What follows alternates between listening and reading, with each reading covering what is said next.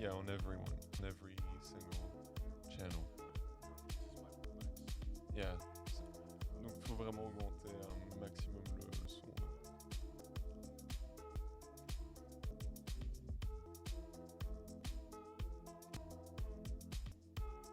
En anglais, en fait, t'as juste ça qui passe. En fait, c'est vraiment, en gros, c'est une copie du floor, donc c'est une pizza et la langue en elle-même. C'est tout ce qui passe. Ouais. Ouais. Donc là, le volume est pas assez fort dans le stream, je passe. Ouais. Yeah, of course.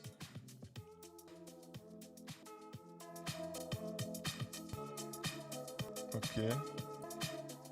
Mais je peux y aller vraiment blindé plus. Parce que là, elles sont à fond et y a pas grand chose.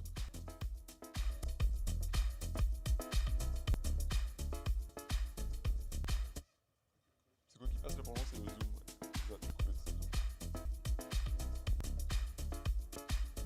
Mais même le micro, non? Est-ce que...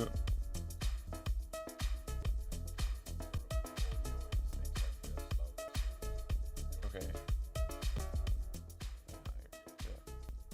Donc vraiment le micro est aussi faible que le zik.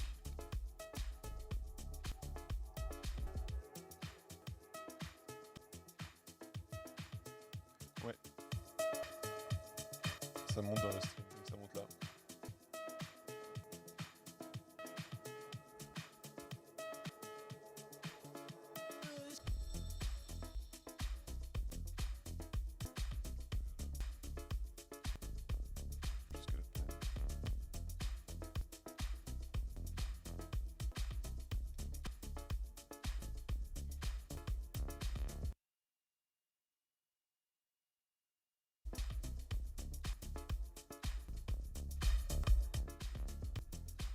Est-ce que c'est mieux? Non.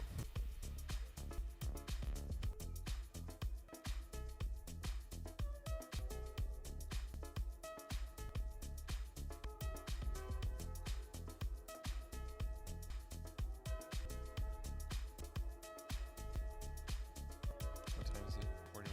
Yeah. I have about 4 minutes. What if I speak here?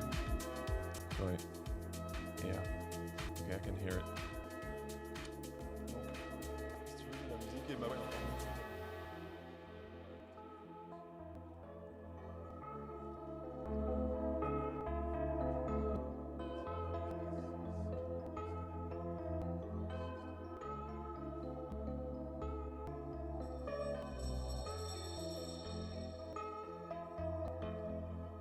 Voilà, là je parle. Est-ce que c'est mieux? Est-ce que c'est mieux qu'avant?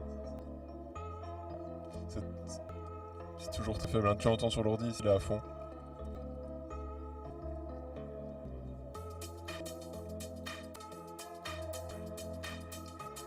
Est-ce que c'est mieux? C'est un peu mieux. C'est... Ouais.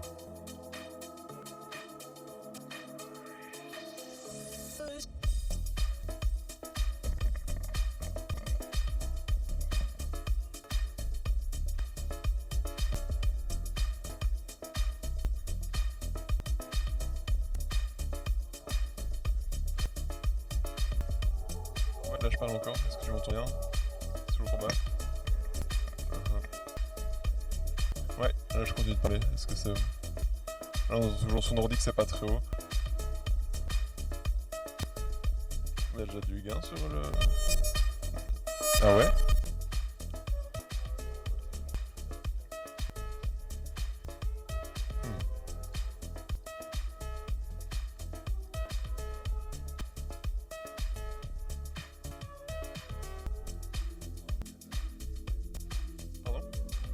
Je parle en espagnol.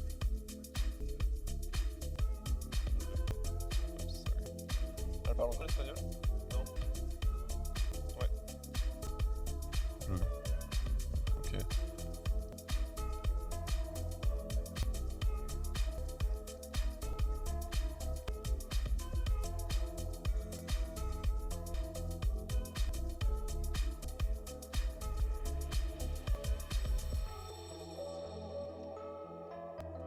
Oui, ah bon, oui, j'avais oublié, pardon.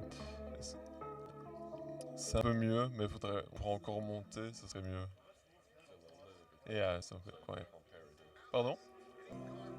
Yeah, it's a little bit quiet. It's better, but... Pardon? Ok.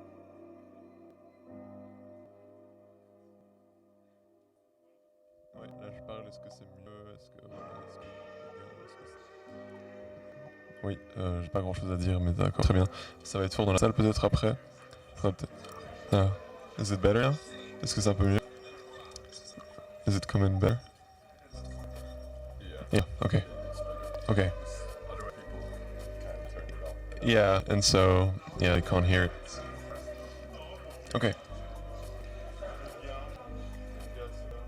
Okay, parfait. Are we ready to push this slide? Yes. Should we stop the music? Is it? No. Oh, it can? Is it? Okay, okay.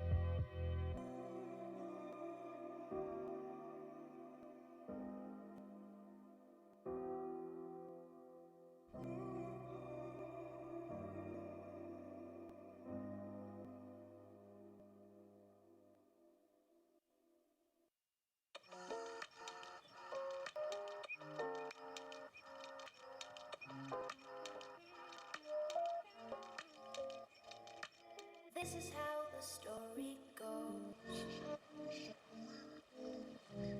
Even if you're far away, you and I, you and I.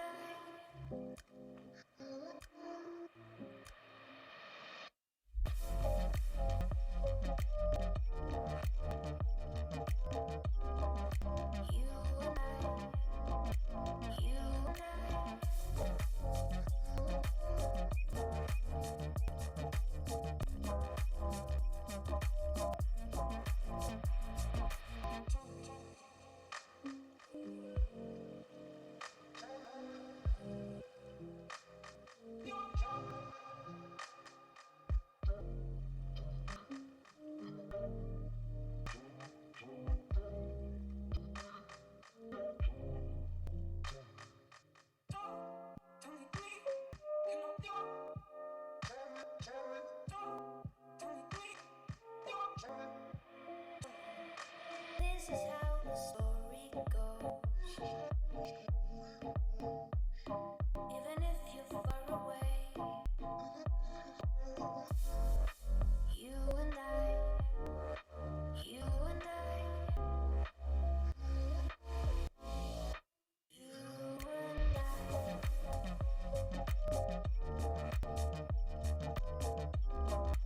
You and I, you and I.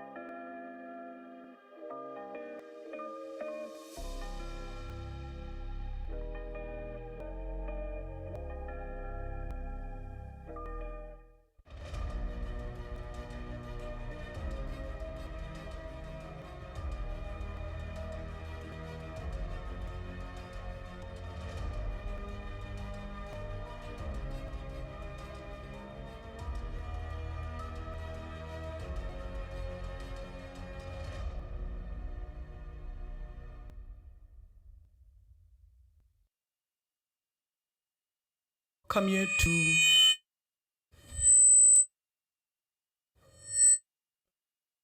one digital transformation. They are sorting me out. I think we're good to go now. All right. Good morning, everyone, and I want to welcome you on behalf of our hosts to this important occasion, this important gathering where we will have conversations that matter. I want to start by acknowledging the presence of the different institutions that are represented here. And so let me start by acknowledging representation from Sida, from D4D, as well as from the Swedish Presidency of the European Council. Thank you very much for hosting us and having us here. My name is Kudai Mubaiwa, and I will be your host and I'll be your moderator for the rest of the day. And I want to welcome those of you who are present in this room, as well as those of you who are joining us online. I want you to know that we are being streamed. We are live right now. So please be on best behavior, but also have a very good time and enjoy the sessions that will be done here today. To get us started, I want to start with a very few quick housekeeping issues so that you're aware. This is a conversation around digital financing or financing digital, and so we do have access to the internet. Please feel free to look around in the room. You'll see that there are a number of signs that will show you how you can get access to the internet. Once you are connected, I do want to invite you for the duration of the day to ensure that you can tweet, if you can so do, or perhaps even share on whatever sort of social media that you have preference for. The hashtag that we will lean towards is largely the one that says hashtag financing digital, but you can also make use of the many other hashtags that we were furnished with during the course of running up this particular event. So all of the hashtags that you see on LinkedIn, please feel free to use those particular hashtags. I want also to highlight that this particular event will have translation going on. And so if you require translation, we do have some devices that are found to my right, just near the entrance there. Please feel free to pick up a device. We will be translating in 3 languages, namely English, which is on channel 1, as well as Spanish. We will also be translating in French. So English will be on channel 1, French on channel 2, and last but not least, Spanish on channel 3. Having gotten those few things out of the way, I want to already begin to point us in the direction of the program and why we are already gathered. I have already introduced myself, and I will shortly begin to introduce the podium, a number of important people that will give us some welcoming remarks, as well as some keynotes. But suffice to say that we are gathered today largely so that we may interact around the issue of financing digital transformation. And I want to say that this is a very important conversation to have now, taking note that there are many different people who are gathered in this room. Some are from banks, some are coming from development agencies, some are with government, some of you are coming from implementing institutions of various nature from different continents, different countries across the world. It is an important conversation that speak around what are the enabling factors, but it is also important that we speak to what are specific constraints. And so this is the main conversation that this day will take us through. And I'm glad and honored to be able to moderate in a room that is full of many high-powered people. I come from Africa and we do a lot of greeting. And so I asked at this point, please greet someone who's sitting next to you and very quickly introduce yourself before I begin to introduce the speakers today.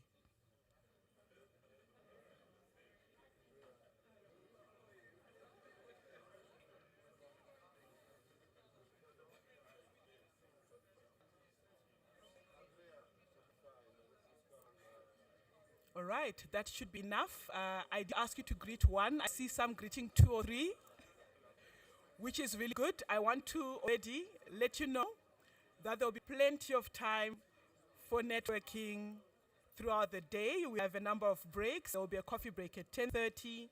We will also have a lunch break, and we'll also have some breaks in the afternoon. All right, thank you very much. So, to get us started, some opening remarks. We will first hear this morning from Johan Fossel, who is the Minister for International Development, Cooperation and Trade for Sweden. And so please turn your attention, ladies and gentlemen, to the video message that will shortly be short. Thank you. Good morning, Brussels. Stockholm calling. I'm honored to have this opportunity to address an important issue: financing digitalisation for inclusive and sustainable economic growth. Investing in digital transformation and digital inclusion is fundamental to achieve the Sustainable Development Goals. The Addis Ababa Action Agenda emphasizes the significance of the digital dimension in financing sustainable development.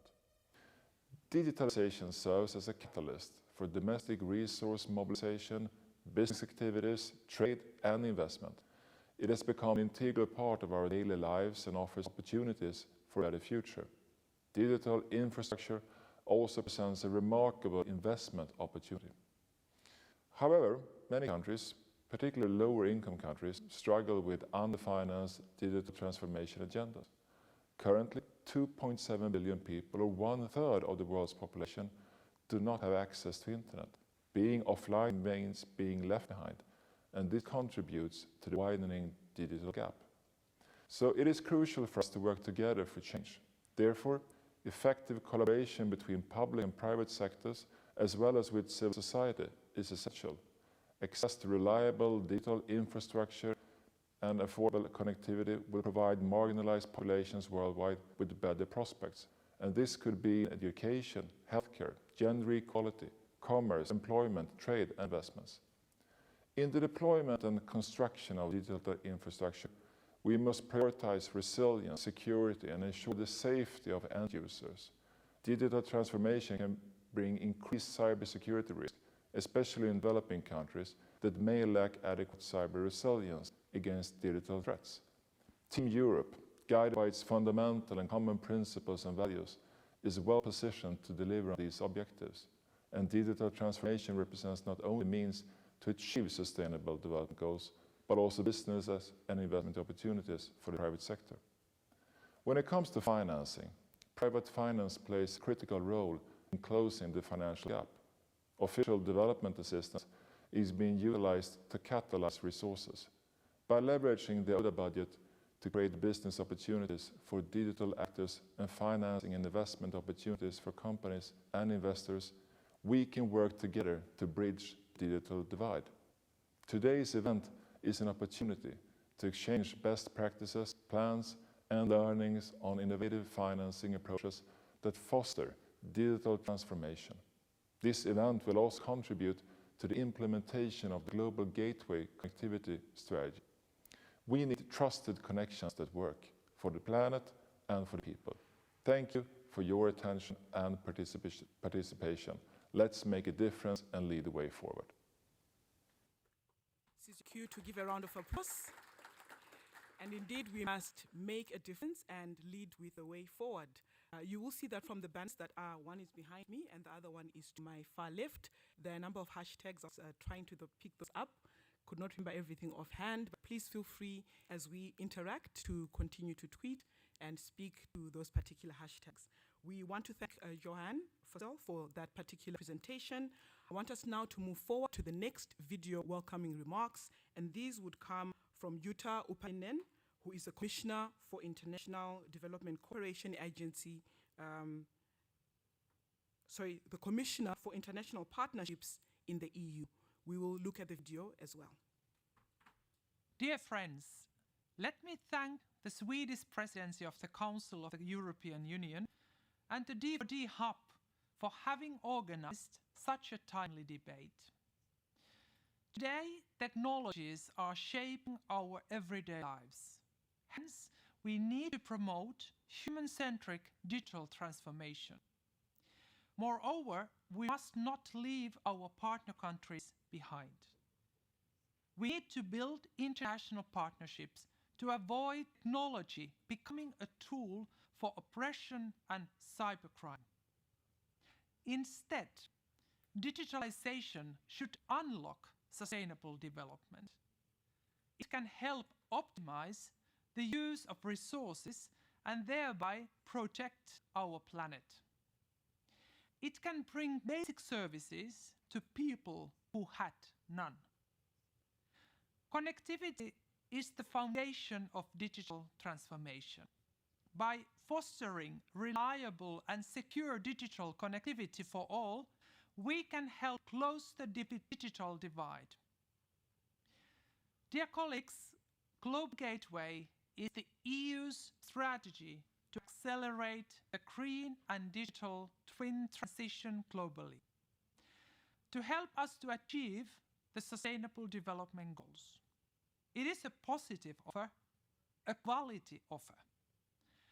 However, achieving meaningful change requires substantial investments in infrastructure, private funding included. Because the needs are massive, we have to think outside the box, to use innovative finance mechanisms, to encourage public-private partnerships.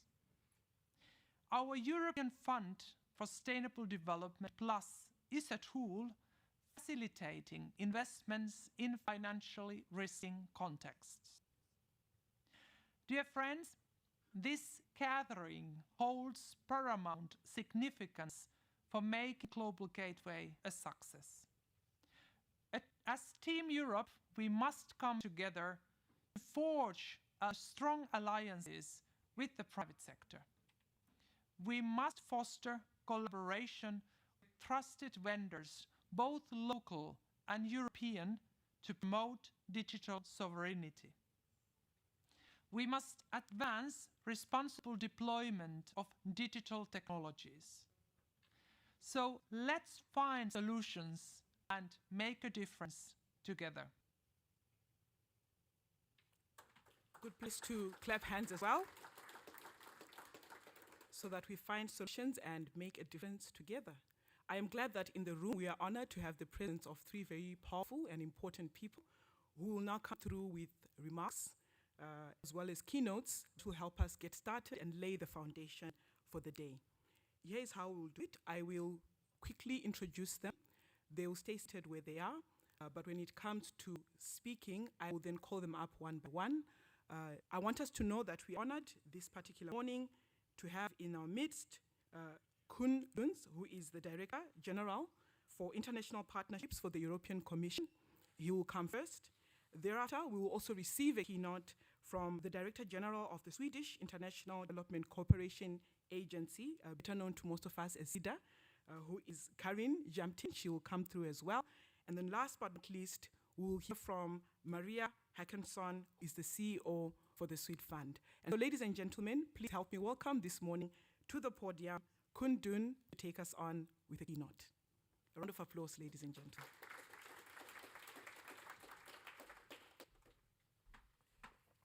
Thank you very much, and really a pleasure to be here. The powerful and important people have spoken already online, so we're not part of the category. We'll now move to a different phase of the discussion. But I really like to thank the Swedish Presidency and the D4D Hub, also myself, for having us here. I think indeed the event could not be more timely.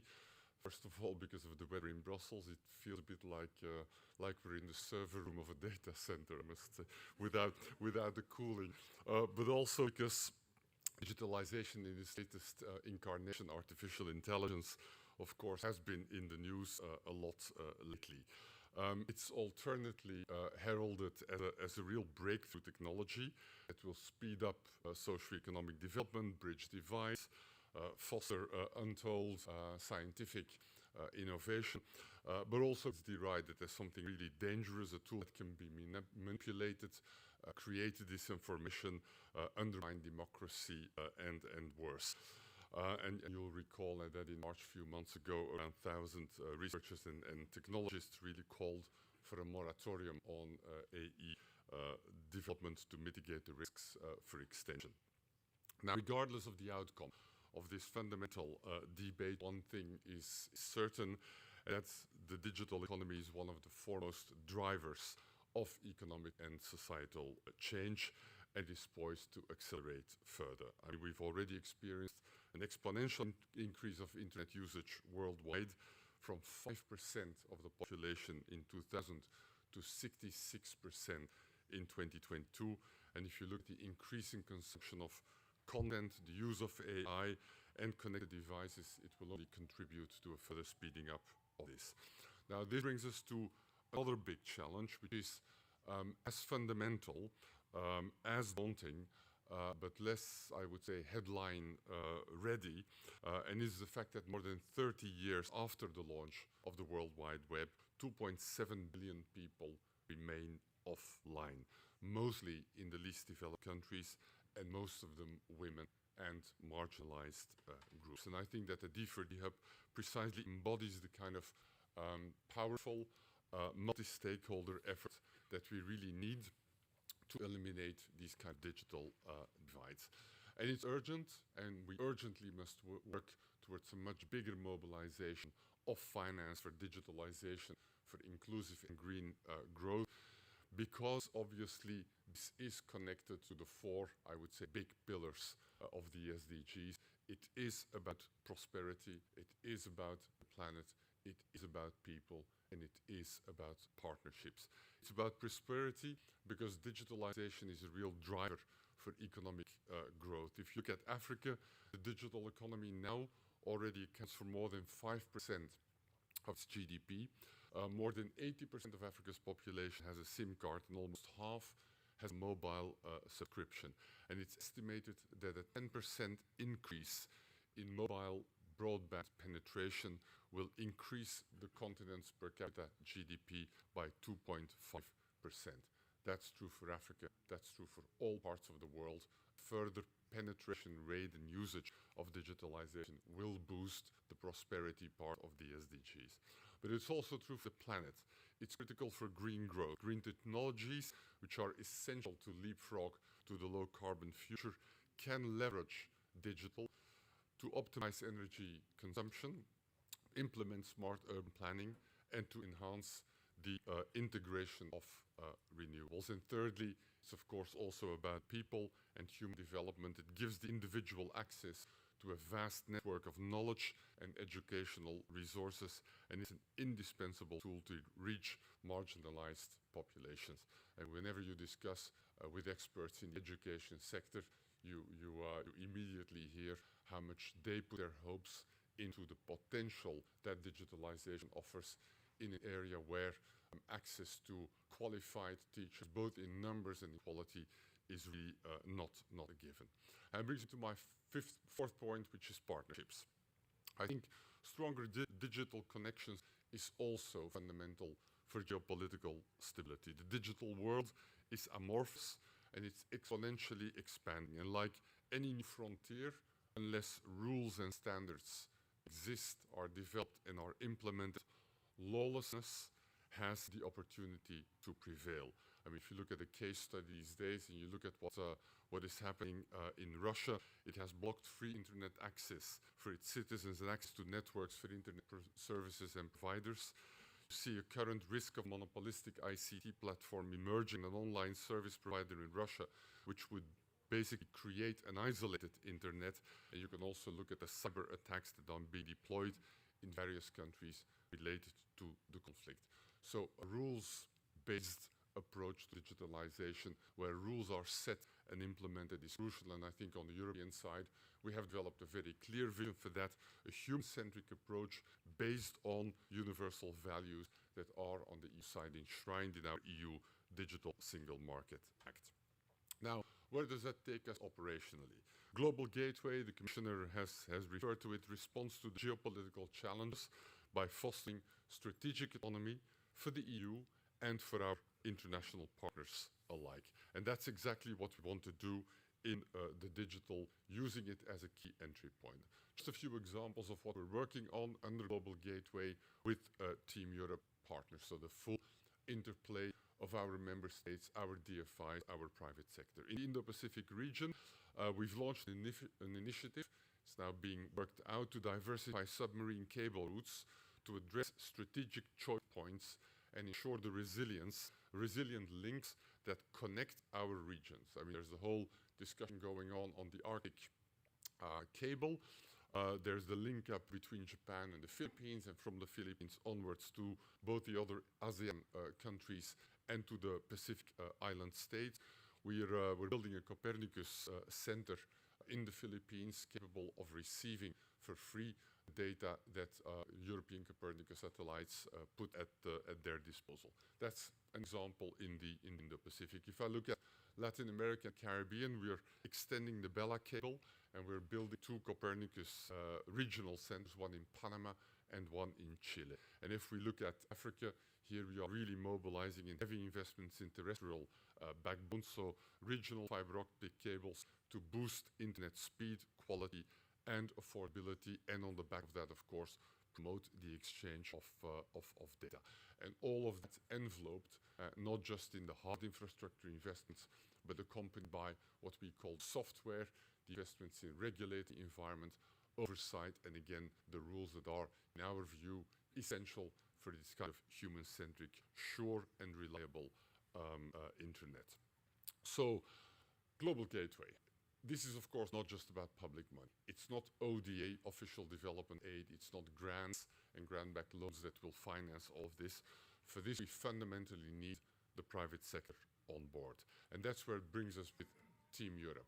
What we are key to make sure is that as we design regionally or by country, these digital packages, that it is done really working together between those who have grant funding, the development ministries, the ODA, those who can turn that through leveraging into increased lending, the DFIs, and those who ultimately have private investments to make, which is the private sector. And here, I think under Team Europe, we've come a long way. If I look at a few years ago, we were working all in silos. Now we see how this is being joined up.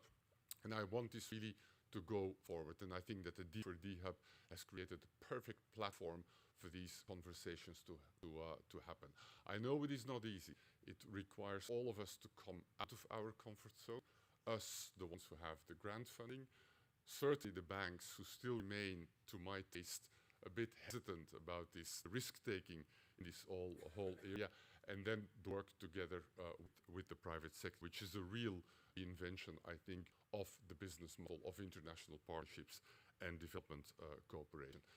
For that, we need the kind of platform as the one we have with the D4D Hub, and that's why I'm so glad that if you look at where we come from and where we are now, how thriving, how active, how energetic this forum is, I really think it's outstanding. And so, before the exchanges today begin, I really want I wanted to stop with a few words on keeping in mind what this is ultimately about.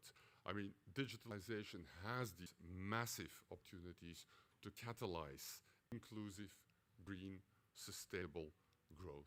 And if we do it right, it can really be a formidable force for change. But if we don't get it right, if we do it wrong, it will increase inequalities, it will threaten the rules-based order, and worse. So I think that the work you set out here today to do amongst you is of utmost importance, and I'm really looking forward to hear about the results. Thank you very much.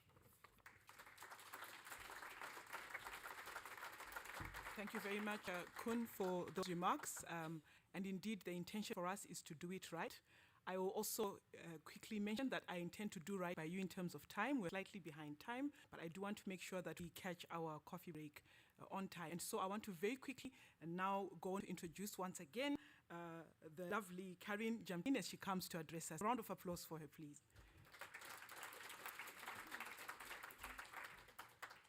Thank you, Coach, for those warm words, and thank you for welcoming. Thank you all for being here at this important gathering. As a part of the Swedish Presidency, we are organizing this from the side of Sida. Before I give my more of words of content, I would like to start off by maybe saying the most important thing, and that is thank you to D4D Hub, and thank you to Inpa and Koen for all to work together with us on this. Because as was mentioned by the Commissioner, by the Minister, but also by Koen before me, it's only when working together that we will really be able to make a change and a difference. So thank you for organizing this together with us. Sida is an active partner to the European Commission. We are fully engaged in the Team Europe initiatives, in many of them, 60 plus something around the world. For us, it's an important tool to live up to all our promises to reach the Sustainable Development goals, to come as close as possible to reach the Agenda 2030 goals, and for us to deliver on our promises around the Global Gateway. Inclusive, equitable and sustainable digitalisation is an enabler and a prerequisite for development. Some, or rather many, say that we cannot reach the SDGs without digitalisation, and I must say that I do agree. Access to reliable digital infrastructure will provide people with, I'm sorry if I move the page here on your iPad, but if I do, move it back. Access to reliable digital infrastructure will provide people with better prospects in many areas. Human rights, education, healthcare, gender equality, if we watch the digitalization properly, employment, and so many other areas. Digitalization also has a great potential as a solution provider to climate change. 2 weeks ago, we held something called the Stockholm Internet Forum. It's a biannual event on exactly that. Access to internet, and providing, or securing rather, human rights online at the same time. I met a pioneer in the area of digital rights. She spoke of internet as a necessity, like water, like food, and many other areas. And how the internet remains a tool for freedom and activism. But her message to us, to companies, to investors, international organizations and development partners are very clear. We must allocate increased financial resources towards digitalization to enhance accessibility, while at the same time advocating for policies addressing surveillance and privacy concerns, also for businesses. At Sida, already we all know that ODA funds are not enough to achieve the Sustainable Development Goals. ODA funds must be catalytic and must be used strategically. An effective partnership between the public and the private sector is needed. To this end, we, Sida and Sweden, are co-chairs of the Global Partnership for Effective Development Cooperation. In this, we are promoting multi-stakeholder partnerships based on lessons learned of how to achieve sustainable results. And there are good news at this stage.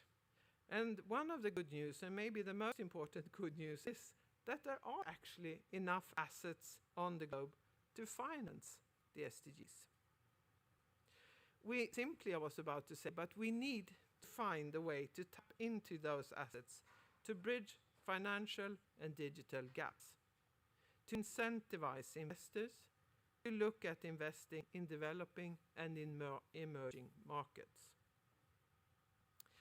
In digital transformation, Sida has a well-established portfolio using a combination of instruments, including grants, private sector collaboration, challenge funds, and innovative development financing. Our objective is, of course, to reduce the digital divide and to increase meaningful access to mobile and digital technology for all. Digital transformation needs to be inclusive and rights-based. We work in partnership with investors to align investments with the SDGs and to catalyze new investments for developing economies. Together with Swedish actors, some years ago, 7 years ago actually, Sida formed something called the Swedish Investors for Sustainable Development, the SISD, that inspired the Secretary General of the UN to form the Global Investors for Sustainable Development, GISD. I'm happy to know that some of the members of these networks are here participating online or in the room. It's SEB Swedfund, coming after me here. Allianz and Amundi have joined the conversation today. At Sida, we operate a guarantee instrument. It's a guarantee frame given by the Swedish government of 2 billion euros that we can use to catalyze investments. Catalyze investments in line with Swedish international development cooperation priorities. So far, we have no specific mechanism to mobilize funds for digital investments. We believe our guarantee instrument could be of interest in this field. We are ready today to start a discussion here and now at this conference with all of you, the participants, with the ambition to have a guarantee in place as soon as possible to catalyze financing for digitalization to reach the ones really needing it all around the globe. I look forward to discuss this or other angles to digitalization during this day. Thank you very much, and I'm looking forward to learning from your experience today. Thank you, Kodai.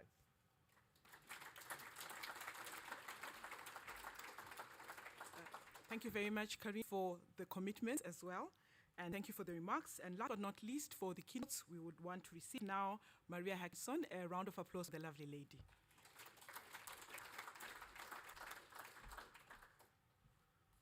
Thank you so much for that kind introduction. It's a pleasure to be here.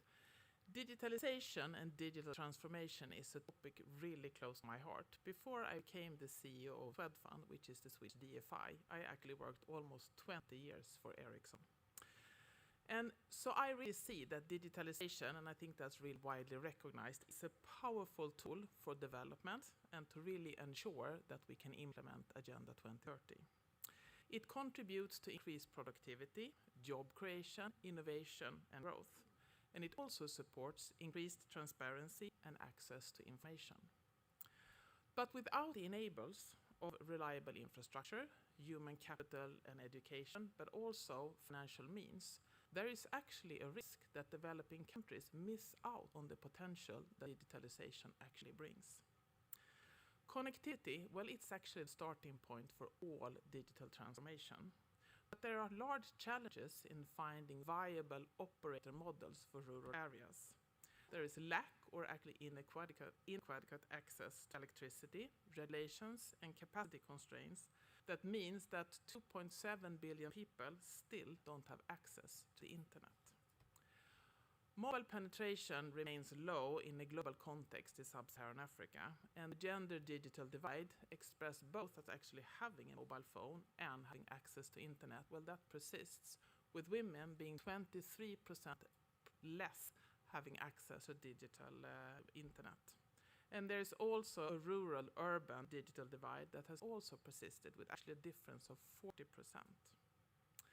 But you can also, of course, see a lot of positive development. If you look at sub-Saharan Africa, you can also see that more than 50% of all mobile money services in the world are currently in sub-Saharan Africa.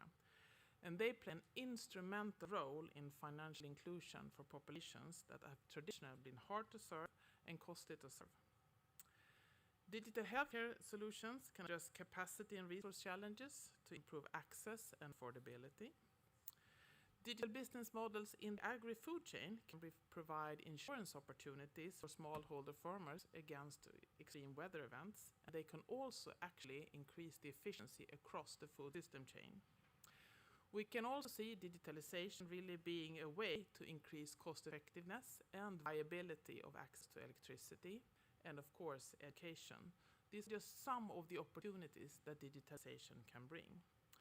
But as we heard, of course, digitalization or digital transformation also brings challenges, including actually a risk of traditional jobs being lost, and where the transition will be an extremely important part, of course, access to education. We can see risks of cybersecurity and also privacy concerns. And the impact of digitalization will depend on what choices we make when it comes to the application and the governance of it. To capture and manage the challenges and opportunities of digital transformation, we need a system-wide approach. And of course, the collaboration across Team Europe and using Global Gateway will be important parts of this. Partnership is key, and I think we all, in our different roles and mandates, need to do and contribute the most we can to increase and really accelerate the digital transformation.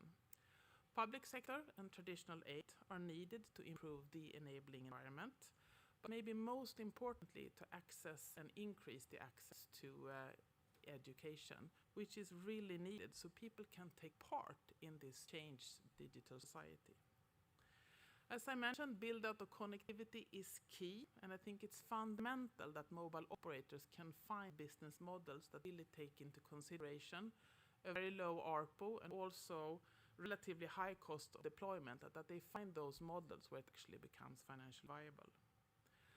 There is also, as has been mentioned, a substantial need for investments. And if we look on the African continent again, we could actually see during the first half of 2022 that it reached a record level of $3.5 billion in early stage investments. Still, this is only 1% of the early stage investments globally. And if we look on the world around us with macroeconomic uncertainty, I think we will still foresee a fairly challenging environment for actually being able to mobilize and attract more capital. This is why today's conference is so important, to bring together different actors to discuss how can we actually collaborate and work together to bridge this gap. Development finance institutions like Swedfund, we play an important role by investing in cost-effective digital solutions based on local needs to create jobs, increase access to products and services, but also to support innovations in areas like healthcare, financial services, or logistics. We also invest in digital and connectivity enabling infrastructure. And from our perspective, in all our investments, digitalization is really a theme that we need to work on to ensure competitiveness, job creation, and success and growth. And with a long experience of sustainable investment in developing countries, and by investing long-term and risk-willing capital, I also see that DFIs are really important in being able to mobilize the capital. To sum up, digitalization can contribute to innovation, efficiency, long-term competitiveness, increased transparency, and really support resilient, equitable, and inclusive societies. So if we invest in the digital transformation in a sustainable and inclusive way, it really has a great potential to accelerate the pathway to reach Agenda 2030. And I really look forward to the discussion today and to learn from all the different examples. Thank you so much.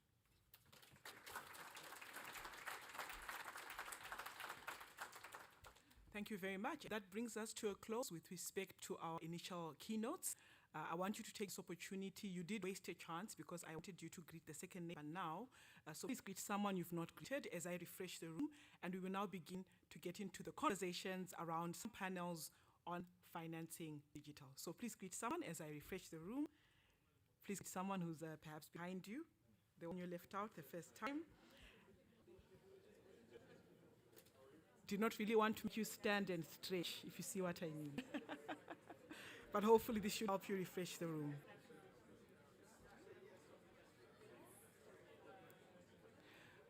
Wonderful. I think it was just the one. You can get their LinkedIn later.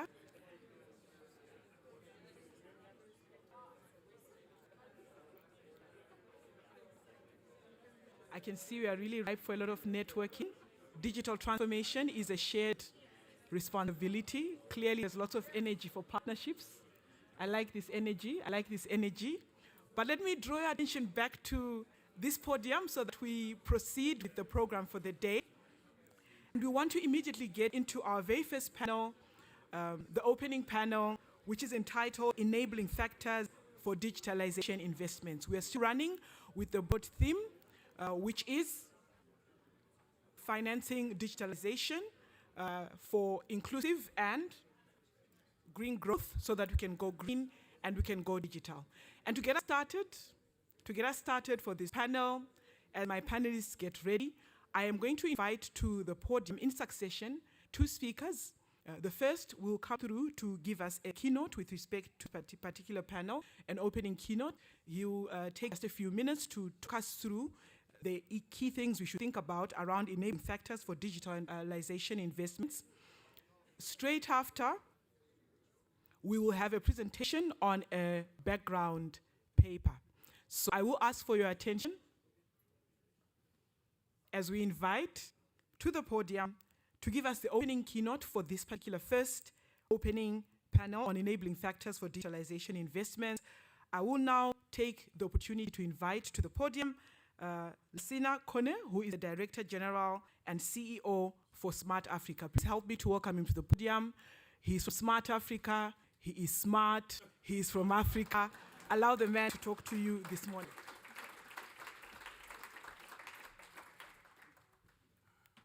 From Smart Africa, smart, I'm not sure about that, but we'll see.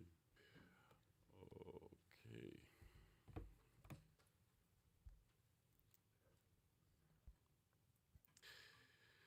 Thank you very much for introducing me.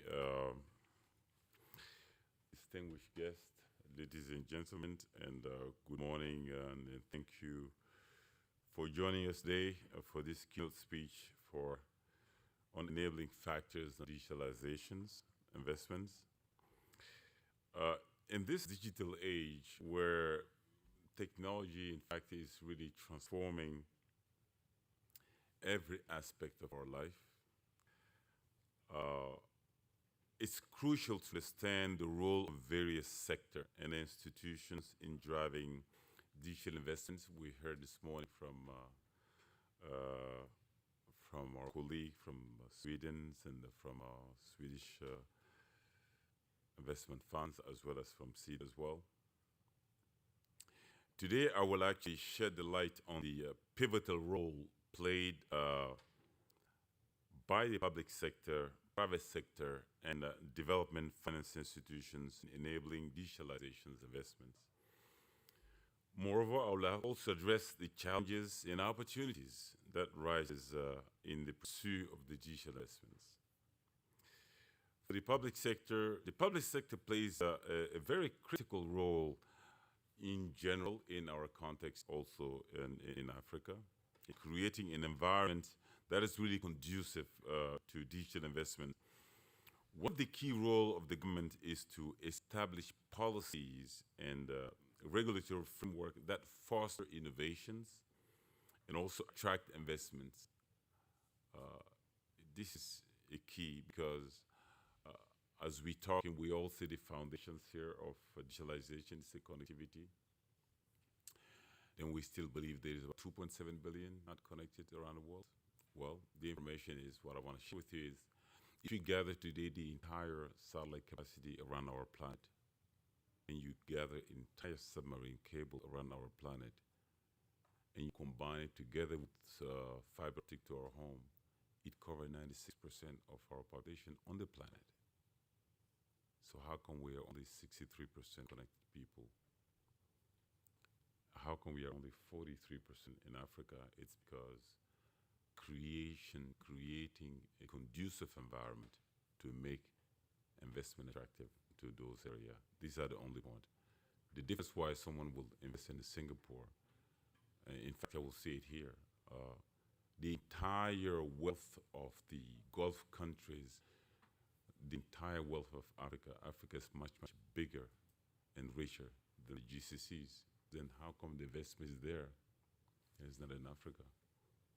It all boils down to regulatory environment and creating a conducive environment by the public sector.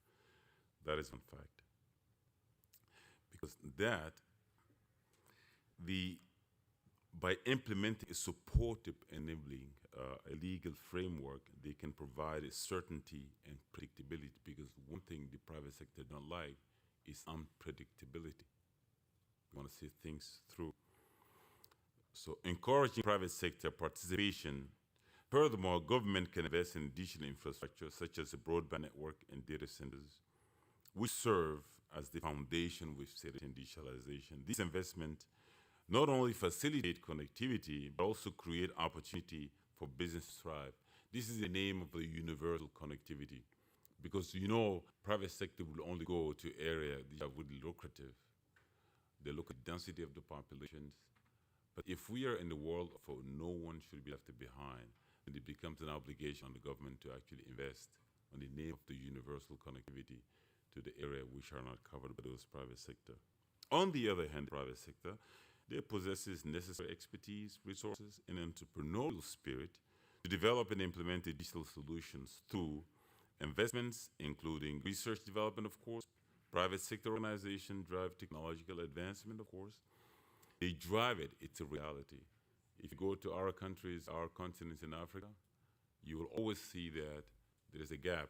The private sector is much more advanced than the government because they drive it. They are the ones driving it. So the government is actually catching up. They drive technological advancements and spur innovation. The private sector's agility and adaptability enable them to respond swiftly to changing market dynamic, making them essential players in digitalization, unlike the government, of course. I like to give these examples. We all hear about M-Pesa mobile money, which is born in Africa, and now being exported even to Europe. If the private sector, which is a Safaricom, had to wait for the regulatory environment to approve it, it will never happen. Never. But the private sector is very agile, they're just moving on. On the DFIs, finally, development finance institutions, they also play a significant role in enabling digital investments, but it has to be catalytic. That's what we have to look for. It has to be catalytic, particularly in emerging economy. The DFI provide capital, technical expertise, and guidance to support digital transformations initiative in developing our countries. They channel funds towards, towards partner countries' priority, and such as digital infrastructure project we hear it today, technology, startup, and digital skills development program. DFI, they leverage their network and partnership to mobilize resources and foster collaborations between public and private entities as well as civil society. By doing so, they are indeed contributing to bridging the digital divide and promoting an inclusive growth. Also, DFI, they act, as I said, as a catalyst, attracting additional investments and ensuring digitalization. When I talk about catalysts, the DFI, I'll give you a very simple example. We know about the connectivity in general in Africa. We are about 43%. We have 30% in usage gap. What does it mean? 30% usage gap, 30% coverage gap. Usage gap means there are infrastructure, telecom infrastructure, there are internet connectivity, but people are not using it. We conducted this study, of course, together with other institutions. We found out the impediment to this usage gap is related to four: affordability, access to cost of the smart devices, and also local content. Give my grandmother a reason to use the internet, and we have a cybersecurity, which is just hygiene. Pick one: smart devices. Is due to what? Is due to the fact that here in Europe and America, you go to an operator, they give you a loan, microcredit. Unfortunately, banks are central repository of money in Africa. They are not investors. Who will take the risk to those population?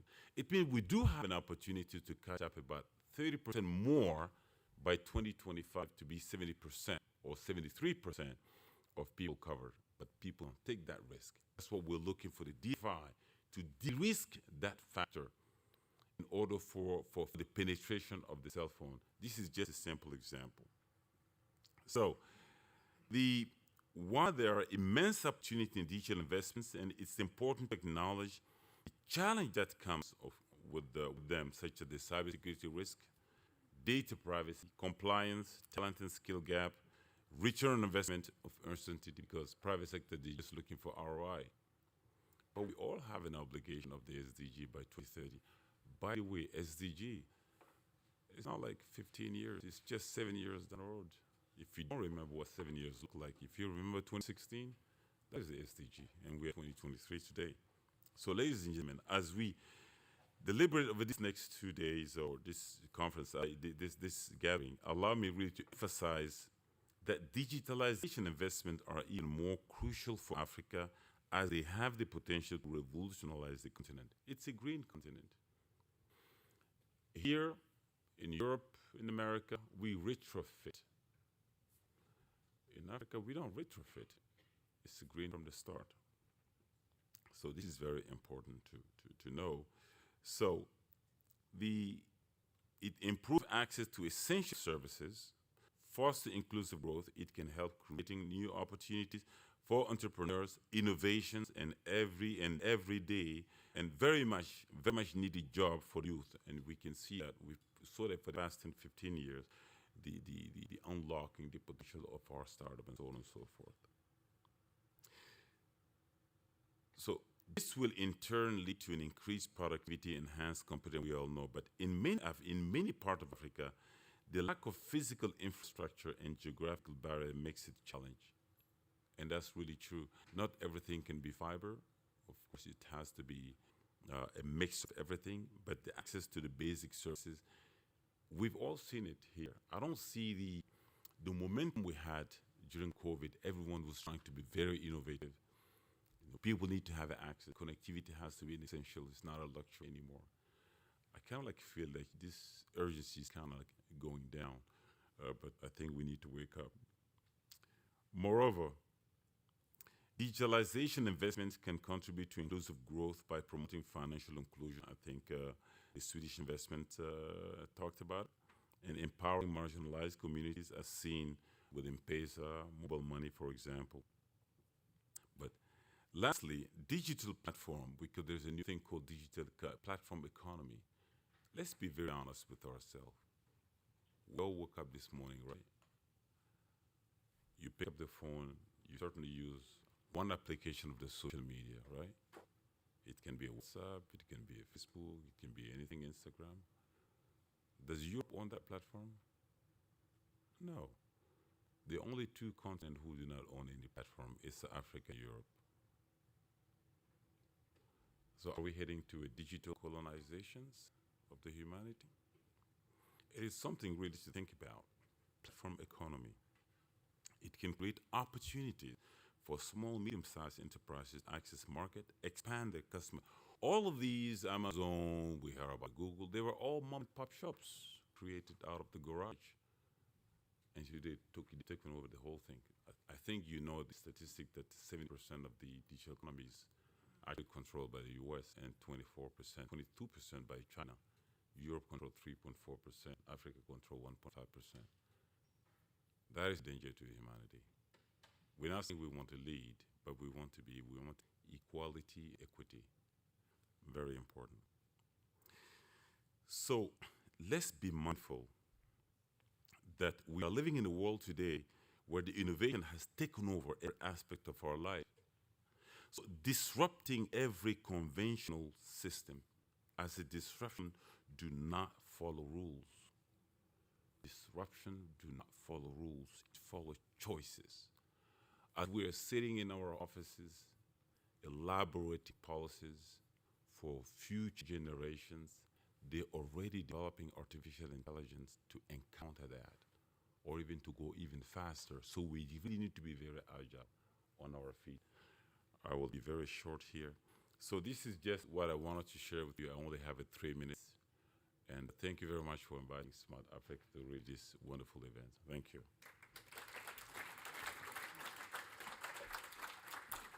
Thank you very much. You can tell the gentleman was an advisor to presidents. I want to quickly, and being very mindful of my time, invite now to the podium to help us with a very quick paper, just a quick case presentation, rather a paper presentation. A gentleman who will take us through a presentation of a background paper on digital transformation financing. And this gentleman is called San Bilal. A round of applause for San as he comes through. He's a senior executive with ECDPM, and he will set a nice foundation for conversation as my panelists get ready. Thank you very much, San.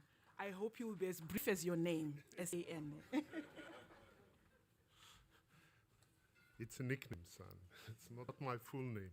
No, I'll try to be brief. Thank you very much. Thanks for inviting me. We have been asked at ECDPM to talk to a number of you and different stakeholders, from companies to public officials to DFIs to digital experts, to try to ask the questions.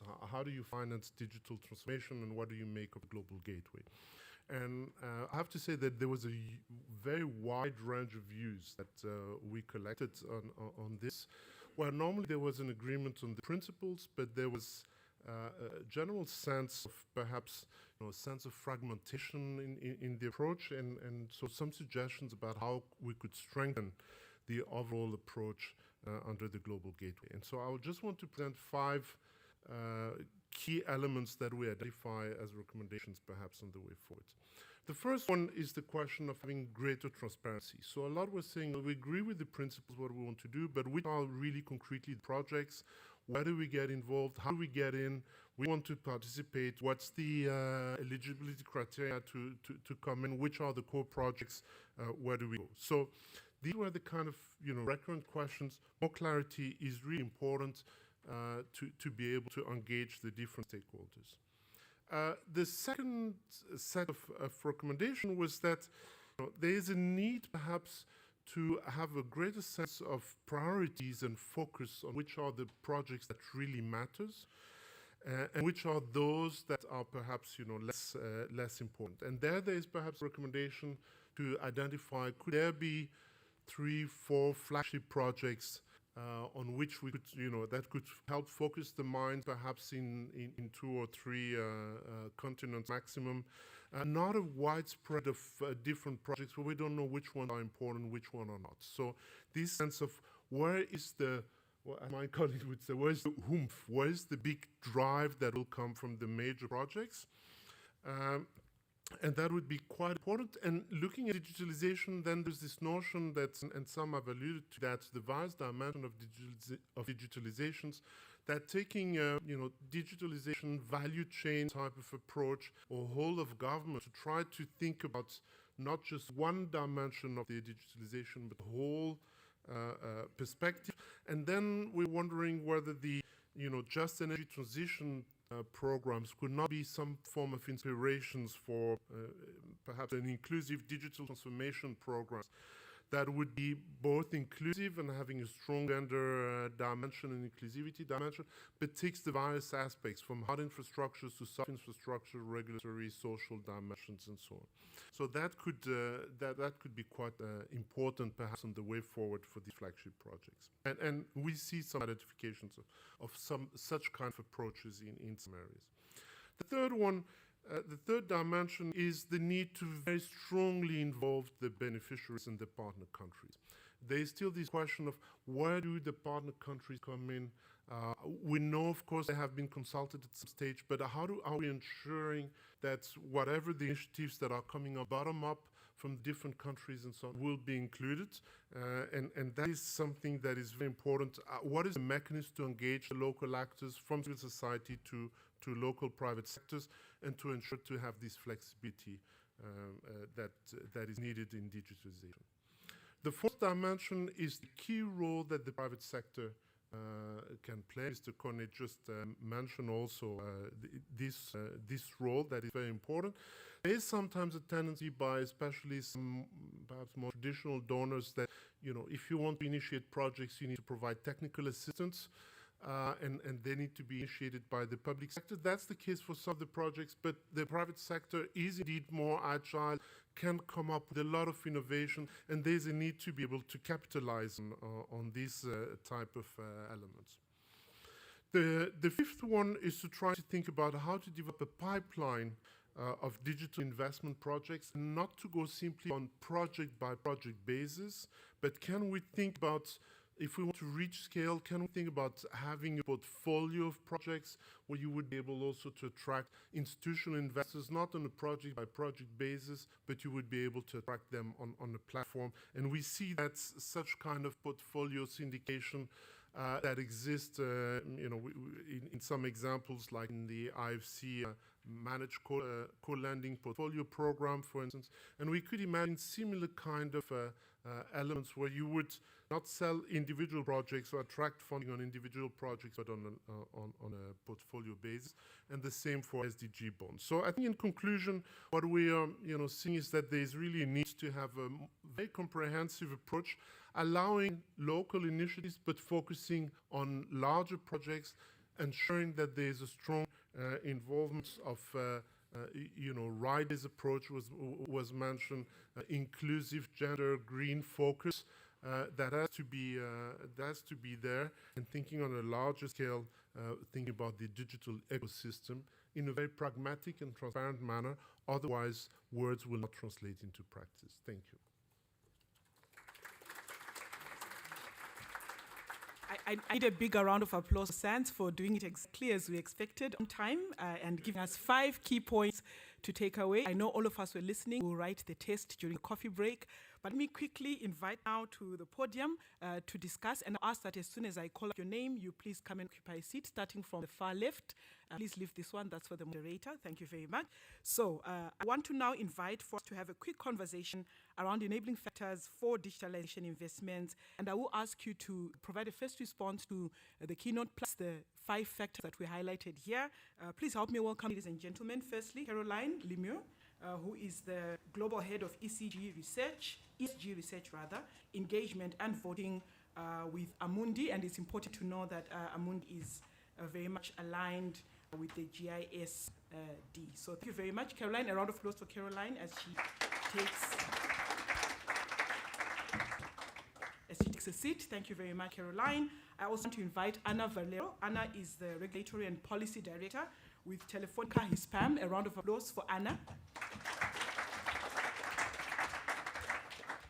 And then moving on, we also are privileged to have Fazia in our midst. Fazia Pustela. Fazia, a round of applause for her, is a representative in the Europe of the Inter-American Development Bank. So you can see financiers are in the house. And I would also want to invite, last but not least, yes, Koen von Buxtorf, who is a Brussels representative for the UN DESA.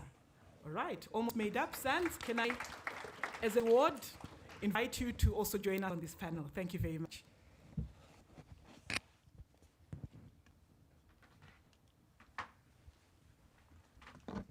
Right, everyone should have a mic, and your mic, I think, should on. I hope you can hear me. Yes, fantastic. So we'll have a quick conversation. It is us who are that first panel, standing in between people and their coffee break. But I know that you are very important people who have all sorts of interesting experiences in your kind of work. Perhaps starting from Jan, coming down all the way to me, we would skip Jan perhaps and actually start with Caroline. A first response to the 5 factors that were highlighted by Jan. Yes? I think... Do you hear me? Okay. I think there is different element there. First, when everybody say private sector, I think we need to be a little bit more granular there. First, what is a private sector? It could be different things. It could be companies, and as an asset manager, we will finance companies.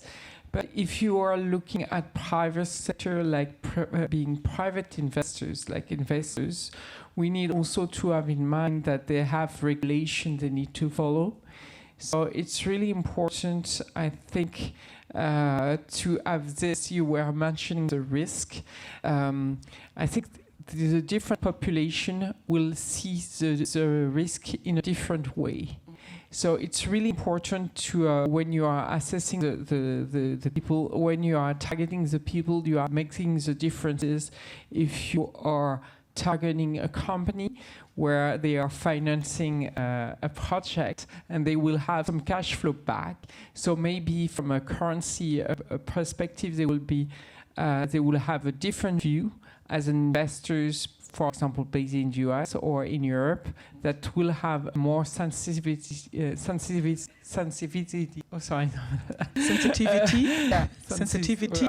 I want that about the currency, and it's really important because investors they have to follow a lot of guidelines. So it's really important to understand their framework, their investment framework, if we want them to be able to finance things.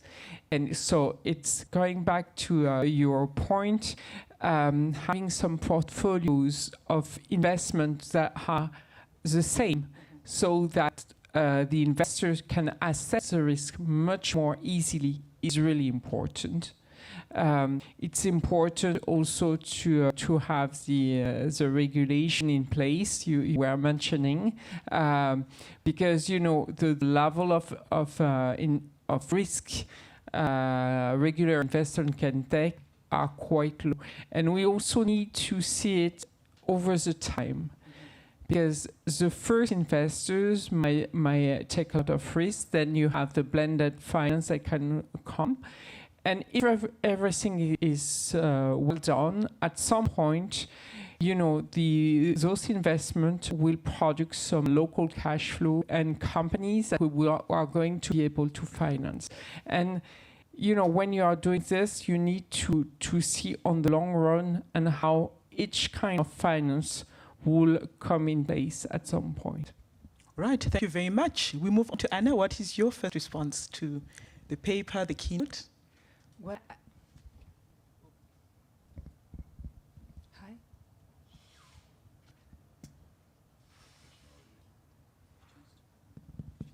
No, I think now it's working. Excuse me.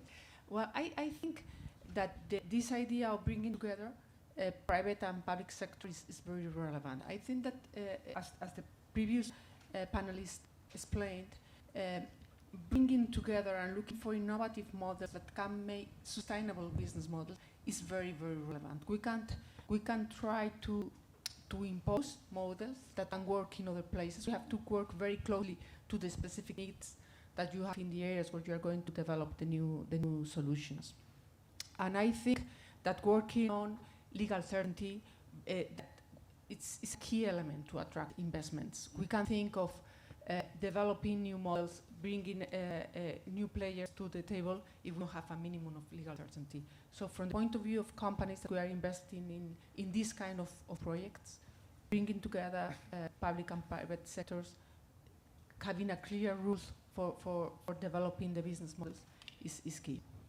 Thank you very much. Fazia, would love to hear your voice on this. Let's hear a development bank view, perhaps. Sure. Indeed, I would like to focus on what we heard about the role of, development financial institutions. And so from the Inter-American Development Bank, for us is very clear what we just heard, like the importance of the role we have in leveraging, in bringing together, in being a catalyzer. And how do we do this? As was mentioned earlier, and then we can dive into some examples. Through partnering with others, bringing together public sector, private sector, and trying to find, let's say, innovative solutions, okay? So one very clear example to me, and was mentioned in the opening as well, Sweden is a member country of IDB. We collaborate a lot with Sida, exactly with guarantees. And again, Latin America and the Caribbean is a very attractive region to try out innovative instruments that then can be replicated and scaled up also in other regions. So I will leave it there and maybe then give more examples. Thank you. Thank you very much. Let's hear from Yanis. Yes, thank you, and thank you for the invitation, and Sida for organizing. So I want to pick up the point on the enabling environment. And how do we actually get to an enabling environment that produces the right policies, regulations, financial instruments for inclusive and sustainable digital transformation? And typically, in many countries, and this is sort of sector agnostic, there's a disconnect between the financing and the planning side. So a country may have a well thought through national transformation plan, but it might not be financed. There's also there's incoherence between policies and strategies that are already in place. So a country will have an SME strategy, financial inclusion strategy, financial sector strategy. It's really about bringing the actors together and to identify where the trade-offs exist, where the externalities exist, which of course exist between all these areas. And thirdly, it's about bringing the different stakeholders together who often have very different perspectives, as we heard in the presentation just now. So the objective was really to move towards more integrated policy-making processes and to mainstream digital considerations and green growth objectives into the process, similar to how it has been done, for instance, for ESG criteria. All right, thank you very much. I think that's a nice round, and I think I can do a second one. And my questions, some of them have somewhat been answered, but perhaps I'd come to you, Sen, any other response or any additional thoughts from what your colleagues have said before I come for my final round? Yeah, perhaps just three elements very quickly. The first one on the portfolio approach and in general, even in attracting investment, there is a need for standardization and simplification of processes. If each EFI, each one is coming with different standards and different procedures and so on, it becomes very difficult for the private sector. So I think that's something very important. The second one is really the importance of risk mitigation mechanism and guarantees. I mean, Sida is a lead. I think it would be great, especially in a Team Europe approach, and EFSD Plus, provides also these external action guarantees, though there's rather little so far on digitalization. But it would be great that it's not only Sida at the Team Europe level, but also other donors and European donors are coming together with thinking about how can we have guarantees at scale and joining some of the forces. The third one, I think, is just on this question of connecting financing and the regulatory business environment. We see that there's a task division. DFIs tend to do the financing, donors will engage on the and implementing agencies will engage in the regulatory process, but there's a need to have a partnership to bring these elements together so that there's a better connection between what Sweat Fund and Sida are doing in their engagement. I just give the example for Sweden, but in general, that I think there's far too much, we see far too much fragmentation of the different interventions and not enough common approach, which again, I think the Team Europe can really help foster at scale. Thank you very much, Sans. I'm going to do a final round, and this time starting from you, Yanis. Very interested to know your kind of work with your institution. What are the things that you will be doing to drive the change that we are looking for in the next 3 years? Talk to us. I will give each of you just 1.5 minutes, and then we will take one quick question from the audience and perhaps another one from our online audience as well. Yeah, I mean, if you think about the challenges that we have as a global community, was mentioned, we're 7 years away from the SDGs. That's very little time. Whether it's climate change, whether it's digital transformation, that's inclusive. These are areas that cut across different sectors, across different policy areas, across different governing bodies. So to a certain extent in the public policy space, we need a mindset shift. We need to move away from the siloed thinking towards a more integrated way of thinking, fostering policy coherence, essentially, at the end of the day. So the work that we do at the Department for Economic and Social Affairs on integrated national financing frameworks, that's essentially what we're trying to do. We're trying to move the discussion from agenda setting at the fringes to agenda setting at the core. Like that. Let's move on to Fazia. Yes, sure. And let me maybe recall here on some numbers we heard at the beginning about connectivity worldwide. And it is true that, for example, for Latin America and the Caribbean, numbers in some countries are quite high. However, access to connectivity, especially in rural areas, is very low in some countries. And this needs to be tackled as well.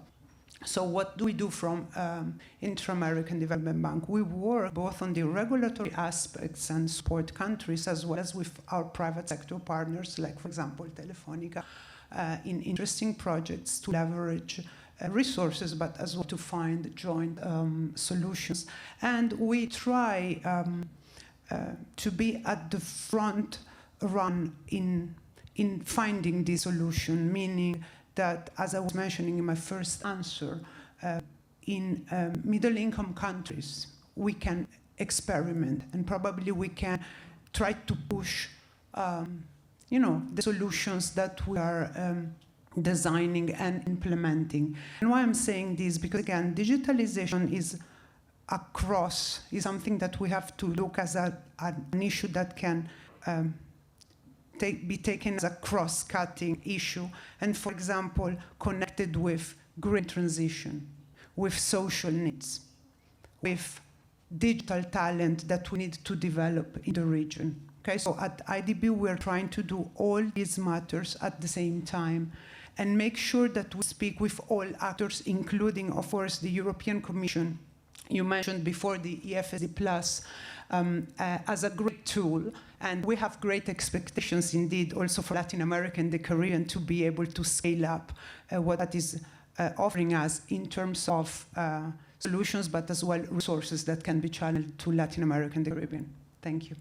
Thank you very much. Lovely to hear that you're doing such important work. And I know you were alluded as a partner, Anna. Talk to us. What are you doing? What are you doing with them? What are you going to be doing the next few years?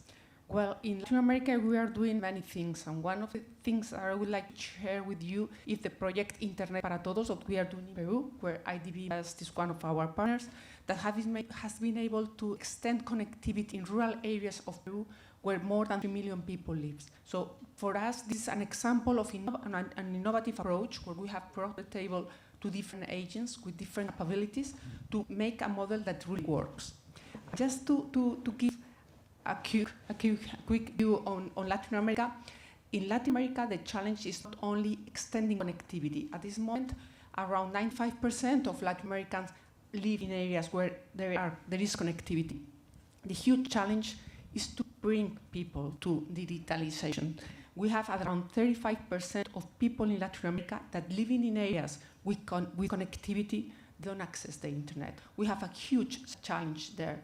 It goes well beyond connectivity. It is about digital skills, education, about affordability, of course, about affordable devices. There are many, many different policies that we have to look at when we are thinking about digitalization. Also about use cases, relevant use cases for these populations that can be really transforming for their lives. In the case of Internet para Todos in Peru, we really have been able to develop not only connectivity, but also bring all these other elements, digital education, digital skills, working with NGOs to try to foster connectivity and really move from connectivity to digitalization. Thanks. Thank you very much for showing us all of those layers and reminding us what matters. It is about enabling factors before we begin to fund. Caroline, let's hear from you. So I think one thing here we need to think from the beginning is traceability, ex ante and ex post, because more and more as investors, we need to report, to do a lot of reporting about what we are financing and proving to the final investors that we are contributing to the SDGs.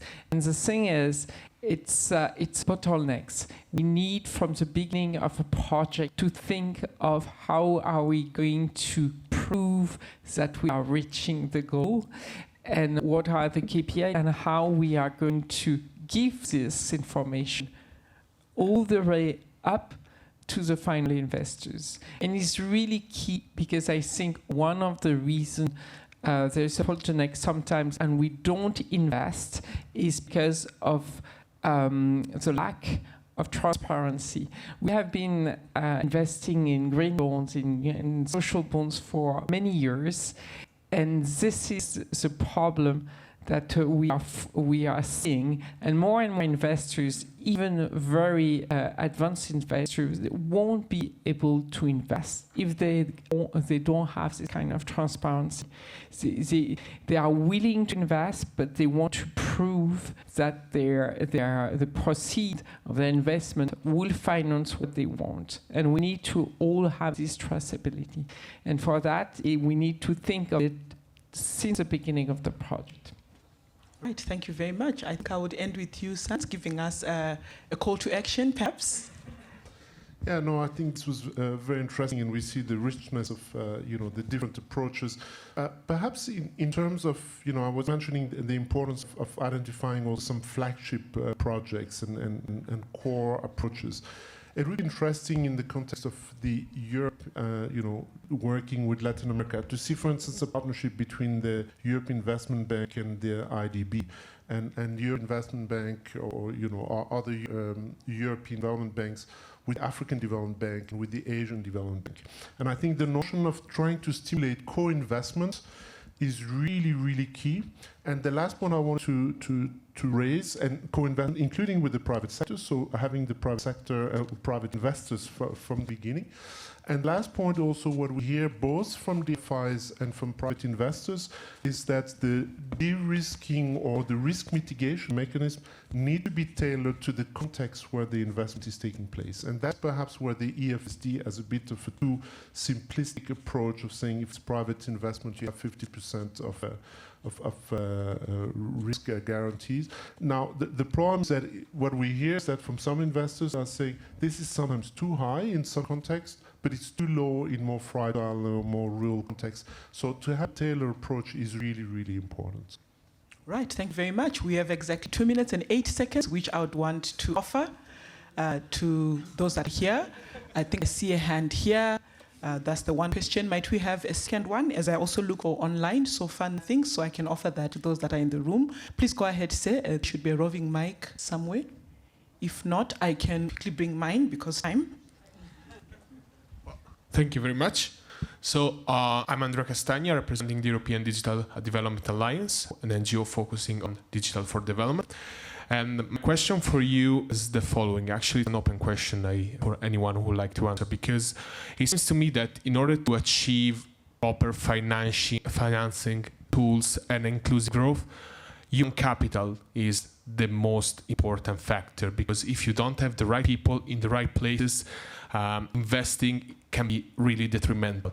And in order to achieve this, in order to create the human capital in Africa, Latin America, Caribbean, it's very important to invest in education and skills development, not only in formal education, but also vocational educations, non-formal education, forms of skills development. And my question for you is, how do we do that? Because it seems to me that here in Europe, we very often forget that we have among the best universities in the world, among the best skills development opportunities in the world. So it's very important that we help our partners in the global south, but not only, to create the skills development opportunities that work in the part of the world. So how do we do that? Thank you. All right, I'll take that one question. Perhaps any take? Favia, you did want to say something? Yes, if I may, of course, focusing on Latin America and the Caribbean. Sure. And thank you for the question. Skills and, education is a tremendous and very important point. Latin America and the Caribbean, as a region per se, has already quite a richness in terms of digital talent. So what we're trying to do from the Inter-American Development Bank is making sure that this talent is connected with the talent worldwide. And so we do it, let's say, from the beginning of the cycle, from the startup level until scaling up in terms of the private sector. But of course, we have lots of partnering opportunities, even with European partners, to make sure that we have training programs, exchange programs, activities with universities, as you were saying. So, we are on it. Yes. Right, they are on it. And Anna, I think I'll give you a quick 30 seconds. Yes, I think I agree with you. I think that in Latin America we don't have a problem in terms of talent for developing new projects. I think that maybe the problem is more in the education of base, of less wealthy people, or in rural areas. There is a challenge there, but it's not a challenge in terms of talent for developing digital investments. Indeed, I think we have a great talent there, and a lot of young people, very well trained and very well prepared for developing this kind of projects. Right. Yanis, did you want to say something from the European angle, perhaps? From the UN angle. UN. Okay. I think great additions already. The only point I would make, it's obviously about right policies, regulations, and financial incentives and instruments. It's more than dollars and cents, It's about the right policies in place. And that sometimes just takes time. All right, I think that's a good place to end and reflect on as we go for our coffee break. I would ask to give my panelists here a round of applause for doing an amazing job. Please feel free to interact with them during the coffee break.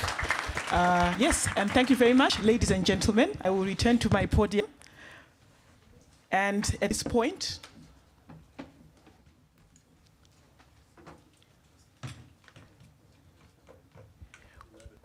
we go now for our coffee break, and I will ask that we be here no later than 1 minute to 11.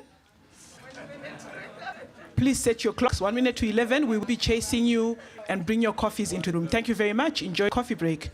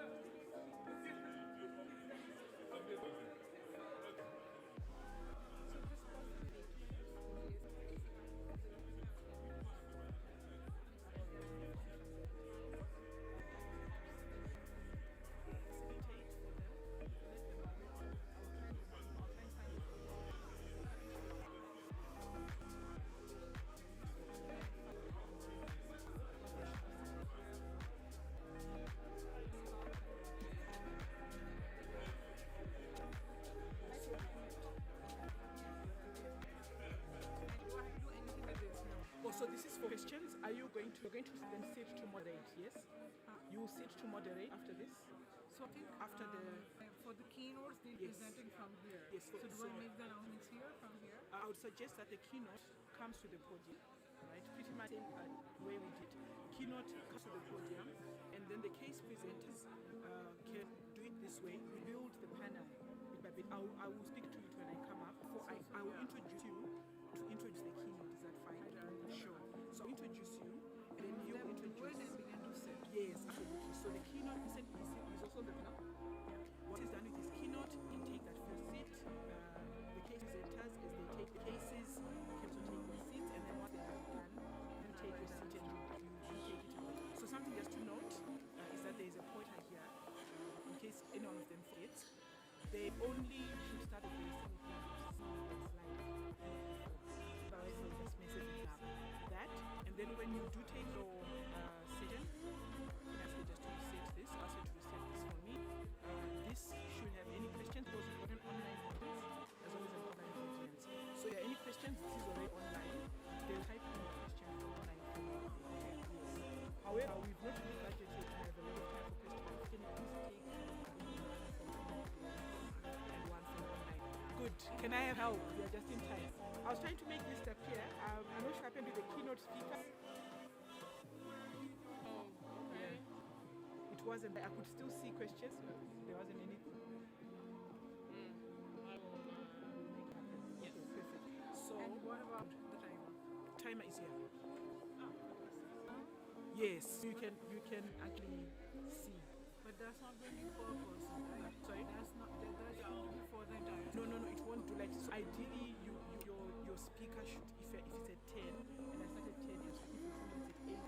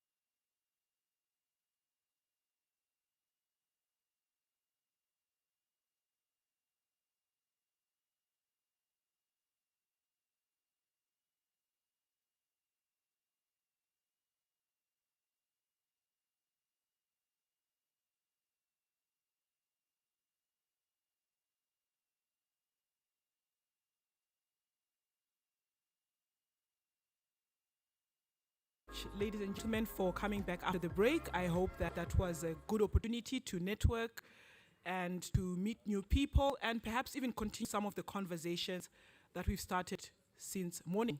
We want to once again welcome our online audience. Thank you for coming back to us.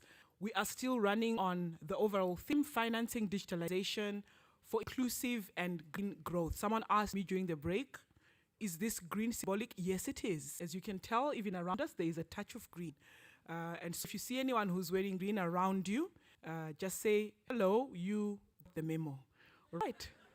We want to move forward this morning, and I am pleased that we move on and go on to the second session for the day, which is the second panel, rather, for the day, where we are speaking around connectivity and around the theme, innovative financing to bridge the connectivity divide. It goes without saying that the divide has been identified. A number of keynote speakers, welcome remarks, alluded to this. And so I want to immediately call to the podium to take us on the session chair. Her name is Dr. Ifat Zafar Aga, who's a co-founder of Sehat Kahani. A round of applause as we welcome the good doctor. Where I come from, you keep clapping all the way until she's here. Thank you, you keep clapping. Over to you, doctor, to give us your prescriptions. Absolutely. First of all, a good morning and a good afternoon for all of you. I'm really excited to be here. So a lot of thank you to Sida for pulling the strings, getting me here last minute. I'm very excited to have traveled from Pakistan. So the first panel that we'll be doing today, the first program that we'll be doing right now is about innovative financing to bridge connectivity divide. If you look at the stats, we all know that 55% of the households worldwide seem to have internet. That's what the numbers say. But unfortunately, only 20% of these fall in countries which are low income. A lot of them fall in the African continent, a lot of them fall in the South Asian continent from where I belong. And the digital divide gets worse as you go deeper and deeper into the more marginalized, the more rural populations. If you look at more marginalized women, children who may have even never held a cell phone device, which is really ironic. The country from which I belong, if you go into remote communities, women are not even allowed to own a cell phone, let alone use it to connect to someone or be educated. That's the kind of world we live in, and that's the kind of digital divide we talk about when we are here today. The first keynote presentation we have today is by Akansha Sharma. She represents GSMA. She's the head of climate, tech, and digital utilities. And GSMA holds a really important place for me and my organization. I run a health tech organization in Pakistan, which is named Sehat Kahani, which essentially means story of health in Urdu. We enable healthcare access for the marginalized as well as urban populations through a remote telemedicine-based technology, which can be used through web-based platforms, through a smartphone. And the technology wouldn't have been here if GSMA was not the first organization to fund us at our seed round 2018. So wherever we are today, I think GSMA holds a really special place in this journey. So with that, a warm welcome for Ms. Sharma for her keynote presentation.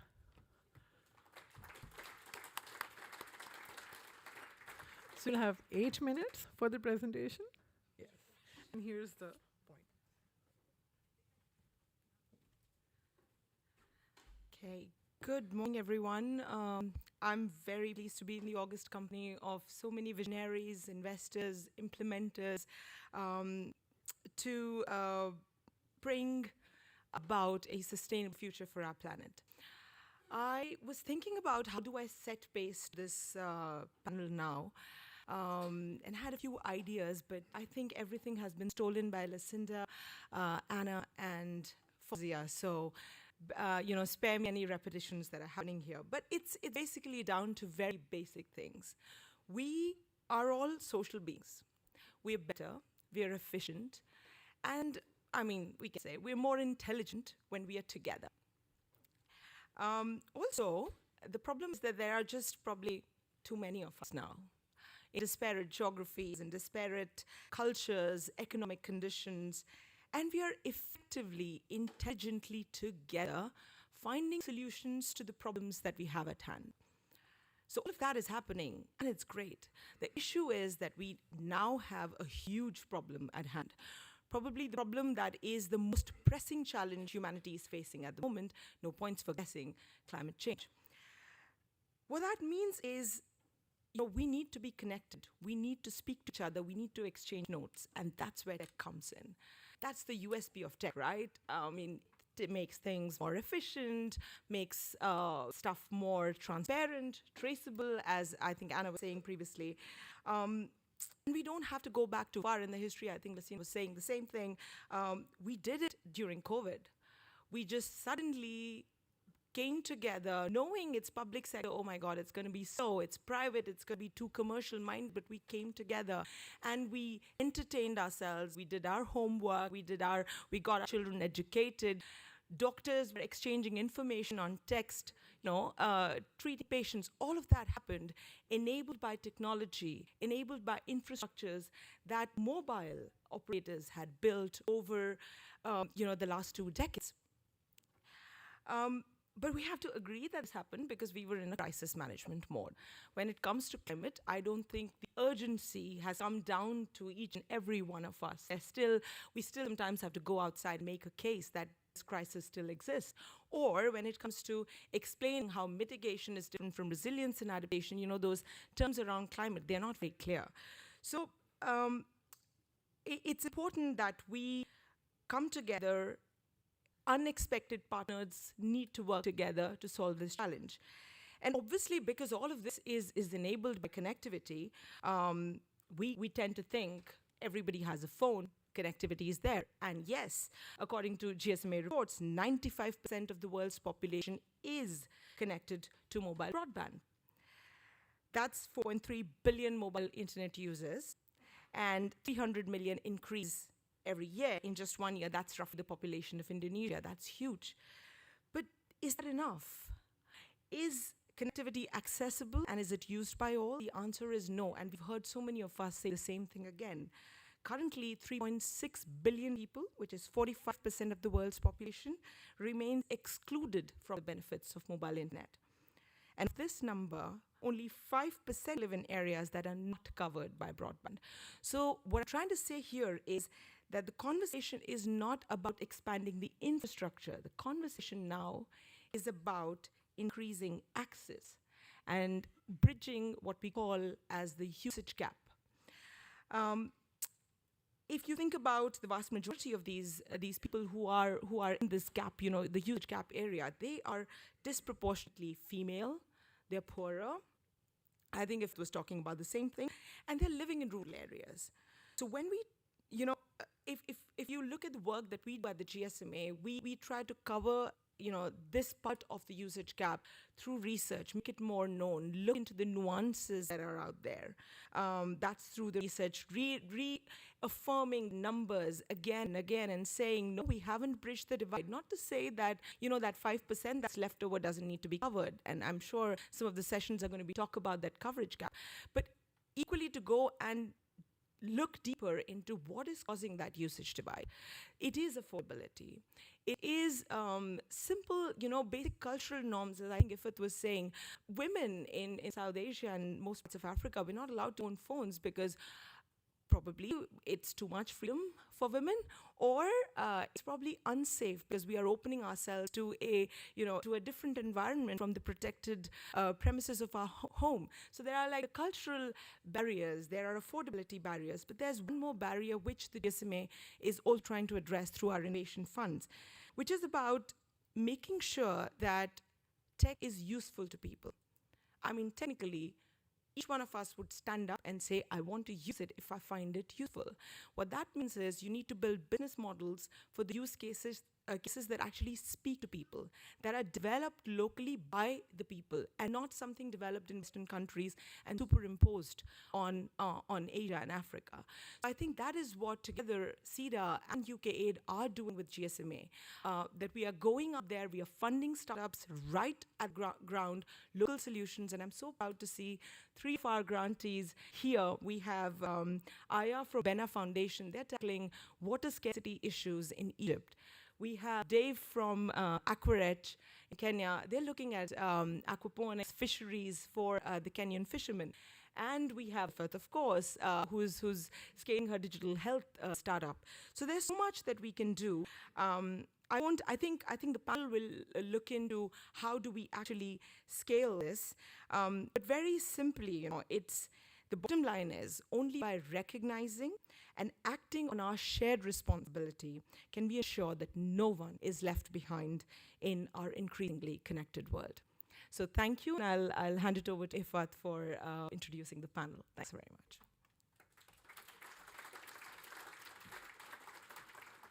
So we'll be populating the panel. So if you could, come and sit on one of the chairs, Sharma.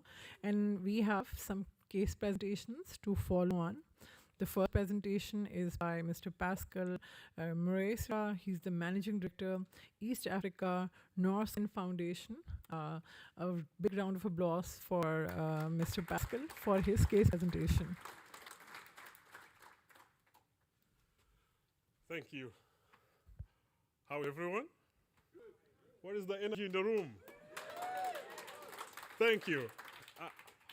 For me, when I hear about this kind of a conversation, I get goosebumps because we are talking about changing real lives, like lives of millions, if not billions of people that we are not connected today. So I feel like when we're having this conversation, we should talk with a little bit of energy because talking is easy. When it gets to implementation, we need to be very careful and also be open that there will be challenges, but also opportunities to learn along the way.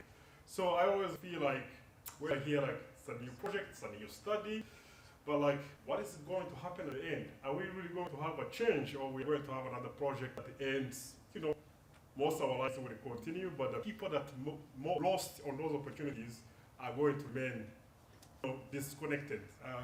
The opportunities that we heard all about today that come with being connected are not going to be reaching them. So let's keep that in the back of our minds. Speaking of really trying to find those things that work and try to accelerate them instead of trying, new solutions that we know most of them will fail anyway. I'm going to give you an example of what we are doing at Norsken. I know there are some Swedes in the room. So in Sweden, this is called Norwen. But back in Africa, we call it Norsken. So if you can play the video, please.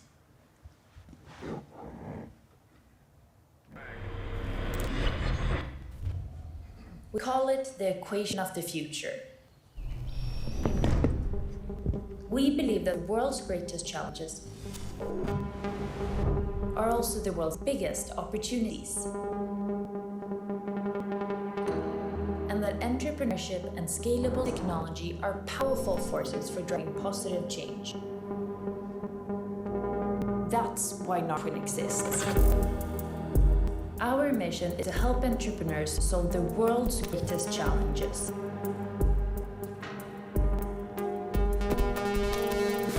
Norwen funds invest in the world's most promising impact startups. Norwen houses are world-class workspaces with everything needed to be successful.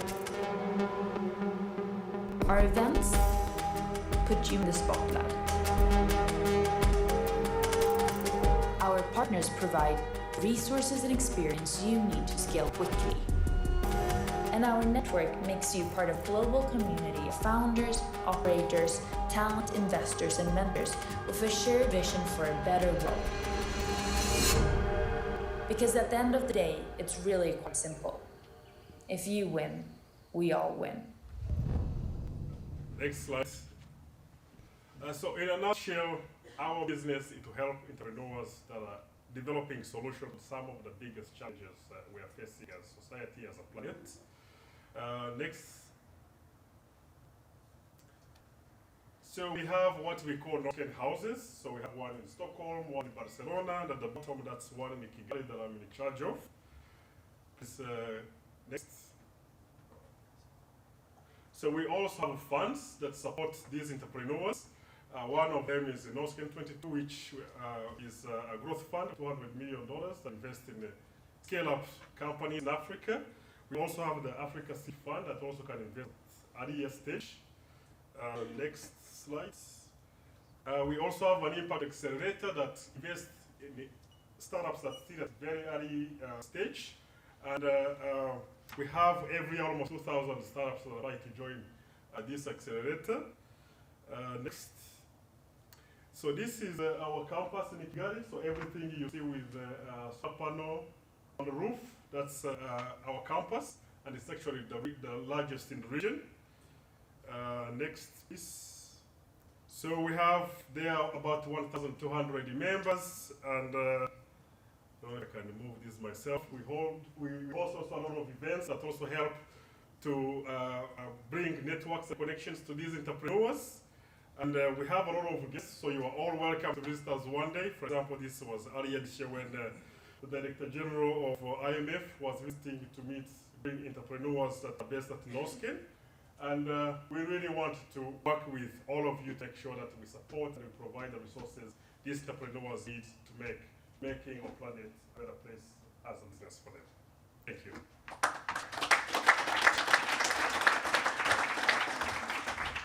Thank you so much, Basil, for your presentation.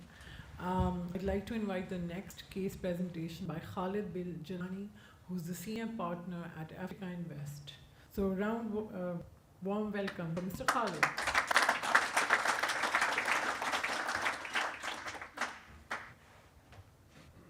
Hi everyone. I have a presentation you're supposed to hear. Yes. That usually I'll do in 30 minutes. I'm going to try to do it in 3 minutes. Don't promise that I'll do it in 3 minutes though. And the idea is, of course, to present ourselves very shortly, but especially to tell you why we invest in innovation in Africa and in digital and tech-enabled businesses on the continent. So what we do, next slide. This one. So we've been investing in companies in Africa for the past almost 30 years. We invested in over 200 companies with about 100 people a day.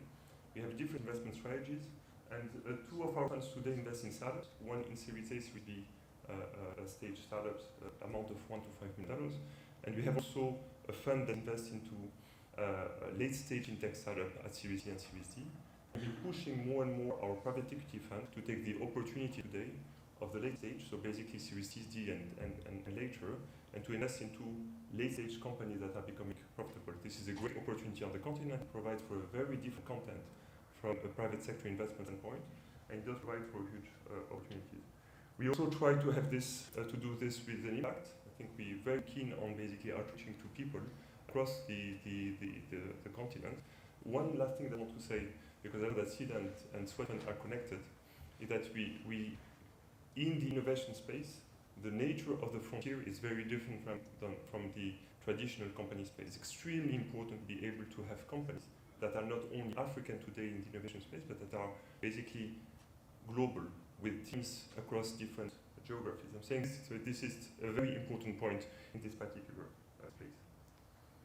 So why Africa? Because Africa is often basically perceived as having a deep-rooted structural problems, and where basically innovation doesn't thrive. Actually, it could be also the other way around, is that these very same structural problems that we have can be the opportunities for innovation to come and digital technologies to come solve those problems. I'm not going to go into the detail of this because this can take time, but essentially today we have important macro drivers for innovation. The first one is demographic. This is a very important driver today because we have one of the only fast-growing population. We can see this as a problem, of course, but also as an opportunity. I think we have had a tradition of leapfrogging infrastructure. Mobile technologies have come actually before cable internet in Africa. We have also, I think, an interesting concept, which is not only a brain drain, which is happening on the technology side, but also brain circulation. We're seeing basically entrepreneurs coming from the US, from Europe, from Asia, that are starting companies on the continent, and this is a very interesting concept in terms of having a more diversified entrepreneurship environment. And I think that we have more and more pragmatic regulation. I know that this is often seen as a hurdle to innovation, but we've seen sandbox policies from different central banks. We've also seen some startup acts coming from different countries that are helping basically the policy and regulatory framework evolve and simplify the life of innovative entrepreneurs. Why is this happening today? I think you need to understand the last 10 years, there's been some structural changes both in Africa and worldwide that is enabling technology and innovation on the continent. I think the first one is affordability of technology. And the very first one is on basically the price of internet-enabled devices. This is a very important point, is that I think there's a company here called KOS that has decreased, and I have a case study if you have time on this, we won't have time to go into all of this, but that has decreased basically the cost of an internet-enabled device from about $56, $80 10, 12 years ago, to less than $10 today. That is an extremely important point, and I think there's a very interesting company in India called Geo Reliance that has actually used that as its strategy to bring down the costs and barriers to entry for new and bottom-of-the-pyramid users into the data space. That's the first point. The second one is big data and AI. We still have in Africa more than 50-60% of the population that have no access to what we believe are fundamental services because of the fact that we don't know who they are. We have very little data. We know that they don't earn a lot. We know that they're in the informal space, but we have very little structured data about them. And I think that today, with the large penetration of telcos, we start to build interesting data sets that can be used by other companies in other sectors to actually be able to take quick decisions. I take the example here of fintech, where basically you can see that with the evolution of the operating models, we're able to outreach to a much larger portion of the population thanks to AI. Remember, AI 10 years ago was not something that we could use. It was not a democratized technology. It's only in the past 5 years that basically the use of AI has been very much outspread to technology companies. The last thing is basically the exponential growth of VC, which probably won't last forever, probably not this year at least, given basically the particular year we're in. But I think we need to see that we went from almost nothing 7-8 years ago in terms of investment in the VC space to a large amount of money, $5 to $6 billion. Can be seen as large, can be seen as small also. Because if you compare this to an average city in Europe or in the US, this is actually what is being invested in a city like Philadelphia in the US. So just to give you an idea of how much more we can do within this space. And that's translating, I think, into very interesting new models for inclusive models using technology in extremely impactful sectors like healthcare, like education, and like mobility. This is our impact. I won't go into this, but we had, through the fund that invests into both financial services but also into innovation, very important impact on the ground in terms of inclusiveness and better services at the bottom of the pyramid. And one example, if I had to take one, would be this one. This is one of our portfolio companies called KOS. They've been able to basically provide telcos with internet-enabled devices that are not using iOS from Apple or basically Android from Google, but their own operating system. And they've been able to create a fund next to the phone that they're actually enabling to basically bring down considerably the cost of an access to a new device for local population. It does create a very important, or has the potential to create an important change into of paradigm in the strategies of telco operators and to accelerate the digital inclusiveness of people. Maybe one last word here, which is the second case study that I have here, which is, I don't know who's been talking, I think it was you, talking about the usage. That's absolutely the case. The usage comes before the infrastructure. The infrastructure should be consequence to basically to people having needs and companies and entrepreneurs finding creative ways to actually provide those needs. This is one of them. Move is just funding drivers of Uber and Bolt and other mobility companies to buy new cars, not second-hand cars, not renting cars. A majority of the drivers are actually women, and I think that provides for an opportunity for small entrepreneurs, but also women, to have access basically to this very important long-term capital to start a company. Thank you very much.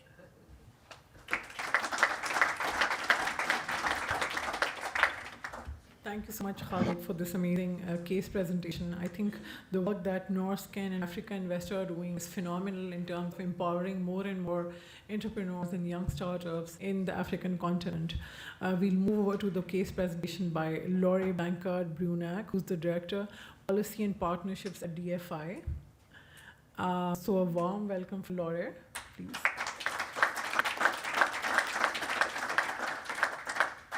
So the pointer is here. Thank you. Thank you very much, and good morning, everybody. I don't have slides, but I will just say a few words about the EDFI, the Association of the European Development Finance Institutions, but also about our members, obviously. And I think you heard already a few words from Maria Akensson, who's CEO of the Swedfund, our Swedish member. We have 15 members. I see also Jaakko, who's the CEO of FinFund, here, also our member. And we have 15 members across Europe, and they are a bit the financing backbone behind a lot of projects, including Africa Invest, among a few, and they are critical for the development of the digital sector in developing countries, because our members focus mostly on private sector operations, so supporting the private sector, especially in the digital space. The investments of our members that represent a portfolio of about 48 billion euro right now, and every year they invest between 8 and 9 billion euro, just to give you an idea.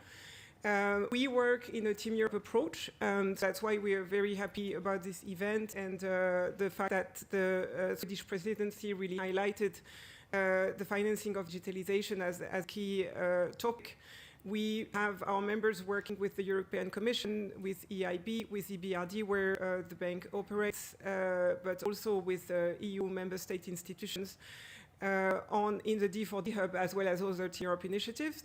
In terms of the implementation role of the DFIs in the EU system, it's notable that we have developed a very good partnership with the European Commission, and our members received about 3 billion euro of EU guarantees through the first allocation of the European Fund for Sustainable Development Plus program earlier last year. So part of these guarantees will be for supporting digitalisation and digital projects, which I'm going to discuss in a few moments. We also have in our association, it's quite relevant to the digital sector, the fact that we also host the Secretariat for the G7 DFI Alliance. So we have strong ties with the US DFC, the DFI in the US, and FinDev Canada. And for the digital sector, I think it was mentioned rapidly earlier, the geopolitical importance, but also the role of the US, which is quite key. So there is an important cooperation there to keep in mind. When it comes to the role of the DFIs in the digital sector, out of this 40 billion euro portfolio I just mentioned, it's about 1 billion euro in only for digital, and most of it is in sub-Saharan Africa, in fact 70%.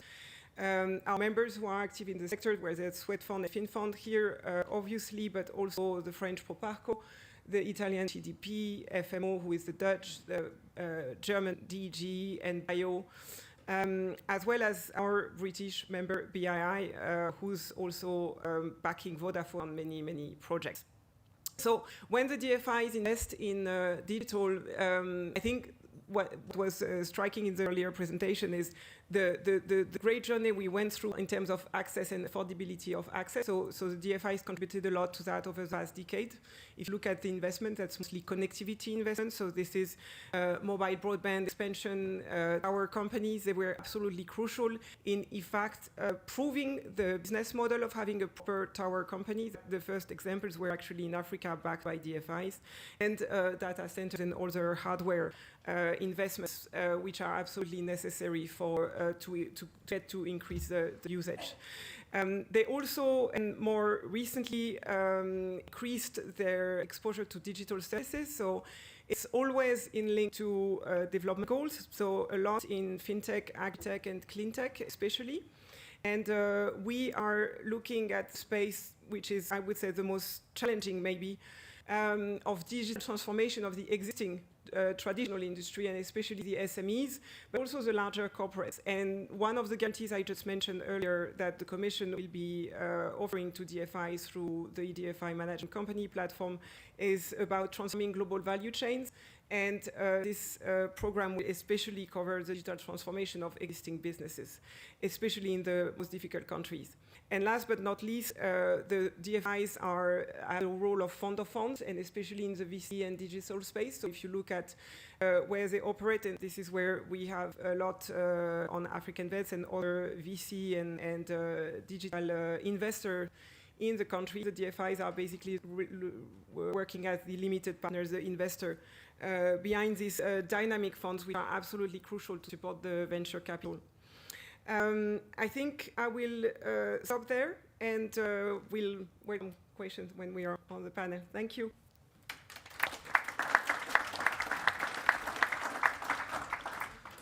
When you talk about scalability, especially digital transformation, I think the role of policymakers, financiers, entrepreneurs all go hand in hand. So I think a great presentation by Lore. When you talk about transforming global value chains, I think that's something that we all are really excited about and looking forward. The next guest I will invite for the case presentation is Ibrahim Senyonga. He's the general manager at MTN Uganda.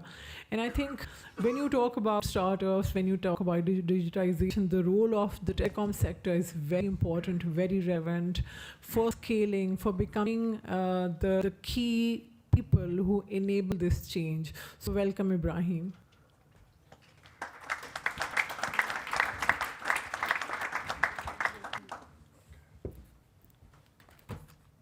Morning, ladies and gentlemen. At MTN, we believe everyone deserves the benefits of a modern connected world. And I know now some of you are wondering, what is this telecom man doing here? Simple, to ensure that the discussion here comes to life. MTN is one of the biggest telecom companies in Africa. In Uganda, we are the biggest. We cover most of the country in terms of 4G, 3G. We are recently in preparation. Recently, we prepared to launch our 5G.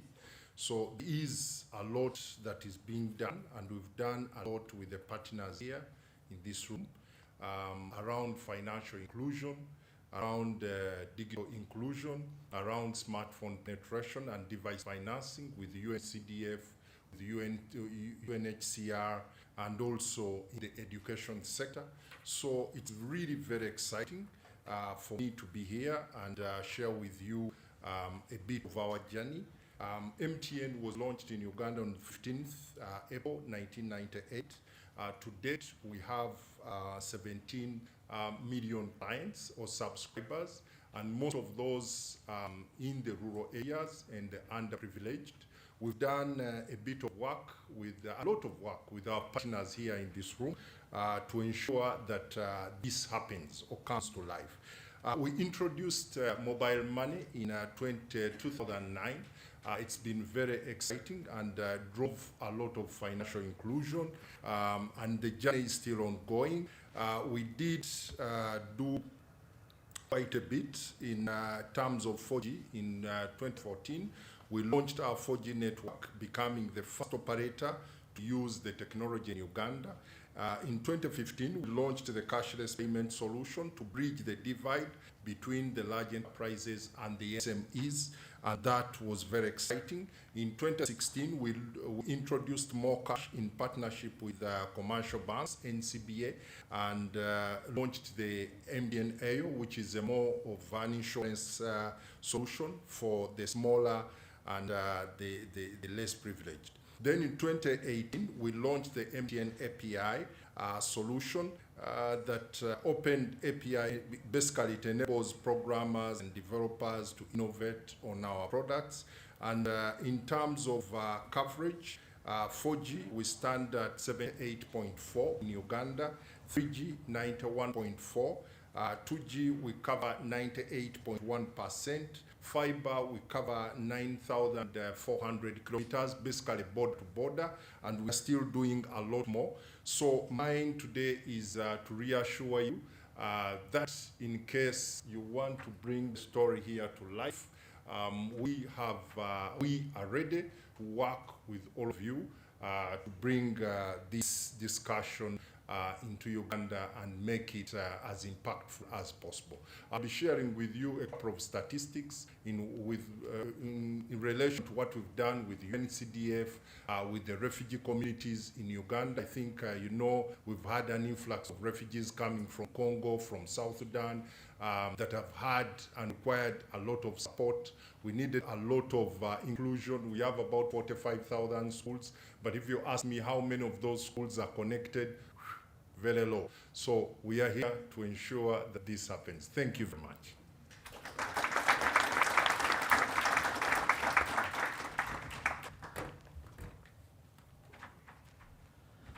So we'll be moving forward to the last case presentation by Naomi D. Groot, who's the Head of Communications and Partnerships for the East and Southern Africa region, UNCDF.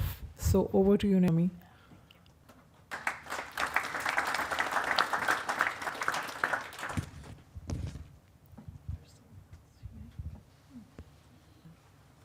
Reading the cues for other people on the tablet. But thank you, everyone. Good to be here. Great to be in the room with one of our partners in Uganda. And I think, some of the things we'll be talking about in the panel will be our joint story. And that might also be UNCDF's story. It's about how we collaborate with partners at country level with boots on the ground and try to forge partnerships that impact people, who actually need this most at the last mile. I have a couple of slides, but they're just pictures, so just checking if they're there, but if they're not, that's fine. UNCDF is a UN agency with a unique set of financial instruments such as loans and guarantees, but we also leverage our traditional technical assistance. And with this set of financial instruments or development instruments, we work in over 40 LDCs across the globe. And today I think we'll be talking a little bit more about our collaboration with Sida in our project in focusing on northern Uganda. A lot of our story has already been said by previous presentations. I think our main lesson learned over the last years, as alongside many of our partners, is that it's not just about connectivity, and that connectivity needs to be built together with usage, and that's exactly what UNCDF has been investing in. I would say alongside more traditional infrastructure, also been investing in usage. So how do we create meaningful products that people at the last mile actually use in their day-to-day lives? There are many colleagues of mine in the room, so please come and find them. Some of them, it's a quote by one of my favorite colleagues, will say that a chicken is sometimes more valuable than a phone. If you don't have any money to spend, it's sometimes more valuable to invest in a chicken than in a phone. So how do we, as DFIs, ensure that the products that we develop have a significant usage for the owners? And that's where UNCDF comes in and partners with private sector, such as the MNOs, but also, I would say, on-the-ground fintechs. Our teams are strong with boots on the ground, and we really look to find and design and together, throughout time, invest in products, services, and products that have an impact on the final users. Maybe because we've had these 5-6 presentations, we should leave it at this, and we'll continue the conversation in the panel. Thank you very much.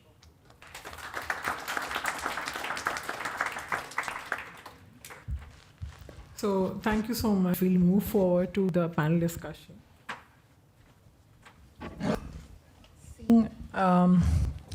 Since we have had a very fruitful discussion in all the case presentations as well as the keynote, there's one question I have for all of you, and maybe we can start from Sherman, take all the way by all the panelists.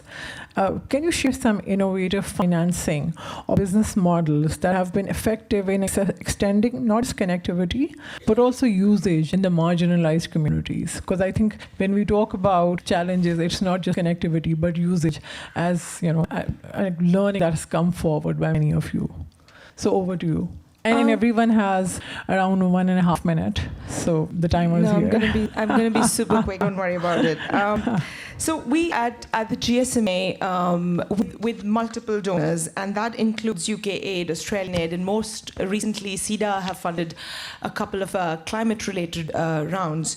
In total, we funded 100 organizations so far, 22 million in grant, 37 million beneficiaries, 650 million in follow-on funding. So we have a few, lessons to share from that. I think the one thing that we've learned is we've got to go with a commercial mindset in it. Free money isn't doing any good to anyone, basically. At the same time, there is a requirement of subsidies in a lot of business models. So, it's not a one-way street. So that's one thing that I wanted to communicate. Then when we say scale, right, everybody wants to achieve scale, but there's no one way to get scale. You could be expanding your business models. You could be doing, you could be pivoting from what you're already doing something different. You might be getting more products and solutions in your value chains, or you might just be getting more follow-on funding.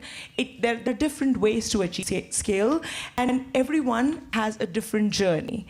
It's about the right time, most often, and right geographies. That's probably Khalid would, agree to.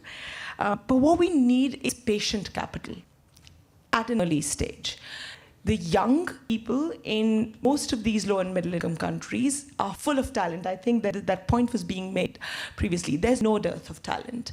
The dearth is of, firstly, opportunities, patient capital, and at the same time, giving them the sort of capacity building technical assistance, which is pretty much thankless because you're not able to measure the impact of capacity building. You go and train them, and then you want to show people, what did that achieve? There is no linear way of plotting it and saying, I gave them this presentation or the training course led to X multiplication of their business. There is overall, I think, need for patience in incubating these business models really early on, and then I'll probably get to that point eventually, and somebody else will also touch on it. There is this missing middle before we get to the DFIs. And you're looking at, the early stage startups. That bit is the most challenging bit, where startups struggle the most. I'll stop at that, and I'll leave it for others to probably chip in. So I think over to Pascal.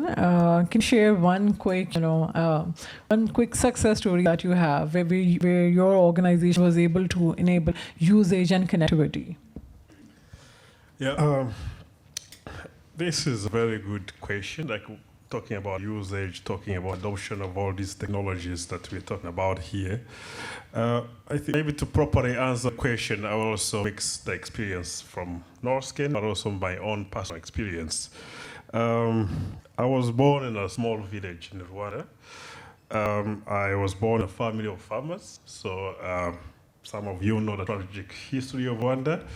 So after the aftermath of the genocide against the Tutsi, there was a lot of aid coming to Rwanda, especially in rural areas, like in farming households.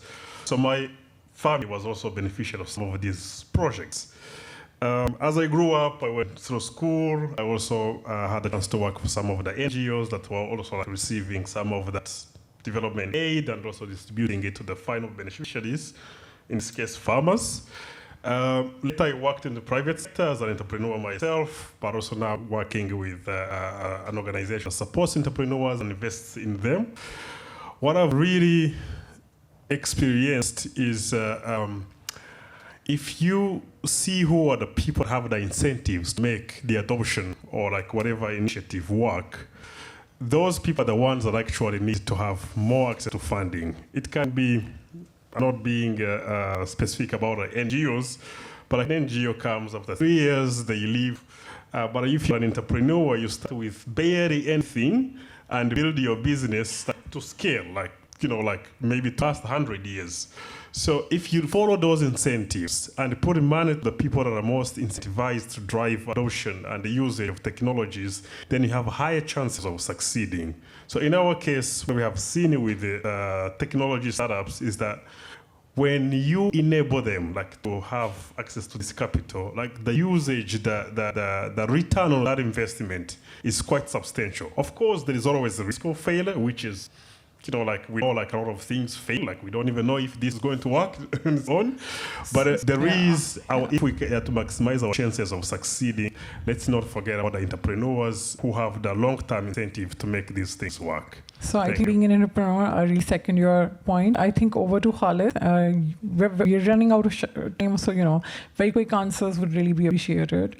One success story that you think you can share where connectivity has been enhanced by your organization. Yeah, I think that during my master slides, I gave 2 examples. Maybe let me dig on one of them. This company called KUS that has basically been able to lower the cost of access to an internet-enabled device from basically an investment strategy to or capex to basically an opex, meaning that with the funding that come with it, people do not have to buy any more phones, but have basically to pay it over a period of 6 months to a year, at the same time as they're buying a data package. And so this allows people who currently are only using 2D phones, feature phones, basically can start to link into the 3 and 4G network without removing the barrier to getting access to these expensive phones. I think this is one strategy that they've been working on with a few DFIs to basically provide for a debt fund that fund the users that are doing this transition from a 2G to 4G. Okay. And what about you, Laure? So one good example in very short words. Yeah. Absolutely. Just to illustrate, in fact, what a bit was said about de-risking also and the need for patient capital. So one example that came to mind is the FMO Venture program, which has been built by the Dutch DFI with the European Commission under the last EFSD, and basically that allowed FMO to build their venture capital capacity and to invest directly in digitech, in fintech, in agritech, in cleantech. And typically that's something they would not have been able to do without any patient capital from the Commission, the guarantees behind. And also related to that, there's a huge amount of work when DFI invests directly into companies like this, especially early stage, with digital skills and basically also building capacity inside the company. So there's a lot of technical assistance element there. So I'm thinking of that, and also the reason it's relevant more broadly than just between FMO and the Commission, that's based on this success, and we built, we raise awareness in the Commission about the importance of this financing of early stage businesses, which is something the DFIs can't do alone. And there's now a full initiative like Team Europe Initiative, investing in young business in Africa, and we have plenty of programs now in FSD Plus that replicates this. I think awareness is very important, otherwise people don't know. Naomi, a quick word from you, and then a quick word from you, Ibrahim. Yeah, I wanted to maybe share one of the successes or things that UNCDF is testing, sticking to the northern Ugandan region, where we work together to digitize VSLAs, village savings and loans associations. And that's sort of the link between access and usage, because where, let's say, women in rural or northern areas could access a phone, it actually becomes useful to them once we digitize the VSLAs. And that allowed, for example, the fintech in Sibuko to apply for a lending license, which then allows them to provide credit to the members of the VSLA. So that is a clear example of how access or connectivity should and is linked to usage, which then provides a value proposition for the users. Absolutely, yes. Thank you very much. Ideally, we've done quite a bit with many partners, and for this, I think I'll choose out UNCDF. In terms of numbers, looking at 2022, we selected refugees, the women, the youth, and we managed to onboard close to 1 million subscribers that were initially basically they were digitally excluded, they didn't have phone. So now the 50% of that, about 500,000, were able to start using mobile money to do savings and transfers. mobile money. And we also saw through device financing, still in partnership with the UNCDF, close to 280,000 of them start owning a phone, and they paid over a period of time. Thank you very much. So I think we can just take one quick question from the audience, and if this, yeah.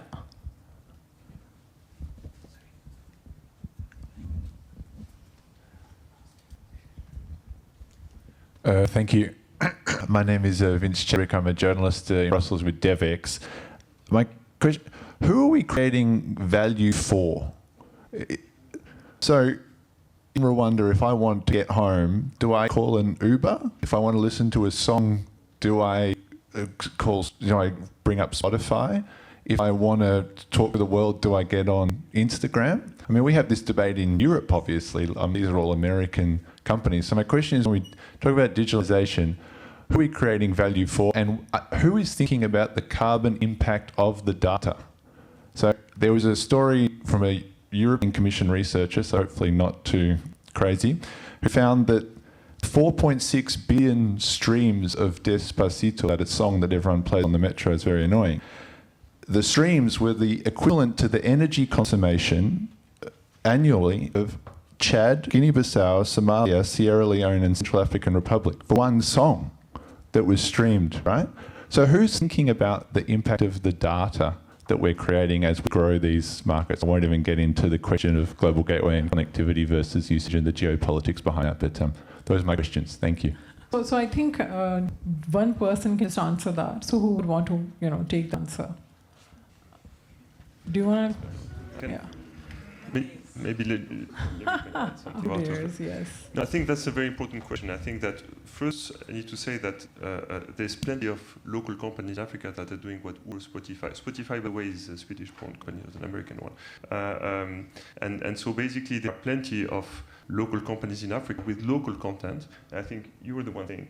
It's the copy and paste have worked in a few cases, but in most cases haven't been able to replicate, because the reality of the infrastructure and the ground in Africa, and also the needs and the level of digital savviness of users is extremely different. So you need basically to rethink the business models at their core to be able to be really successful and scaling. And I think that there actually are a different success story within Africa and emerging markets today, which is basically companies that have started on the continent but have product that is so well designed for the bottom of the pyramid, that is actually well thought for also inclusive products in Europe and in OECD countries. Move is a company that started in Nigeria, Ghana, and then went to basically now in the UK and in other European countries. I think it's a very good example of actually financial inclusion. And so there's plenty of others today that are actually going into that journey. So to answer straight to the question, I think we're creating value, of course, for shareholder, stakeholder, users that were not included for these kind of services that are now having access, or much better quality access if they had some kind of access before, using basically digital technologies. I think with this note, we'll end the panel discussion. I think I really liked your point that we're making value for the user, the stakeholder, and the shareholder. I think that's what is really important.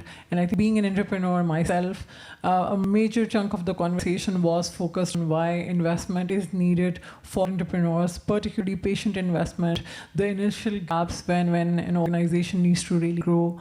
I think that are one of the few key takeaways of this conversation. Another key takeaway is that it's not just connectivity, but usability also, which is really important. So thank you so much to all of you for sharing your valuable thoughts, your experiences, and thank you so much everyone in the audience to listen to this amazing panel. Thank you so much.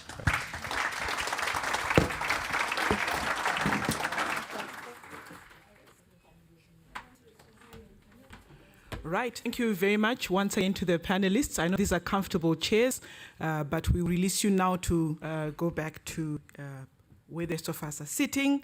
And I do want just to take a quick note that we do have one question for the panel from online, our audience. We want to thank you for staying with us. There is a question here which says, as an entrepreneur, where can I get funding for my innovative digital-based startup? Who do I turn 2. Might there be any taker? And exactly 1 minute. Anyone from? Oh, all right. I am told, online audience, that it is all of us. All right. So on that happy note, I want to once again refresh the room as we move to the next panel. And I'm shortly going to once again invite the same good doctor to take us through the session, but we'll do it a little differently this time. In view of the time limit that we have, because we are chasing at 12:45, I will allow the doctor to talk through and give us continuity with respect to the case presentations, but I will assist those who are with case presentations to hold up the end of the bargain with respect to time. So I know that in the digital world, there's something called assistive technology, which is used in the space of helping people to get things that they would not ordinarily be able to do using tech. I will assist you to use the technology that we have here. So may I gently remind our presenters as they come through to be mindful of the clock. So it's 3 minutes for each of the cases. Would love to hear you in session here. We want to hear your voices in terms of the panel. We want to hear you interact amongst each other. So please, very gently reminding that you keep to your 3 minutes for the initial presentations. Quickly click through your presentation. There is a pointer here. And then thereafter, we want to make sure that we leave enough time to hear you engaging and exchanging on this very panel. Thank you once again to the panelists that have come through for many sterling zingers that were coming through. They couldn't keep up myself. Lots of amazing stuff. I want to now invite, once again, Doctor, I want to congratulate you. We've renewed your contract. Come back. Cheers. Right, round of applause for the doc as she comes to take us. So the second session is going to be about successful infrastructure projects and what comes next. There's a lot of conversation happening around the global gateway strategy and how it seeks to increase investment in the secure, resilient digital infrastructures that form the backbone of the internet. So the first keynote presentation is by Michael Pack, who's the Vice President, Exxon and Board Member, Digital Europe. So a big round of applause for Mr. Michael. And just to iterate what my partner said, this is the pointer, and you have 5 minutes to do the presentation. I can see that clearly. Good, thank you so much. Very happy to be here.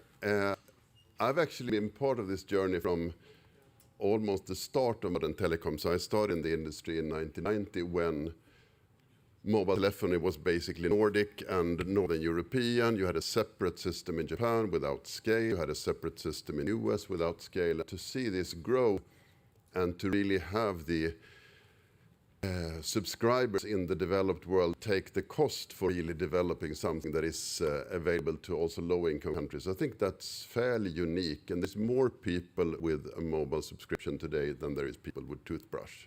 That is quite amazing, actually.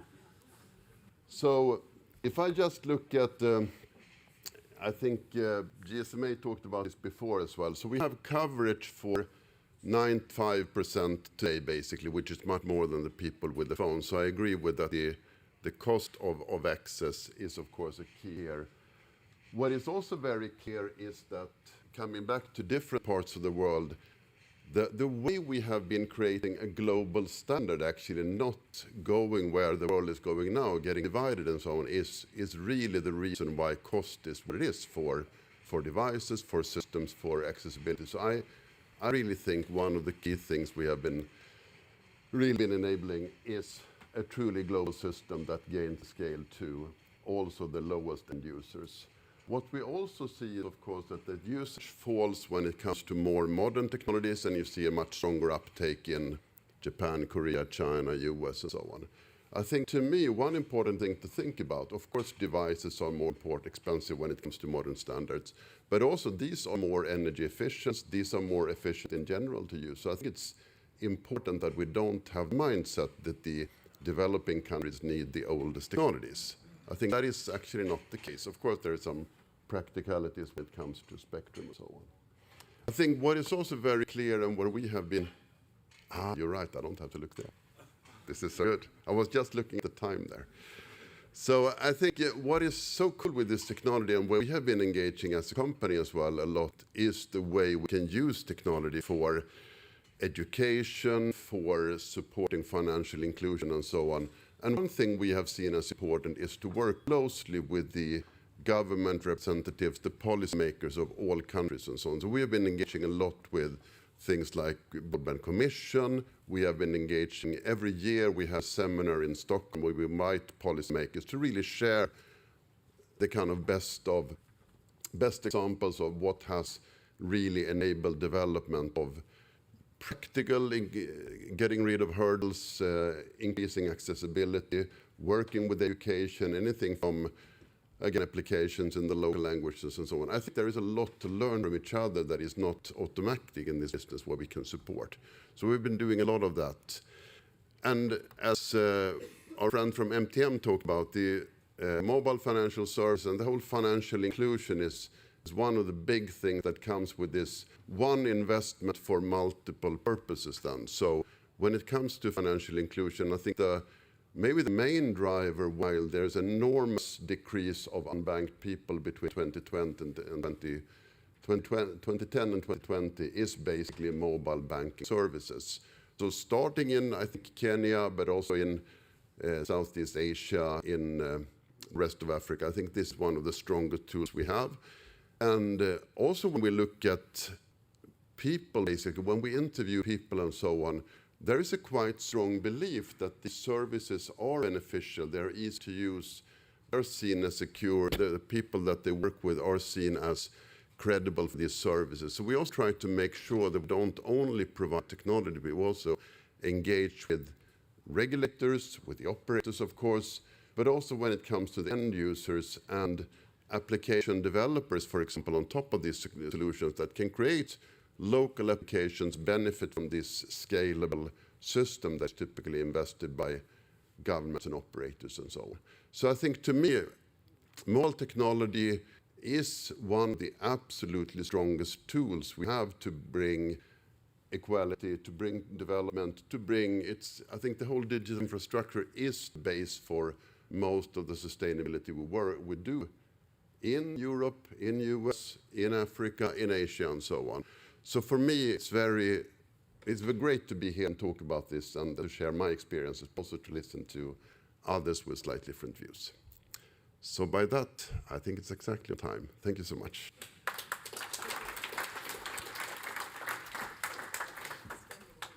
Yeah, exactly. Thank you so much. The next keynote is by Christian Eisner, who's the Head of Regional Treasury and Structured Finance, EMEA, and Global Structured Finance Lead for Nokia. So please, round of applause for Mr. Christian. You know the drill. The pointer is here and the timer is there. You can revise the timer. All right, good. Thank you very much, and apologies for the very, very long title. Sounds very important, maybe it's not that important, but never mind. A pleasure being here as a speaker today to discuss how we're going to finance resilient, trusted, and secure infrastructure going forward. As said, my name is Christian Eisner, and I'm heading this organization with a little bit strange name, Regional Treasury and Structured Finance at Nokia, with the geographical focus at EMEA. So what I thought I would do is give you a little bit of background on what our daily challenges are. And I think this is important to understand better the importance of the collaboration between the private sector and public sector, in particular on initiatives such as the Global Gateway. But before going the maybe 2 words or 3 words on Nokia, because we are a company with a history of 150 years, and maybe the elderly part of the audience, I don't want to be unpolite, but maybe my age still remembers vividly the rise and the fall of our handset business. But rest assured, we are a very, very different company today. We have a very clear focus on delivering or focus on digital sustainable infrastructure space. And there we actually provide high-performance connectivity regarding mobile networks, but also fixed networks and cloud networks. And our mission is basically to go out and believe in the exponential potential of our networks, not only to transform business and industries, but also societies. So this sounds a little high level, admittedly. So what does it then mean in practice for us? So put yourselves into the shoes of one of our customers, say in a lower income country in sub-Saharan Africa. You're running a good business, you are experiencing growing subscriber numbers, traffic load is increasing, obviously technology is evolving as well, so you are forced to invest from time to time in your networks. So they reach out to their vendors and basically have three main selection criteria, I would say. Number one is the product offering. Obviously, we need to provide best-in-class technology. Then there is a commercial offering. We need to do so at competitive prices. And then there is a legal offering, and obviously we need to offer attractive terms and conditions. But then, since this operator is in a lower income country, likelihood that there will be a request to ask for financing is very, very high. So we will probably contact at Nokia and our team and say, Nokia, can you support us with financing? And obviously we, as a vendor, we don't have the balance sheet capacity or the balance sheet structure to provide financing from our own balance sheet. So what we are usually doing is we are reaching out to third parties, primarily export credit agencies and commercial and banks, and try to arrange financing for them. Sometimes we have successes, sometimes we have failures. That's a clear story. But this is not good enough going forward. So I think what we need to ask ourselves here in that room is, if we have a lower income country, say in sub-Saharan Africa, willing to invest into digital transformation, how can we as EU nations and their trusted vendors become the partners of choice for that country? And you will not be surprised if I claim a big, big role plays financing here. And we have developed very good collaboration now with the EIB since the Global Gateway has been launched in 2021. But I think we still need more. So what I have done is I've actually reached out to my team in Middle East Africa and asked them, if you are standing on this podium, which are the 5 questions you would ask this audience? Because this is what they are facing on a day-to-day basis. So these are my 5 questions to you. Number 1 is, would it be possible that we identify a few strategic deals in high-risk countries where the EU would guarantee? And the benefit of that would be it would give Team Europe a lot of visibility, and it would give us credibility as well. Number 2 is, can we package financing in a way that a small part of it would be provided as an aid or a grant? Because this would make us so competitive if we compete with financing offers from vendors outside of Europe. Then number 3 is, can we build a stronger link between the financing, say, being provided by an EIB and the proceeds being used for European vendors? We have visibility on some EIB financing, but a stronger link and an ideal scenario, broad-ons under these facilities would be paid directly to the vendors. That would be ideal. Number 4, or question number 4 is, would it be possible that a part of the financing being provided can be repaid in local currency? FX problems are tantamount in Africa. They are all over the place. And we have customers who would actually be eligible to raise financing, but they refrain from doing so because, simply put, they don't want to incur any additional long-term liabilities in hard currency. And number 5 is, can we come up with a package where we would put together our export credit agencies, the EIB, the EBRD, and development finance institutions to come up with a standardized financing offer for our customers in Africa? Again, this would make a very, very compelling offer coming from Team Europe. With that, I'll leave it there. Thank you for your interest.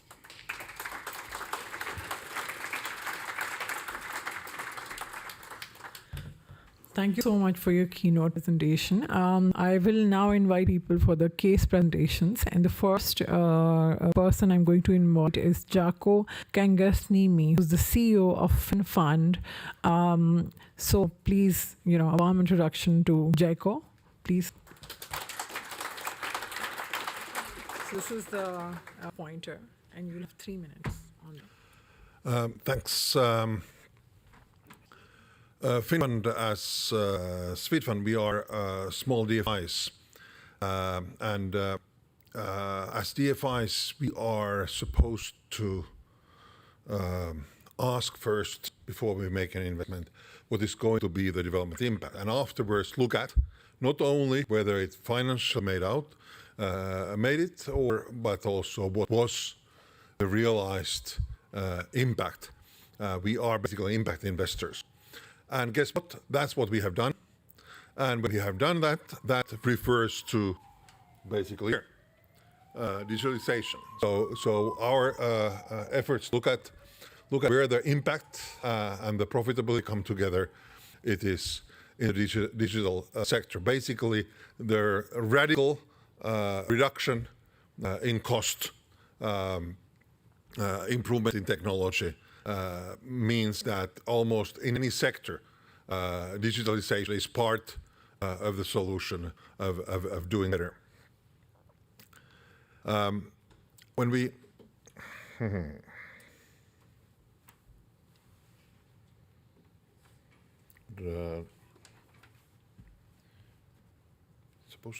Yep. So this is basically the picture that we are looking.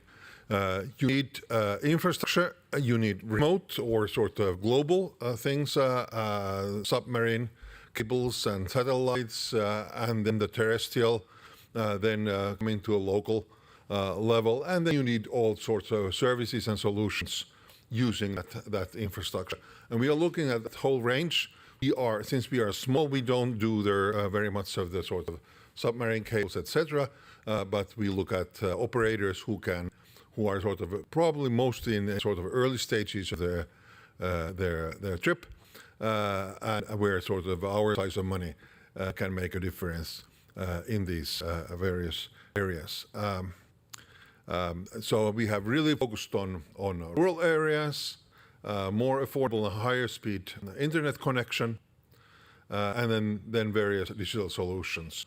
BCS is the story that I was planning mostly to tell, but since BCS founder CEO is here, I'll basically skip that and go to AMN. This brings sort of ultra-rural connectivity, basically very, very, very small scale things to very remote areas that were completely outside of any service except for the whatever very cost satellite base, which these local people never could afford to. Kasha is bringing basically stigmatized, asking the question that how do you use digital technologies to bring stigmatized products, whether it's menstrual pads or HIV drugs or contraceptives to women in Rwanda and Kenya. Twiga, final story, basically tells you the story that if you are sort of transporting bananas from the rural areas to urban areas, and you want to cut back on waste, on post-harvest losses, and you want to utilize effectively the trucks that are transporting it, if you want to be really bring fresh bananas to people, then you actually need programmers and you need cell phones and etc. The cell phones are starting to be there. People are starting to have, even the small shopkeepers are starting to have smartphones. The network is there. You need a service on top of that, actually make the system far more efficient and actually reduce drastically basically the amount of oil that you use in the system to bring bananas, and then you reduce the post-harvest losses. So examples from various sectors where actually the digitalization can make a big difference. Then I'll jump back to here. Maria already referred to the fact that you can't just transplant from the West or from the rich countries these business models and technologies, particularly in rural areas. You have to look at the situation, what's the population density, what are the income levels, what sort of access to energy you have, where there are flatlands or mountains, etc., all that, and tailor the system. Regulation is a big issue. In fact, just yesterday I heard about one place where our team had worked hard, but basically they told us that, or the conclusion now is that we are likely to get our money in, but not out. So we can't make an investment in that place because of various regulations. And finally, sharing and blending. When you talk about like major cities and sort of the mainline telecom operators, that is, well, politicians even sometimes see it as almost like a license to print money. Private funding is pretty well available, but when it comes to rural areas, sort of marginalized areas and people, you really need some sort of risk sharing or subsidies to get it going. In our case, our journey here has been greatly helped by the sort of risk sharing facility that we have had from the Finnish government, and now we have good chances that, or good prospects that we can go further with the support from the EFSD plus guarantee scheme from the Commission. Thanks.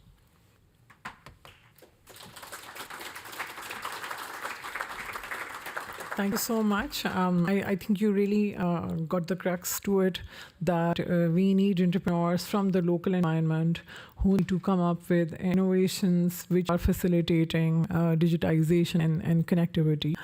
I'll call the next person for the case presentation, Benoit Dennis, who's the Senior Economist, Digital Infrastructure Projects Directorate, European Investment Bank. So, round of applause for him. Your pointer is here and the timer is there. Thanks so much. Good morning, everyone. So EIB has been mentioned quite a few times this morning already. So I think it's about time I get on stage. By means of maybe introductions very briefly on EIB. So we are the financing branch of the EU member states, the largest IFI worldwide, and the IFI with the largest exposure on digital, also worldwide. So, very relevant to be here today.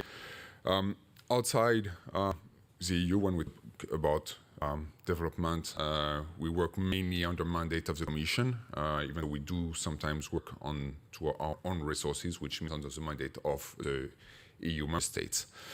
Our scope of intervention in digital is firstly on digital infrastructure. That represents, I would say, 60 to 80% of our financing, depending on the years. Then we are quite active on financial inclusion, entrepreneurship. We've invested in funds such as Africa Investment. Khalid was on stage just before. Adoption of e-services, be them corporate or also public, such as we financed very recently a Congo e-gov project. Cybersecurity and energy efficiency, for instance, EXOs. We, as a policy-driven bank and as a European bank, we do this working with partners. FinFund is clearly one of the partners we work very often with, especially in Africa, on digital projects. And I'm not going to talk also about BCS. Jens will be here very, very shortly. But being a public bank, we not only provide financing, but we do this with certain policy objectives. There was a journalist just asking about this before. So we make sure that we apply high standards in terms of the technology used, the performance that we deliver in a secure way. So we work with trusted vendors. We make sure on projects when relevant that data protection is respected, but also we ensure that all projects we do are aligned with Paris agreements, and if possible, that they actually contribute positively to climate action. And we seek to provide additionality, of course, towards the SDGs, but also other kinds of additionality, in suboptimal market conditions. So very briefly, I was here to present a case study. and I've got 20 seconds left for it. So we provided MTN Nigeria 100 million for the purchase of equipment from a European vendor. And Ibrahim, I hope you're next on the list. We'll talk. We feel it's a very good project for 4G expansion in Nigeria, going to places where there is some market failure, where you need to have this patient capital that we've talked about a lot this morning, but still with certain conditions in terms of ESG, in terms of trusted vendors. So clearly, the kind of project that we hope to replicate, and my time is out. So thank you so much.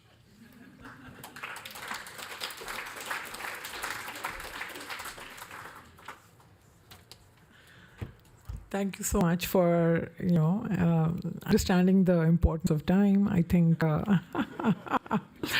so I think the next person we're moving forward to was supposed to be a successful case study by one of our fellows, but it's great that we have the person in person here. So Yunus Maru, who's the founder for BCS, so which stands for Bandwidth and Cloud Services Group.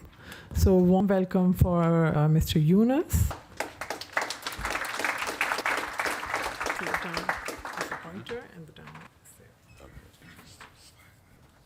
Good afternoon. I'm Jonas Maru, founder and Group MD of BCS Group, which is a wholesale provider of fiber services across 9 East and Central African countries. We've been in business since about 2010. BCS is really an embodiment of Europe's support for Africa's regional integration and growth in the digital space, and of the strength of the partnership between your union and our aspiring one. I salute the spirit, values, and support we have received from the European Investment Bank in the last 5 years.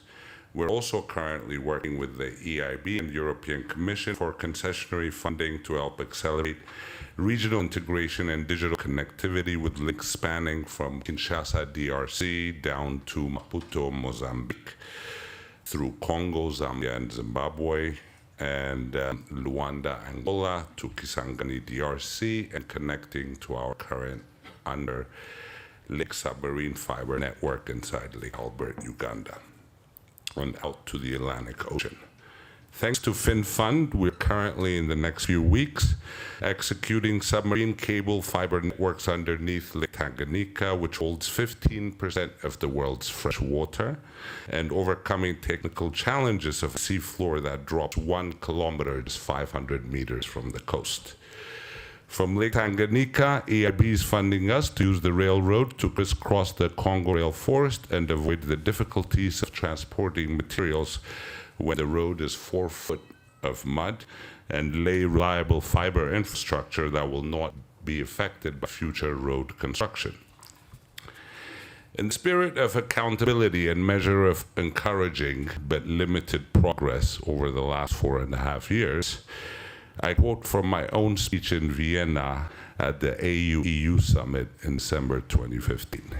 Back then I said, "We believe that expensive and inaccessible telecom infrastructure keeps our citizens poor, while cutting-edge technology allows us to leapfrog the development ladder by jumping over the need for 400 years of physical industrial development by sinking a 4-inch fiber tube 4 feet into the ground. In the future, we envision a world where the well-being of our children and of our elders is not limited to the quality of the teachers or the hospitals on the ground, but rather the collective learning that educational and healthcare professionals in Europe and across the world are able to offer through online education and eventually virtual reality for free." With this vision driving our business, BCS shall lay fiber in Lake Tanganyika, connecting northern and southern Africa, and within the Congo River, connecting eastern to western Africa. Together, these projects provide the infrastructure necessary for our people to build the digital services that bring our current continent together and take us out of poverty. Since then, with the help of the EU institutions, we have laid more than 13,000 kilometers of fiber in Uganda, Angola, Zambia, Zimbabwe, and DRC. But our people are still very poor. We have seen very little of the digitally powered development promised, despite making the internet in rural areas of Uganda as fast as the one available here in Brussels. I believe that in order to realize the promises of digital connectivity, we need support from private and public capital, as well as Silicon Valley, to focus on localized, demand-based digital services envisioned and executed by entrepreneurs whose heart beats with the same rhythm as the Wananchi or masses, as opposed to the educated elite or bourgeoisie of Africa. IT firms need to do, and governments need to allow, capturing data on every minute detail of our people's lives, so that AI large language models can be trained on ways, stories, and lives of our people, and map a prosperous way forward from all of our collective knowledge, as opposed to one or more nearly retired consultant reports. Secondly, the governance issues in the Congo and the need for us to stay consistent on our own and EU values on corruption have really slowed our growth to date. As most of Africa's problems, from slavery to colonialism, started in the Congo, as almost all the tribes of Africa are represented among the 105 million people of the Congo.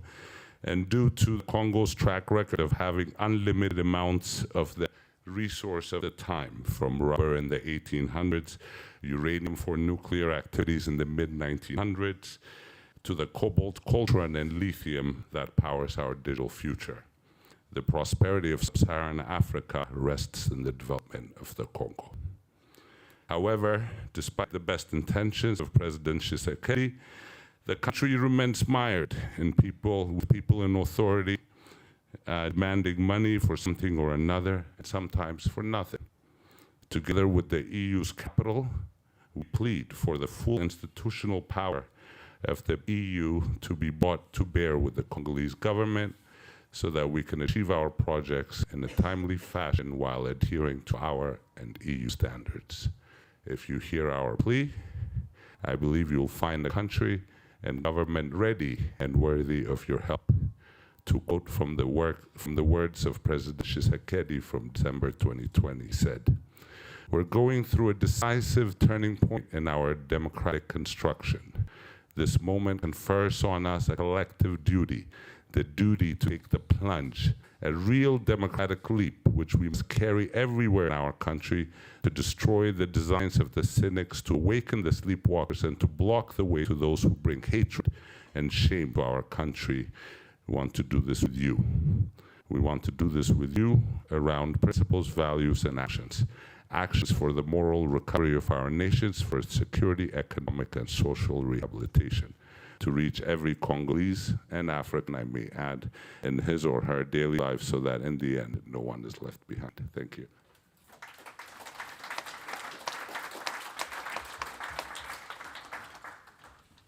I must say, very powerful talk, and I think you emphasize on the need of so many things that are essential for the developing world. I come from a country, Pakistan. It's not in Africa, but we share similar challenges in many ways. So I could really understand a lot of points that you talked about.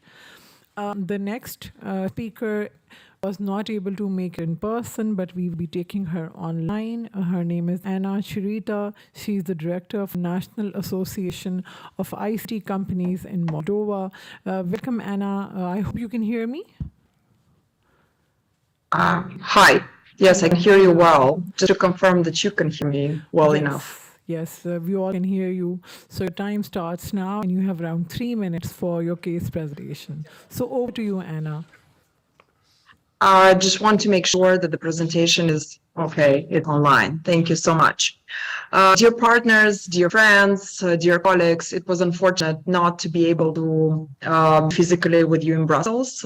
Infrastructure is important, and the way it works is even more important. Our flight got cancelled, and we were unable to find another flight so that we are in time in Brussels there with you. If you can put back the presentation so that I can go through.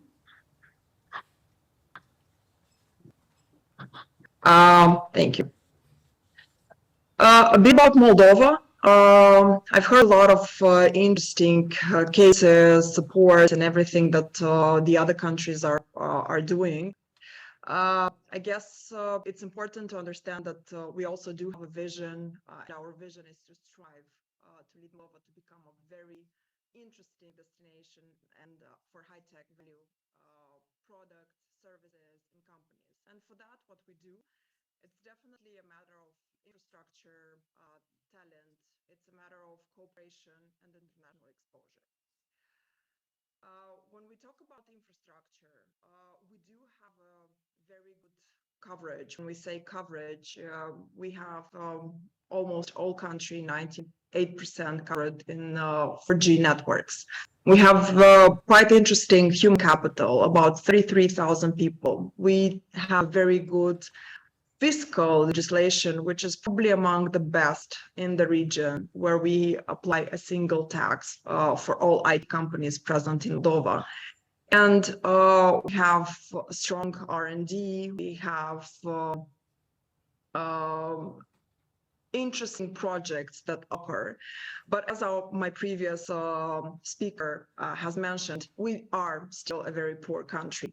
Poor, but with a big hope that both politically and economically, Moldova can be part of the European family, and ICT is the way forward in that sense.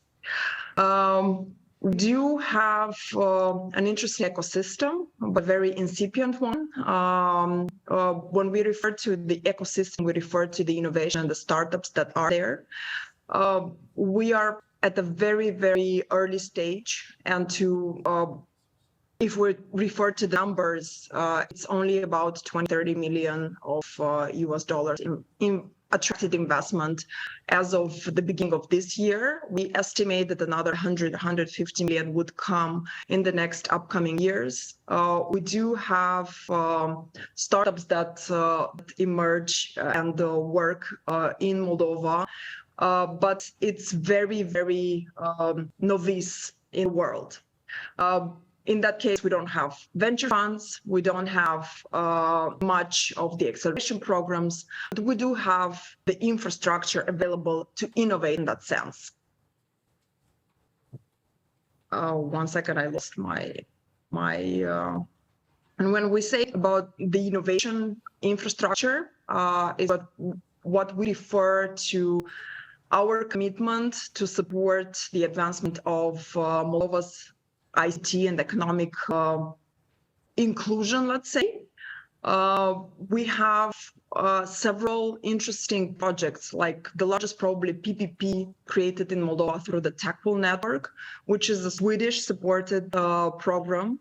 And recently opened innovation center in Cahul, which is a south region of Moldova, also with the support of the European Union and Swedish Embassy. Why we refer to this infrastructure available everywhere?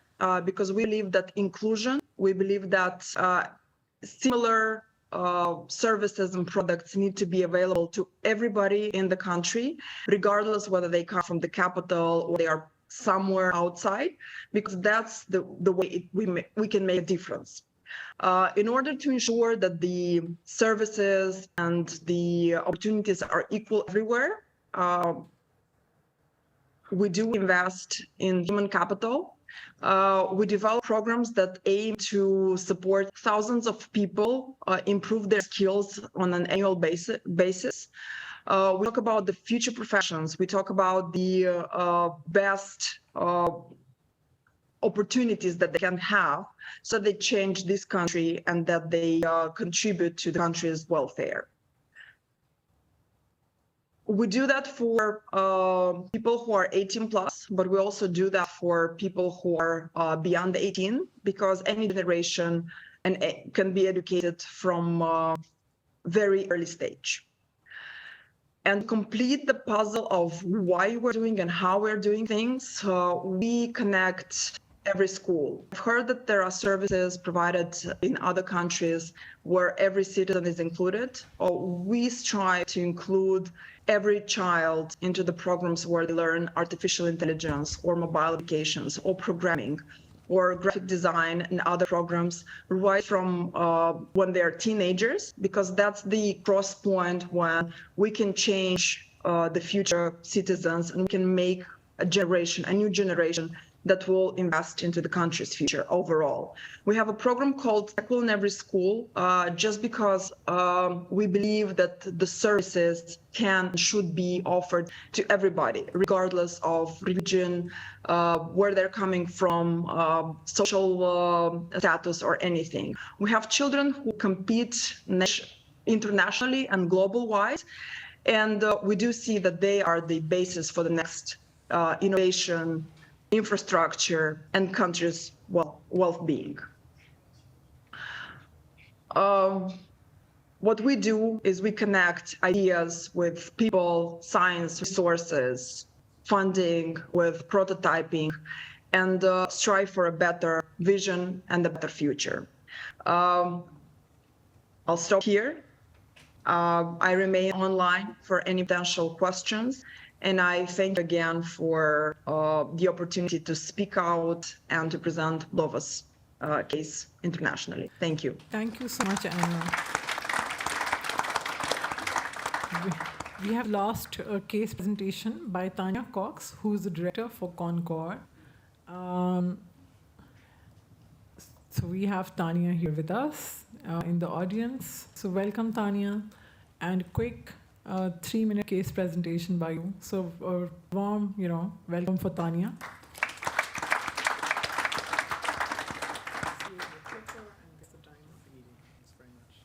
Good morning, everybody. Lovely to be with you. For those of you who don't know Concord, we're actually a network of 2,600 NGOs working across the world. And our main focus is doing advocacy towards the European Union, so influencing the European Union's policies to make sure that they put people and planet really at the heart of everything that they do. And I've been really interested to listen to all the extremely worthwhile, interesting projects that you've all been presented. And one of the things that we look at when we are thinking, for example, about the Global Gateway, because you mentioned the Global Gateway in your introduction, it's a still fairly new initiative, but Global Gateway will be using a very scarce resource, which is called Official Development Assistance, ODA as we call it. This money, it's a drop in the ocean by comparison with the need, especially when you look at the needs for the SDGs, reaching the goals. And so whenever we look at any project, when the EU is going to invest its money, one of the questions we ask is, what is the real additionality of this project? So we're not asking, is it worthwhile? We're asking, would it be done anyway? Or is this absolutely necessary to be using ODA?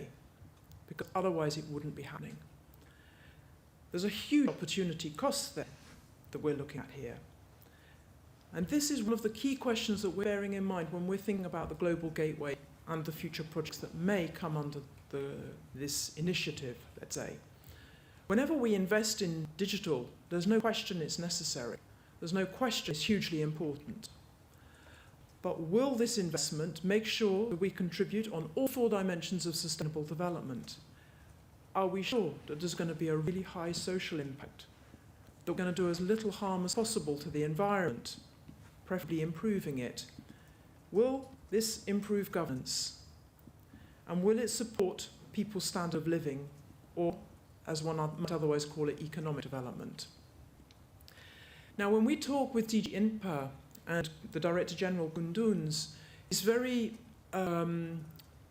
loquacious around the value-based offer that the Global Gateway is. Hard infrastructure, soft infrastructure, but actually there's more on the hard than on the soft. But cables and data centers actually won't take us very far if people don't have the skills to be using them, if there's not regulatory framework for a conducive business environment. So one of the things that we're looking at the moment is how can we ensure that this Global Gateway really is a values-based offer? There are 2 things that spring to my mind that I just want to flag to you this morning. One of them is making sure that countries and regions retain their sovereignty, their digital sovereignty, and that we're not creating dependencies. perhaps by accident, perhaps not. And also that that everyone takes a people-centered approach so that everyone benefits. Let me start with that one, the people-centered approach. It is not just putting people at the heart of what one does. It is not just making sure that we have a context-specific response. I'm very glad to have heard that, of course, the context is extremely important in what everybody is doing. But it is making sure that the most marginalized people are put first. That's what leaving no one behind is. Because we use this phrase very easily, and many presentations have ended making sure we're leaving no one behind, but it's about prioritizing the most marginalized. And we've heard how many there are, how many billions of people are actually extremely marginalized. So this is one of the things that we think DG Impact, and we would hope that all of you would be looking at a lot more. The digital transformation needs not only to be about accessibility, we've heard a lot about it this morning, but it's also about affordability, availability, and inclusivity. And inclusivity perhaps is one of the question marks that we're still left with, even after I've heard a lot of what people have been talking about this morning. Are local organizations, are local communities consulted when these projects are being developed? The second aspect that I would like to talk about is about sovereignty. We work most particularly with Africa, but also in other regions of the world. We don't hear many people talking about Africa's own plans, Africa's own strategies, about PRIDA, about PIDA, about the AFCFTA, all these famous acronyms. These need to be put at the heart of all our strategies when we're going to be working with other countries and with other regions, because otherwise we will be creating dependencies. And that is not what other countries want anymore. They want sovereignty. So we need to be thinking about interoperability by design. We need to be thinking about that regulatory framework. We need to be thinking about joint research. We need to be thinking about supporting Africa's own innovation hubs. And this isn't just about doing business. This is about making sure that the whole ecosystem is there. An integrated ecosystem with the e-services as well. E-governance, EID. I mean, if you don't exist, nothing else really matters after that. So digital wallets, digital payments. We've heard a lot about different initiatives, but actually the challenge for all of us is doing everything, everywhere, all at the same time. And this is a huge challenge. So I'm looking forward to discussing this on this panel. Thank you very much.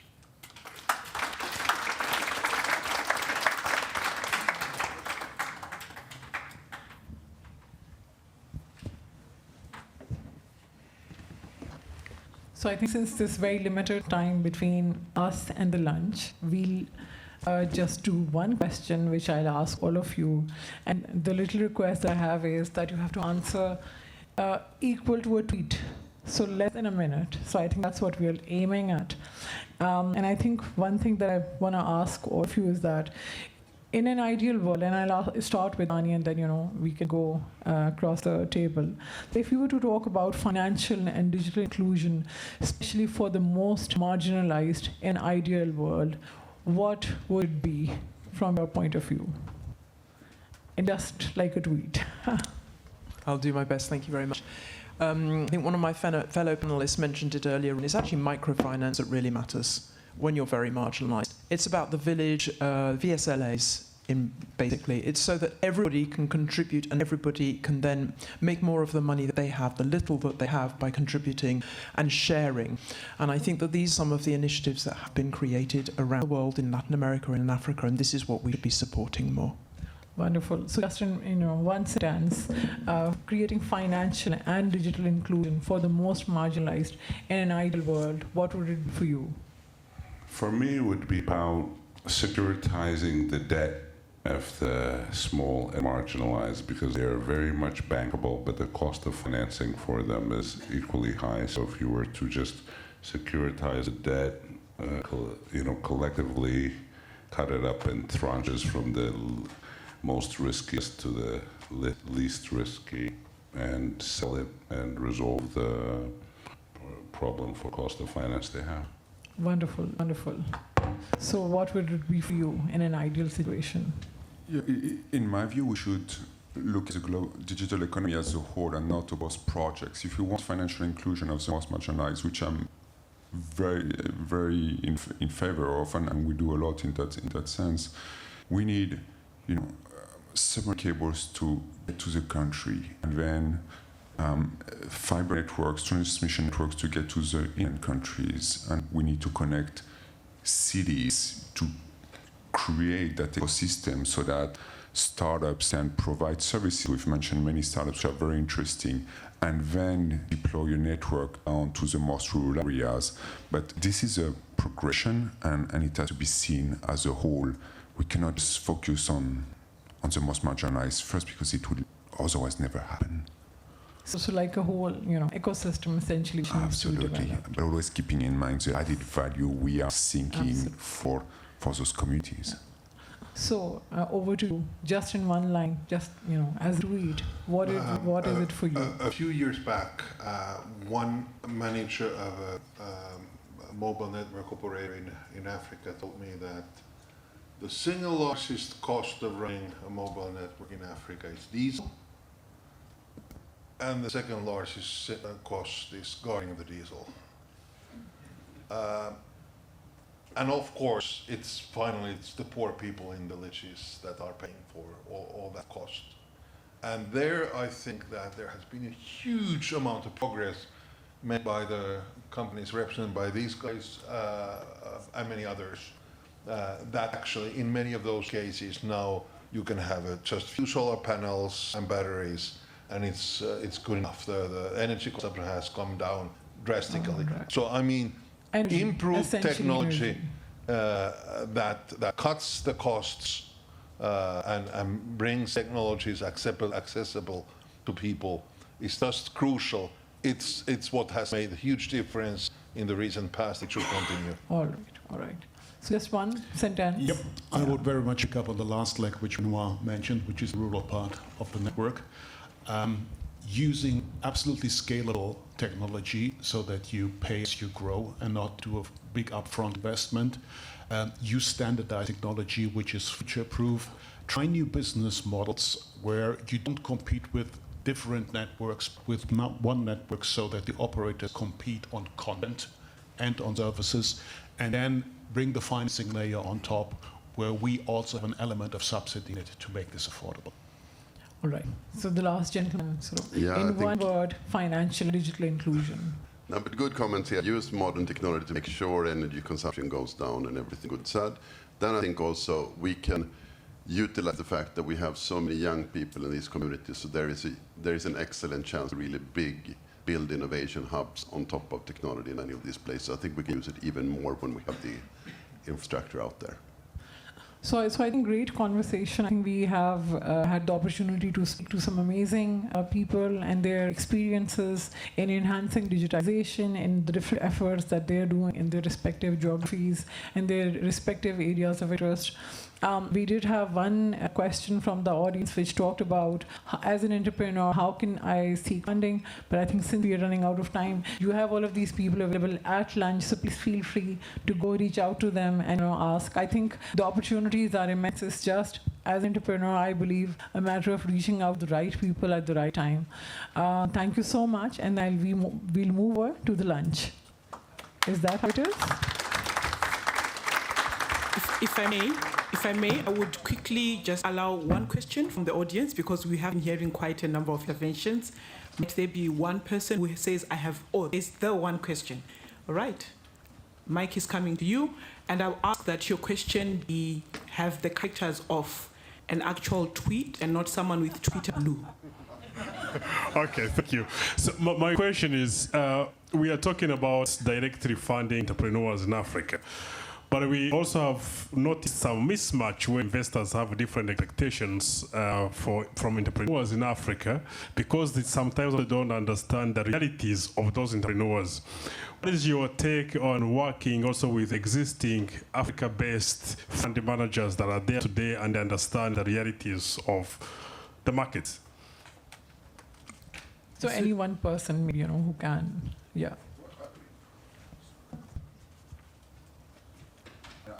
I think realities, evolve, the needs evolve, and this is when we all work together, as PEI and others, towards those solutions. We made the first investment in a tech-dedicated fund, Telecom, back in 2016. It was the first one. Before that, VC was very scarce in Africa, and Khalid has shown the growth that has gone since then. It took us to sit down with the Commission, with other donors to develop a product, help fund managers create those funds.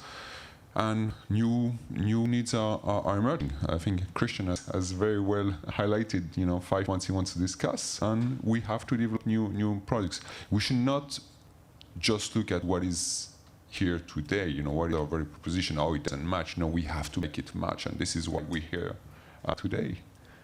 And I'm sure over lunch we'll talk about it. Thank you so very much, everybody, for listening patiently to the panel. And over to you. Right, thank you very much. Some said that there's no such thing as free lunch, but there will be lunch served. We will not charge you anything this afternoon. Thank you so much, everyone, for your attention. Perhaps a round of applause for our panelists before I give you further instructions. Thank you very much. We will break now for lunch, and as per our tradition, I will ask that we be back in this room in just under an hour. So ideally, would have wanted you back at 1:45. I will ask that 1:43 we begin to make our way. Thank you.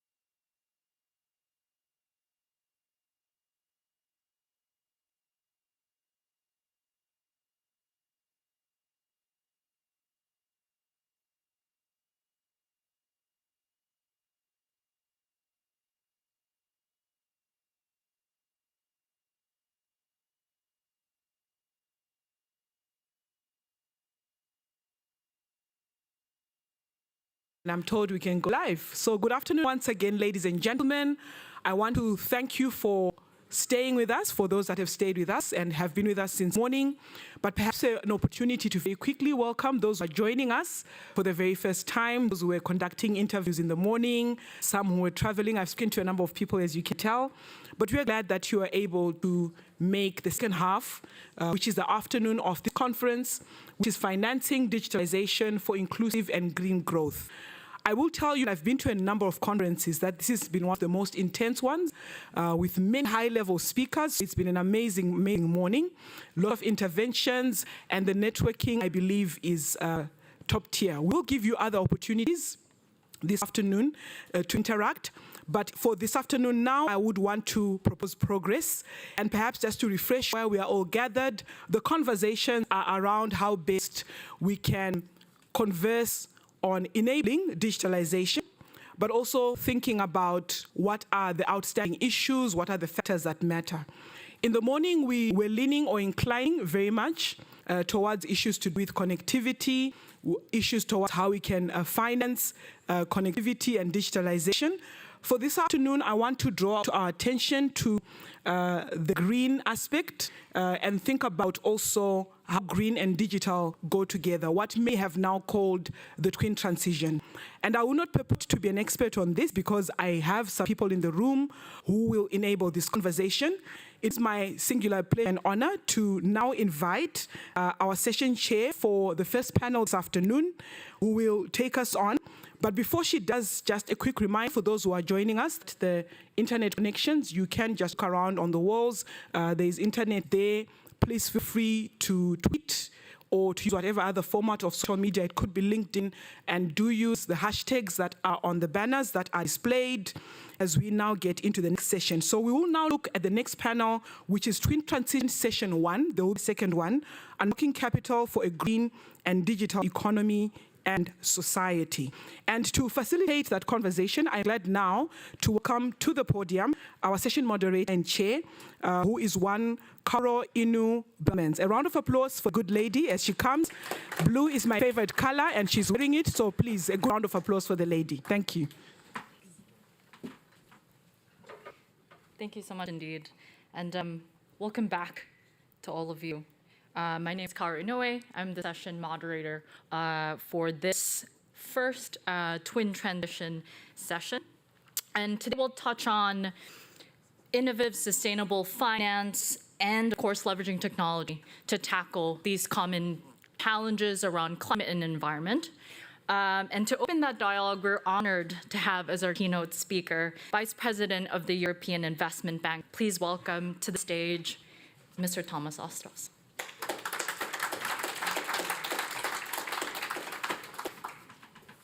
Thank you so much. I'm delighted to be here, and thank you for inviting me to kick off this session to discuss the important topic of digitalization and innovation, and how new technologies can help to tackle climate change and help us in our efforts to become a more green and sustainable world. I'm especially happy to be here when Kari MT, Director General, is here. We are old friends since way back. I must say you've done a marvelous job as head of Sida. And we are looking forward to deepen our cooperation with Sida, because you are a leader in this aspect. We want to learn from you, and we want to do things together with you to have impact on the ground. Let me say just a few words about myself. I'm Vice President of the European Investment Bank. I have the responsibility for our lending regarding energy and health and life science inside and outside EU. But one of the most exciting responsibilities I've had in the recent years has been that, together with my French colleague Ambroise Fayol, Vice President, to strengthen our development impact on our outside EU activities. A year and a half ago, we created EIB Global. So we are not new in development finance. We've been doing that since 1965. But we need to improve as other multilateral development banks. We need to strengthen impact. We need to be innovative when it comes to the tools that we are using, the financial instruments that we are using, and we need to be a better partner. We are now working on strengthening our presence on the ground, building up, for instance, a regional hub in Nairobi, strengthening with local expertise to be more active on the ground and to follow up on our projects in a much stronger way. We are also having, from our board, dedicated capital. We work otherwise under Commission guarantees from the EU budget, that is guaranteeing our lending activities outside EU. But with our own capital, we can also be more impactful in our partnership. And partnership is key for us. Together, the European Commission, European Development Finance partners, our partners all around the world where we implement projects, but also United Nations institutions, WHO, and the others. Let me give you a few examples of what my institution, the European Investment Bank, does and how we work to support digital technologies and finance a green and inclusive future. First, for 65 years now, the EIB has been the financing arm of the European Union, actually the world's largest multilateral development bank. We have the European Union policies, democratic principles and values as our guiding light. And that is the only true European Union bank that we have, and is a very important tool for European ambitions. Today, as mentioned, we continue our mission abroad, outside the European Union as EIB Global. Under our innovation policy goal, we support investment in digitalisation and digital connectivity. Among our priorities are secure and resilient connectivity, critical network infrastructure, and also future-proof digital services. At the same time, we are the European Union Climate Bank, so everything that we do is underpinned by our climate ambitions. 50% of our financing directly climate-related. The whole portfolio must be Paris-aligned. So we have a strong climate focus also on our digital investments. We take a comprehensive strategy in financing the digital sector. We try to cover all sectors of the value chain, from suppliers to customers. The bank may finance directly promoters or intermediate our activity via local commercial banks or equity funds, for instance. For example, when it comes to funds, the bank committed 50 million euros to Africa Invest Fund 4, which targets growth capital investments in small and medium-sized companies. We also try to address the digital divide by supporting very high-capacity network projects with rural components through a number of the different financial instruments, including direct blended lending, project finance structures, and co-financing, for example. So the digital economy is a top priority for us. And if we look at the last 5 years outside the European Union, we have financed 1 billion euros in that area, mobilizing investments of 3.3 billion euros. So we are committed to unlock transformational digital investments.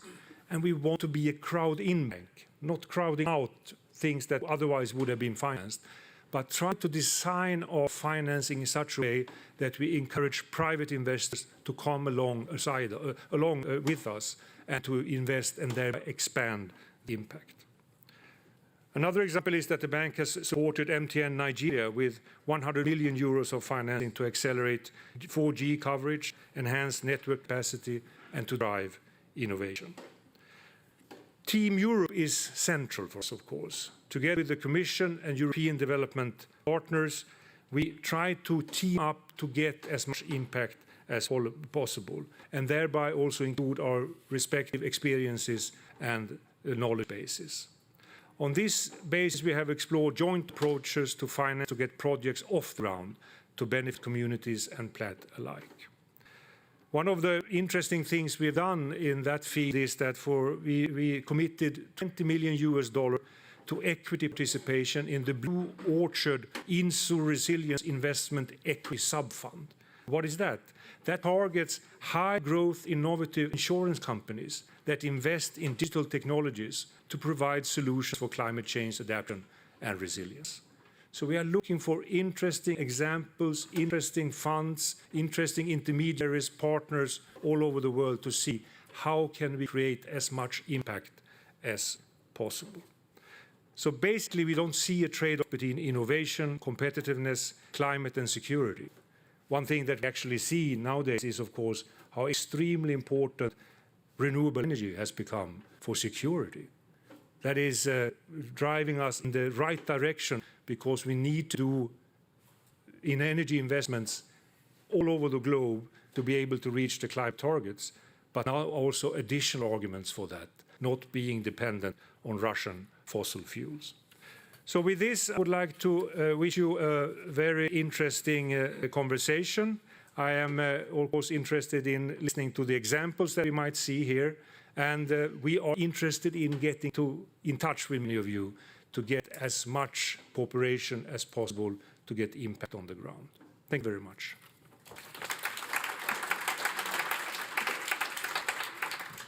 Thank you very much, Mr. Ostros, for outlining EIB's activities and commitment. And we do look forward to having you again on stage for the panel discussion we'll have later. But up next, we'll kick off with the case presentations.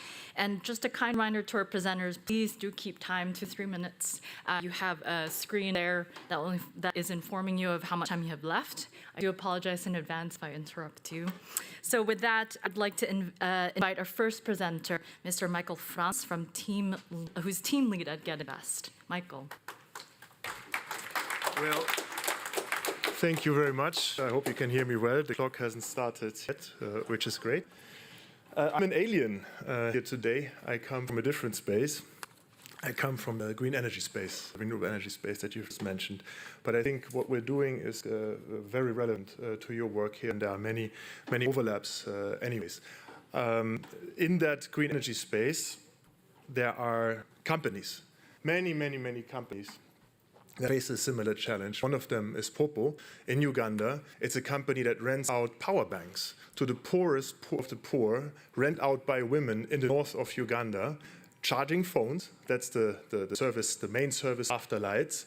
And what we have done is find this company funding, because that is a challenge that many companies face up there. They don't know how to get capital for their work, right kind of capital at the right time. In turn, many bankers, many investors would like to spend more of their money, but they don't fund investable projects. Why is that? Well, there are different skill sets. An entrepreneur is not necessarily somebody who knows how to talk to a financier. It's a different language. It's a different culture, different perspectives. On top of that, there's many companies, many financiers, and it's especially a big problem for small SMEs. And yet, we need to have so much more investment. We need to drastically accelerate.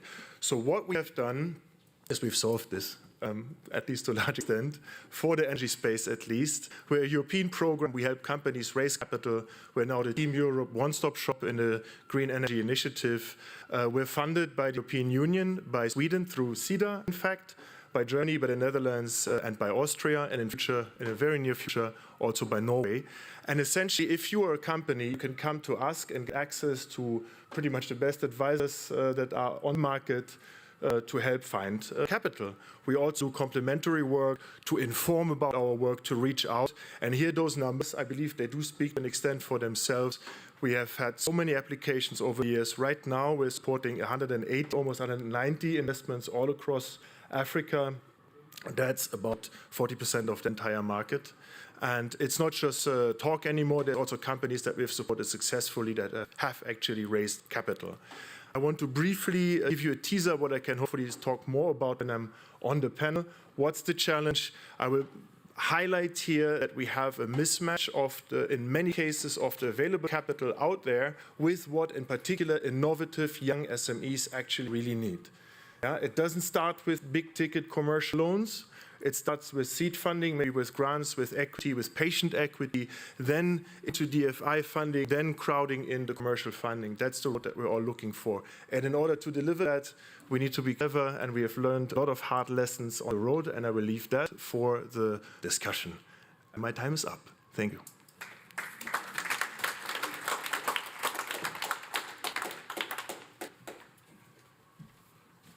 Thank you very much, Michael, for giving us a comprehensive overview and a flavor of what you'll be speaking about next.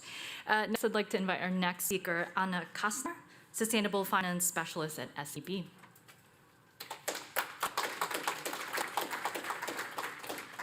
I am very impressed by Michael, because these 3 minutes were so fast. Too fast. I really think too fast, and it actually works very well, because I think what I'm going to speak about is following perfectly to what Michael just said. So I'm working in a team which is called Climate and Sustainable Finance at SEB and Nordic Bank. Our mandate is to activate capital, and well, how do you do that when you want to deploy more capital to green and digitalization projects in developing countries? I discussed with my team, and they were coming up with loads of barriers. We've heard some of them this morning: transparency, perceived risks, scale. The other speakers have mentioned it already. I wanted to use my 3 minutes to make the case for how use of proceeds financing can help reduce those barriers. Besides all the other amazing solutions presented today, looking at Michael again, I want to speak about how use of proceeds financing can activate private capital, even though it might not work for some of the cases that we've seen earlier. So most of you might be familiar with green bonds, one type of use of proceeds financing. We have many here that I know are engaging in this kind of financing. It means, just in general, use of proceeds. Funds from the financing need to be allocated to predefined projects. And in case of a green bond, for example, that could be renewable energy projects. These are kind of the principles that we're normally using when having such a green bond project. The user needs to define what the issuer needs to define what the project money is used for, then to describe the project selection process, all these kind of things. And that increases transparency, and investors know the impact of a specific investment, which in turn decreases the perceived risk and improves trust to make projects more bankable. Another way, of looking at use of proceeds financing is that it educates investors in a certain way, because they know what they're investing in. They're also getting impact reports back of how the money has been invested. So labeled bonds are uniquely positioned to, raise awareness.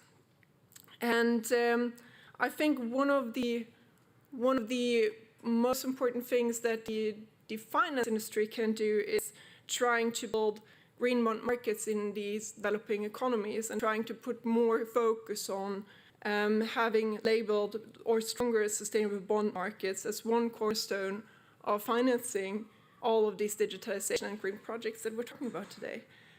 And I see I still have 15 minutes left, even though I took out loads of things, but I'm looking forward to the discussion. Thank you very much.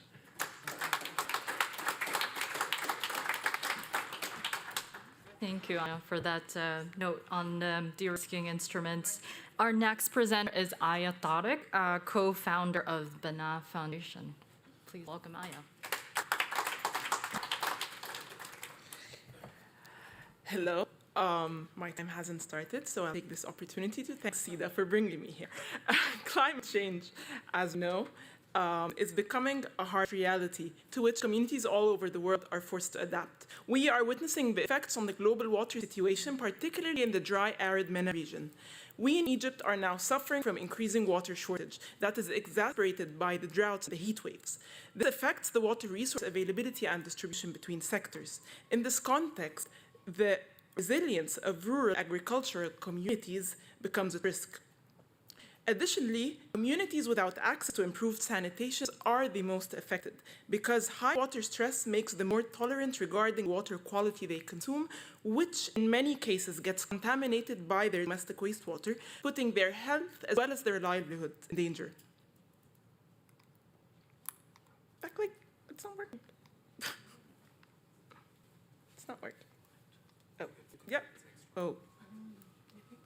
So, with the belief that every water drop counts, the Egyptian government is expanding its wastewater treatment and reuse agenda to provide an alternative to the scarce fresh water while decreasing environmental degradation. But there remains 40 million Egyptians without access to improved sanitation, living in 35,000 small, remote, rural communities called Exbas, who are not feasibly connectable to the government's large-scale treatment facilities. Small-scale decentralized systems can be a great solution for these people, but this large number of units located in remote locations poses an operations and management challenge. In addition, farmers use the same amount of fertilizers on the treated water despite high nutrient content, which increases the risk of soil chemical contamination, which brings us to why we're here. Technology is the solution. The Digital Water Sanitation Solutions project solves this issue by providing smart decentralized wastewater treatment and reuse units using IoT for remote monitoring to ensure the treated wastewater quality and provide access to quality sanitation services with affordable costs. In addition, farmers get notified through a mobile app of the nutrients concentration in treated water to optimize their fertilizer usage, saving them money while protecting the existing water resources from fertilizer overuse. This is, of course, coupled with intensive digital literacy programs. Now, mind you, we are talking about people at the bottom of the wealth pyramid. So naturally, they cannot pay the capital costs on an infrastructure project upfront. But the surprising stats is these people pay 27 times more than those in urban areas connected to the government sanitation service just to get rid of their wastewater, which contaminates their water streams. So from their cost savings, they are able to pay back the cost of the system using a monthly subscription paid through mobile money in a simple utility model within 3 to 5 years. From this mark on, the unit generates steady monthly profits. As a member of the Community Partnership Task Force, the Ministry of Housing and Utilities, Binayat Foundation is partnering with the holding company for water and wastewater to pilot the innovative technical, financial, and social model in order to institutionalize the legal framework, which is still missing, and develop the needed policies to further scale the solution. With our current trajectory, and the support of the GSMA Innovation Fund, Sida, and the FCDO, we expect to serve over 7 ISBAs by the end of 2023, but more importantly, we will have partially de-risked our end-user financing model, but with a total addressable market of 40 million Egyptians, we have a long way to go and lots of partnerships to be made, and I'm over my time, so I have to stop there. Thank you.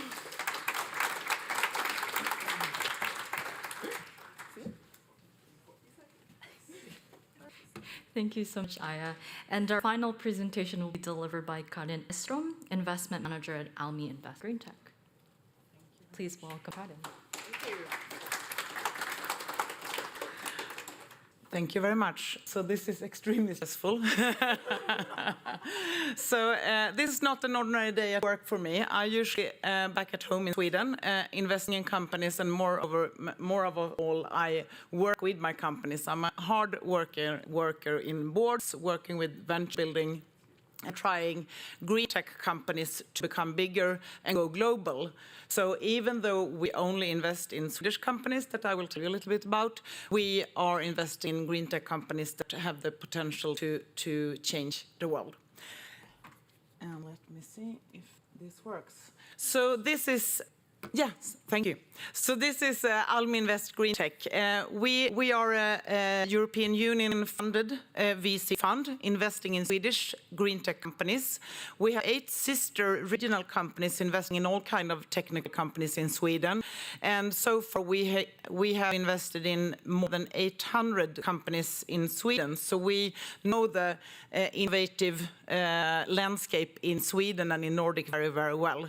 And the Green Tech Fund where I work, we are one of the major players in the Nordics and actually also in Europe when it comes to a number of investments. Our fund that we just end within a few days now, at the end of June, was funded with 65 million euro, and we are now hoping to get our next fund, and we will get that message within a couple of weeks. We have made investments in all kinds of areas and all kinds of companies. I think I have that in the next slide. And also invest in ticket sizes ranging from 9.5 million euro to 7.5 million euros. So that means we invest all from seed and up to A rounds. We try to be funder friendly, but we are absolutely not, we're absolutely always very business-minded, so to say, but we try to bridge the gap between the private capital and the founders. So we try to be the one that you can go to and we can negotiate between the two parties.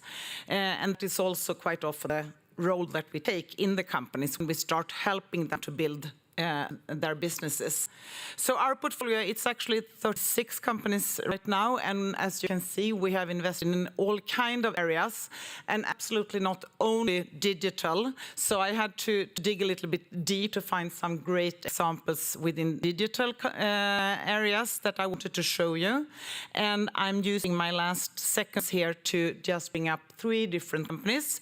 QTAG is a company that brings a digital component, making like a autopilot for ships and big boats, saving 5 to 8% fuel, and that is the same in CO2, of course. So that is a huge saving for the environment and very hands-on. Another example that has a very interesting digital component is Bintel. And Bintel digitizes the waste collection through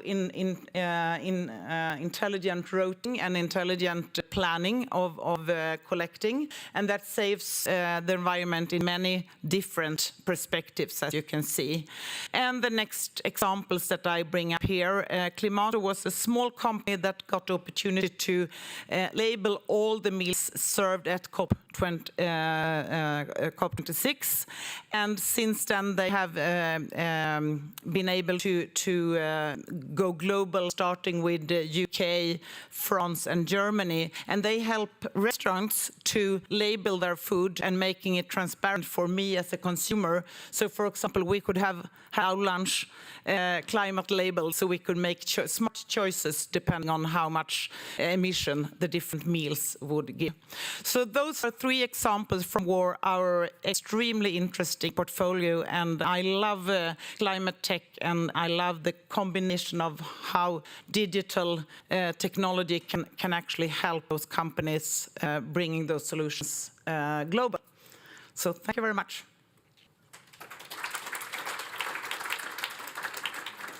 Thank you very much, Karin, and well done to everyone for really making that timing so great for that sprint. So that concludes the very quick round presentation from our esteemed speakers. I'd now like to invite everyone, please, on the stage for now our panel discussion on this topic, which is twin transition for a greener and more digital world. If you please have a seat. Thank you very much. Mr. Ostros as well.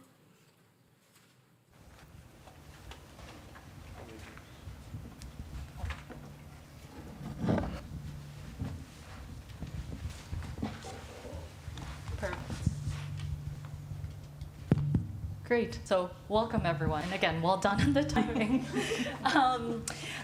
Perhaps I can start with you, Mr. Ostros. You've seen now all these case presentations. What stood out to you? One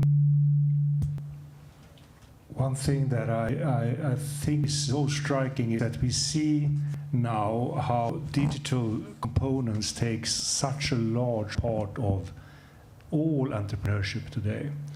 And you can see that very clearly also on the African continent that has been taking leapfrog steps into digital world, where the entrepreneurship in many countries are really expanding. In food supply chains, for instance, seeing that the food waste and delivery to markets is much more efficient from smallhold farmers all the way to a street vendor or for export. Or in healthcare, primary healthcare, where you can see digital solutions bringing healthcare to people that couldn't afford going to primary healthcare, but with digital and remote solutions, you can have staff locally present, but not maybe the doctors and the nurses, but enough educated people and digital contact with the doctors and the nurses that can help to do the first assessments and see to that you get the first treatment. Or access to internet, which is still a true challenge, where we see all innovative solutions in Nairobi or other huge cities where entrepreneurs can use small means, but digital technology to see to that it really reaches also poor households. I think these examples show that this is so broad and this is so dynamic. And it is of need, of course, of financing often, but there's a lot of good ideas. Thank you, Mr. Ostros. And speaking of financing, how do you think the public sector can be an effective champion in scaling up these sustainable investments? Perhaps, Michael, we can start with you. Yeah, I'll briefly like to. This is okay. I would like to completely agree with you. The dynamism also in the energy space. I should have maybe said that of the 180 companies that we're supporting right now, at least 100 are tech-enabled, essentially digital companies. Another one of our clients, just to give you an example, they are renting out solar pumps to smallholder farmers in the bush, yeah, in Tanzania and in Uganda.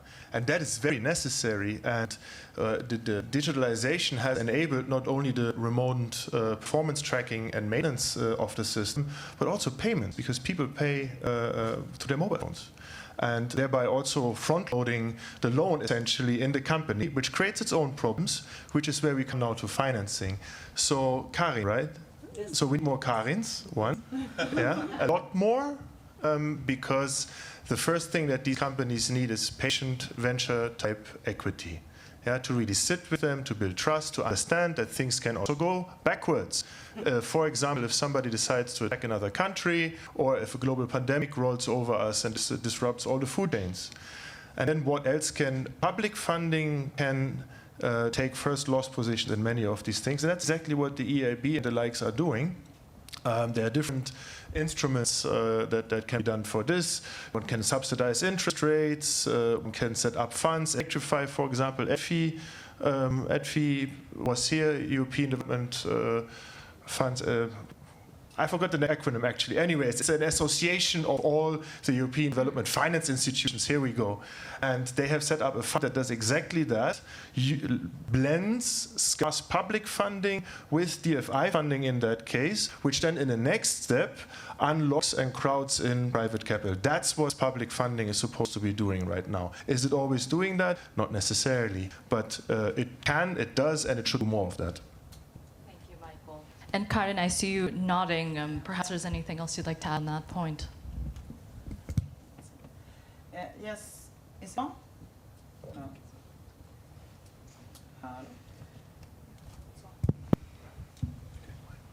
Okay.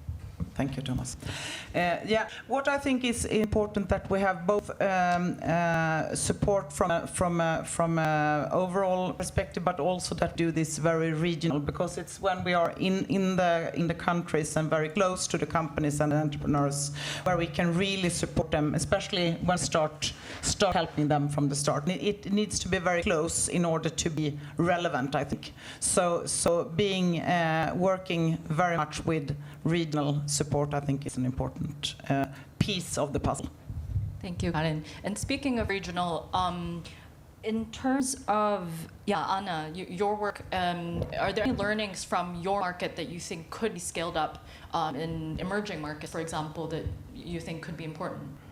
I think so. I think just in general, we have been working with GIZ, or SEB has been working with GIZ between, I think, 2016 and 2019, doing just that, having a strategic partnership where we have been trying to, taking the learning from building the green bond market or helping to build the green bond market together with a lot of different partners and trying to do that in other parts of more developing economies in the G20 states. So we have been doing that in China. We have been having loads of different presentations and, just trying to get the knowledge, get the education out in India, in Brazil.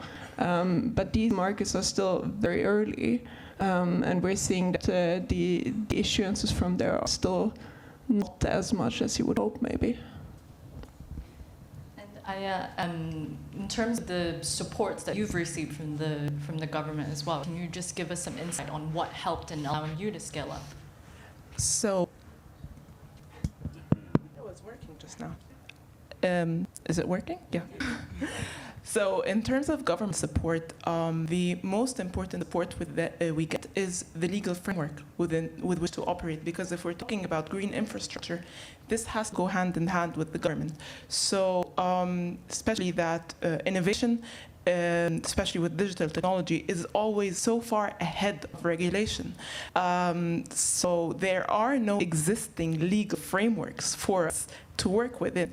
And we have to continuously collaborate with the government to create these frameworks and work within the system until they are in place someday, inshallah. Thank you, Aya. And speaking of regulations, so this is a question for you, Mr. Ostros. How have sustainable finance regulations reshaped the financial sector towards innovation and towards digitalization, do you think? But I think the development on green bonds, where we have cooperated a lot with SB over the years, and SB has tremendous competence in this, and we were the first institution in the world that issued a green bond.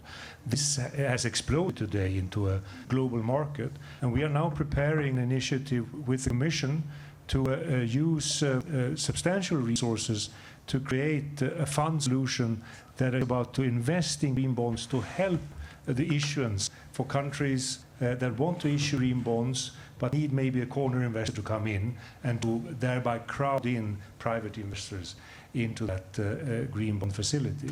I think this is a way of crowding in private capital that is very much needed. A very large share of our bond issuance is under green and sustainable label. And it is today strictly regulated. Today it is, of course, the taxonomy in the European Union that in detail regulates what is climate and green and what is not. But that creates also a very vivid market for this, with high demands on what you invest in, and that should be the case, so we don't have greenwashing, but crowd in private capital in that respect. Mr. Ostros. And Karin, back to you. How have these regulations shaped the financial sector towards innovation and towards digitalization? Same question. Yes, I would say that we work very much together with those different instruments. So for me, what I can say is that our companies get more options and they can use the right finance instrument for the right phase they are in. And that is very important, because if you want to build a company that actually can go global, you need to use the right form of financing for the different phases. Otherwise, your company will be, will not be in a good shape, right? Oh, yeah. Absolutely, yes. Yeah. Thank you. Thank you, Karin. Michael, please. I wanted to briefly go back to your first, because you said one thing. So what can public money do? Public money can support to get the framework right. And many of the investments need a framework in order to be investable. Otherwise, no sane banker will sign a financing agreement. I did forget subsidies. Subsidies are not needed everywhere. We need to be very careful with subsidies. We also don't have enough money to just watering can subsidies around. But in the energy sector, there is no way that we will reach about 250 million people with basic energy services without any subsidies. It's just not going to happen, not in the next 10 years for sure.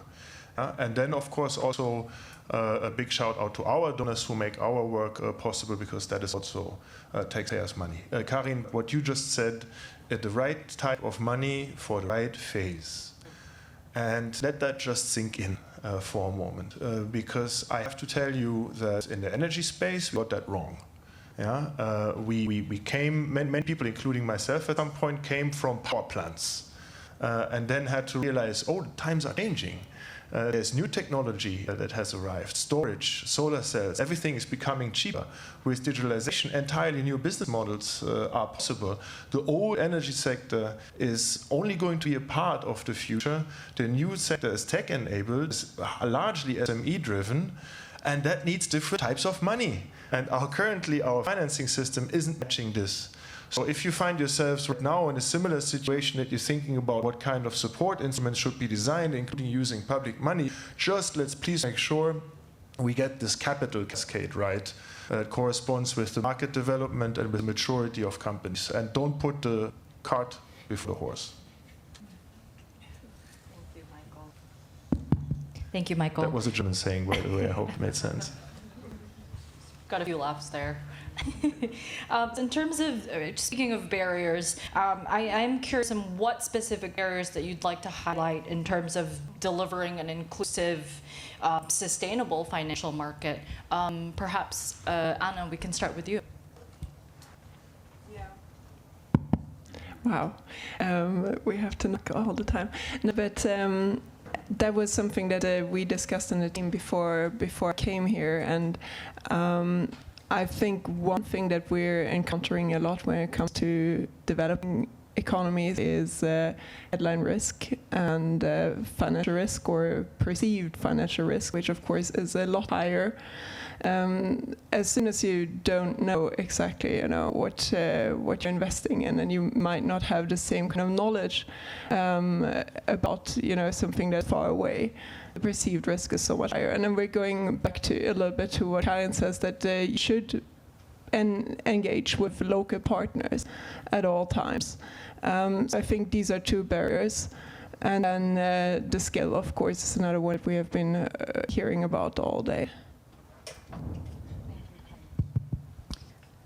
And the barriers that you and Bana Foundation faced on the ground, if you could shed some light on that as well, it would be interesting.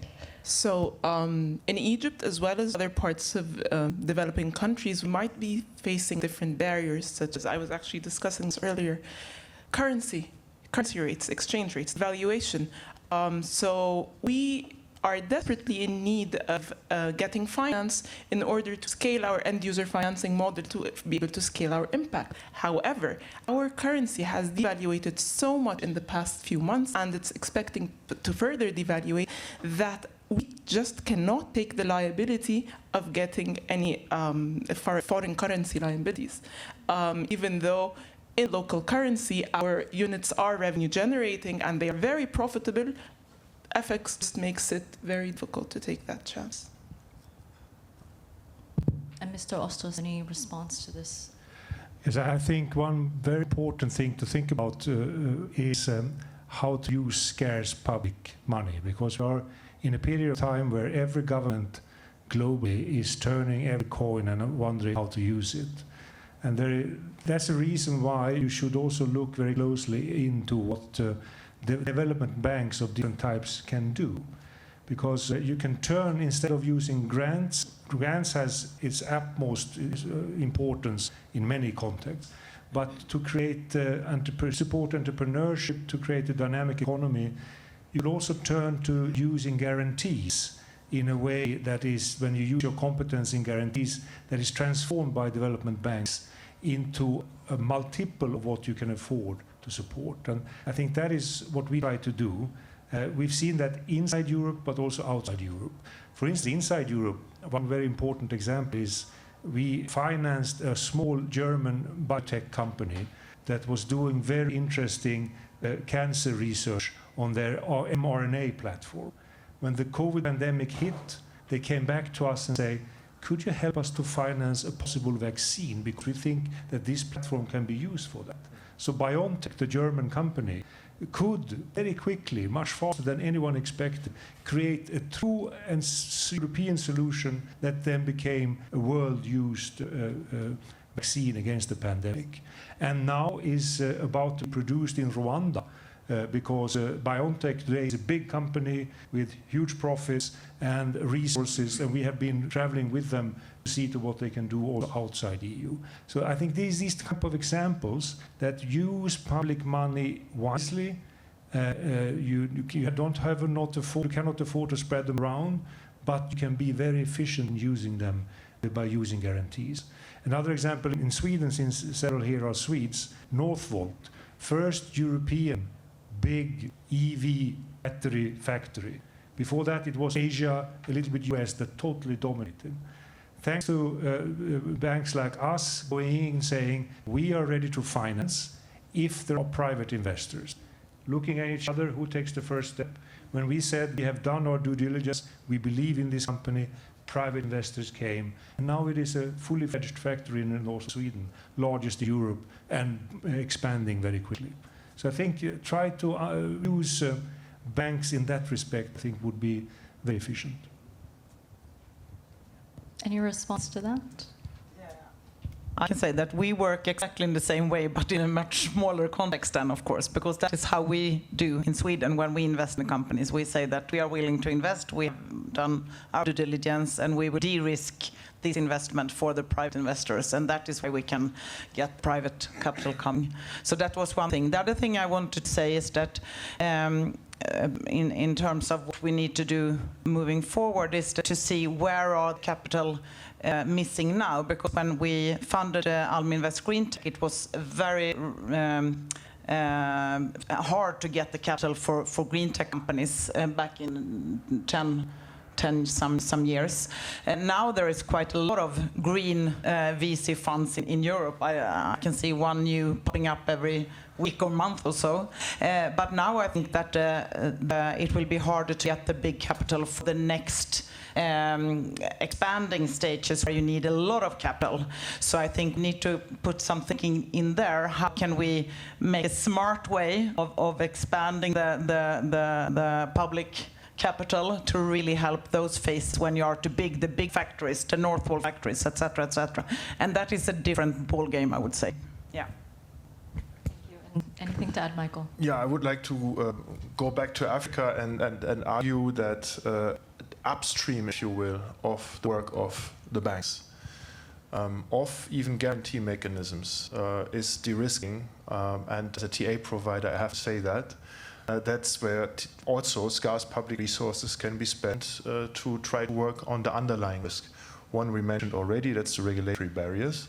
But I want to give 3 examples. The second one is a very nice one, and that local currency funding. It is something that we need so much more of, and is not that easy because the local currency providers, the domestic banks, normally don't go into things that are relatively risky. They will stick with their familiar business models.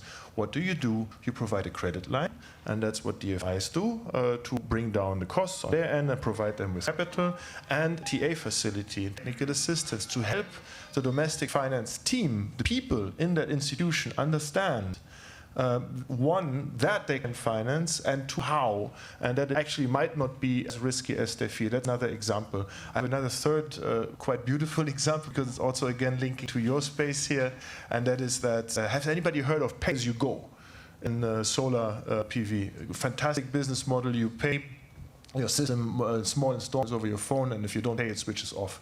So it has a lot of advantages, but unfortunately, a situation of very hot competition, it also has a lot of disadvantages. Yeah, and so it turns out that the credit risk, which is the risk that the customer actually doesn't end up paying, whereas the company has calculated with that customer paying, and that makes it very difficult to pay back any loans. Credit management. What can you do about this? It turns out it's not difficult to actually help a company get on a better track. We have provided support to companies and help them get their payment rate back from less than 70% up to almost 90%. And suddenly they're viable again, and they can take on more equity, and then after that more debt. And this is another example how you can spend scarce public funds.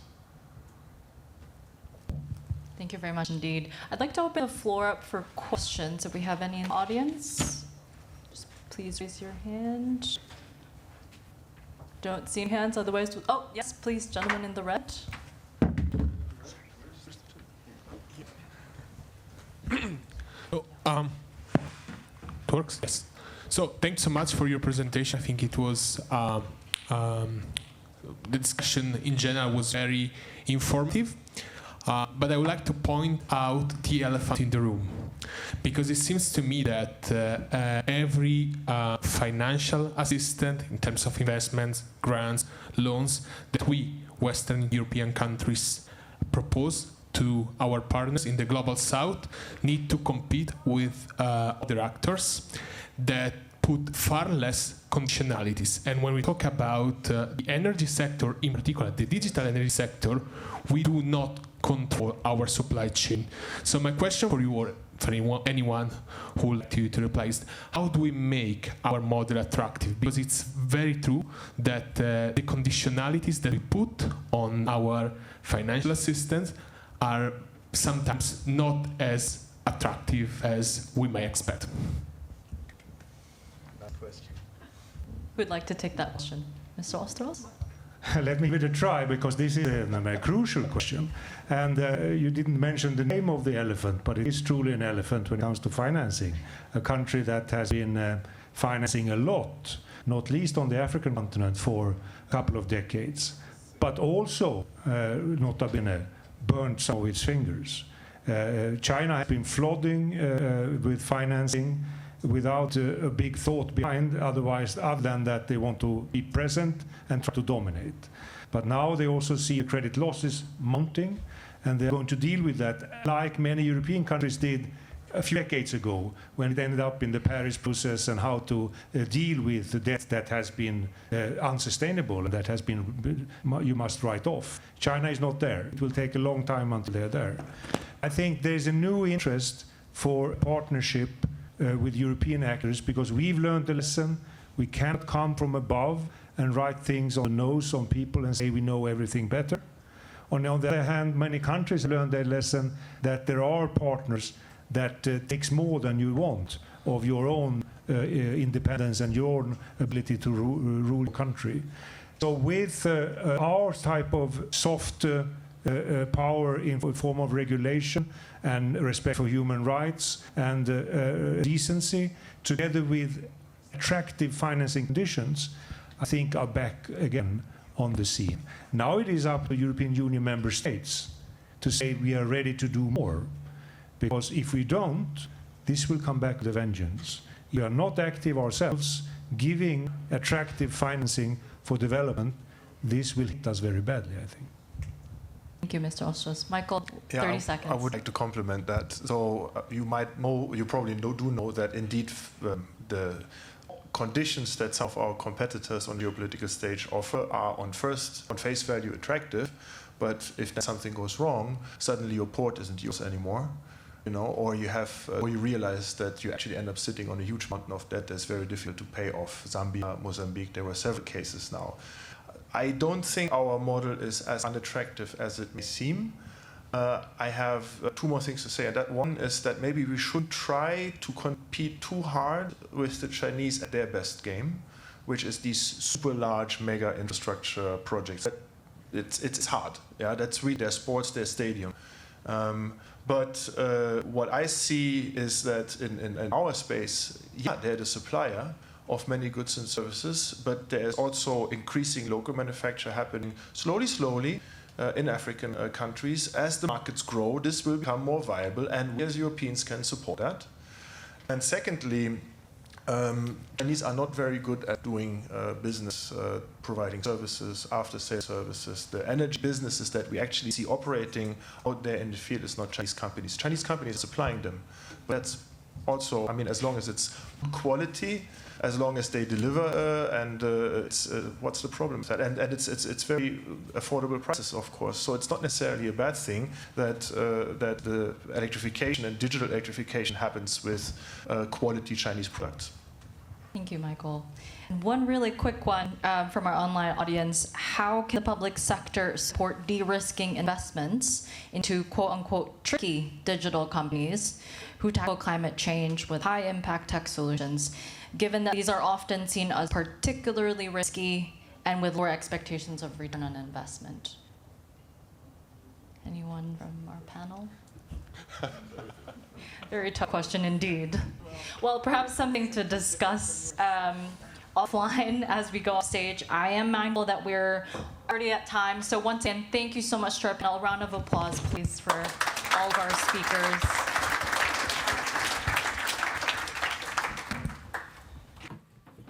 Thank you so much. That was brilliantly done.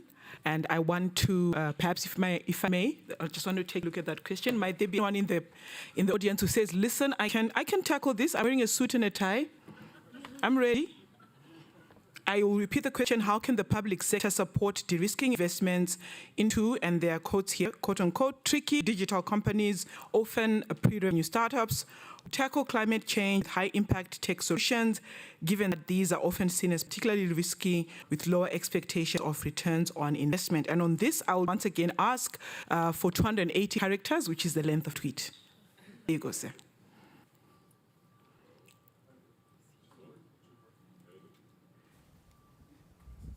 Hello, yeah. There we go. first of all, every transaction is based on trust. The government should have they should have in place the EKYC for the startup. Because it's true, there could be many, also that's one of the challenges of the startup. There's a lot of redundancy. This application here, this. How do you know? Mm-hmm. I am speaking in the context that if you are a government, it means you are responsible to administer that population, and you know exactly, you have a vision, you know where you are, you're heading. I think only with the proper KYC and the proper structuring of exactly what the government wants, you can actually, a lot of these dodgy business will fall down at the end, that's for sure. But if you don't have a KYC in place, for example, how many startups you can identify? Who are they? Who's behind the screen? You don't really know. Who's trying to sell this application to the population for this purpose? You don't really know. I think it has to start with the proper EKYC. Thank you. All right, thank you very much for that. And on that happy note, before I cross over to the next session, I want to invite us to do 3 quick things. We're going to keep it moving because we are doing extremely well, and I don't want us to lose this momentum. The first thing is to invite, because I do take note that some have left, those who can and would so desire to come as close to the front as you can. Even these supposedly reserved seats, you are free to just come through if you don't mind. For those that want to and can, please feel free to already move under the sound of my voice. Thank you very much. Thank you very much to those that might be coming and also going. Having said that, I want to not release you for a break, but I want us to continue. Then we'll go to a coffee break straight after this particular session. But in that, we've been seated for a while, and this really is a graveyard shift. I do want just to invite you to stretch where you are. And I will. One of the things I do in my other life is that I do a lot of online trainings. One of the things we needed to do to keep people engaged during the times of COVID, when we're in lockdowns, was to do a whole lot of things inside, where people seated, on computers. So for those that can and will, don't stretch anything, no hamstrings. You are free to do the first thing, yes, which is to stand if you want to. But if you'd rather do that while you are sitting, you can follow 3 quick exercises I will guide you on. The first one is while you sit, or if you want, while you stand, is just to try and bring your shoulders as close as possible to your ears. All right, and then down 1 second time, as far as you can, all the way up. Don't leave the room, I'm watching you. And come all the way down. And then last time, all the way to your ears and all the way down. You feel better, don't you? Good. I can already tell that Andrea is showing us how.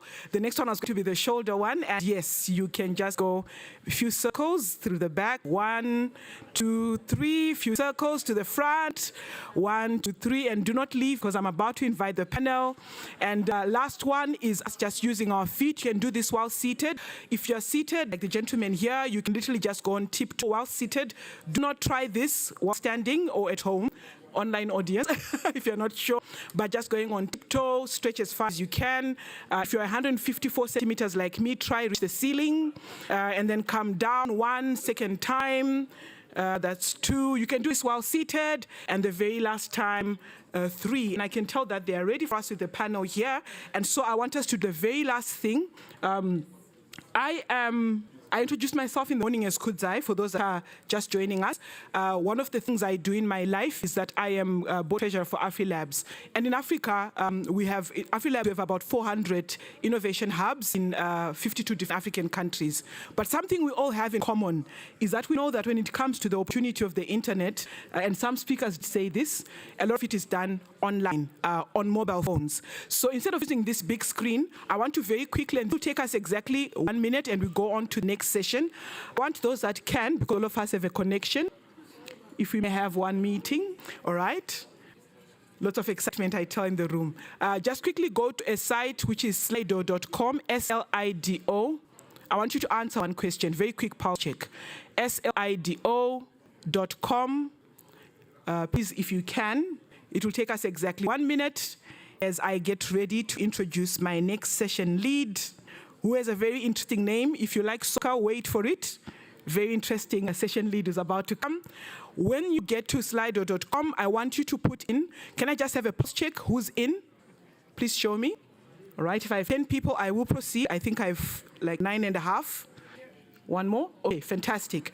Those that are in, if you can go into and put in this number, 7312621.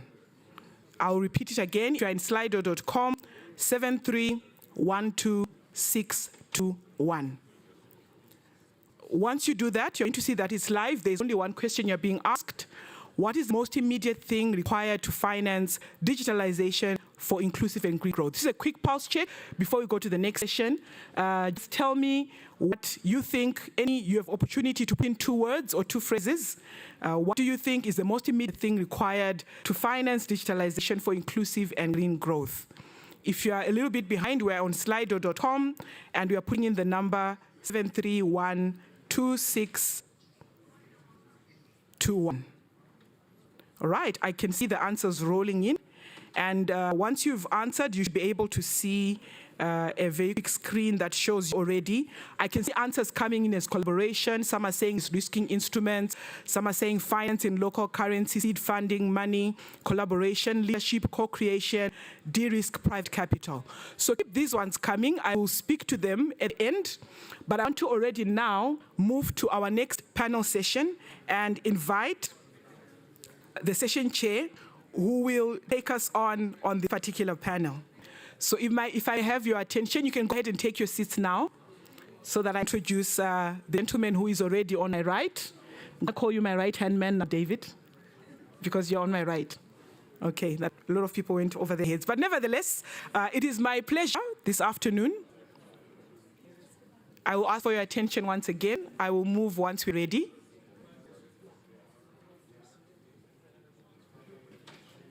All right, now that you are ready for me, it is my pleasure to introduce now to chair the next second last panel session, David van Dijk, team lead, EIB Boost Africa. And I must say, I would have absolutely no idea how to pronounce his name. Were it not that I am a Liverpool supporter and they happen to have a man called Van Dijk. So over to you, David. A round of applause for the man with the beautiful surname. Thank you. Thank you, everyone. Good afternoon.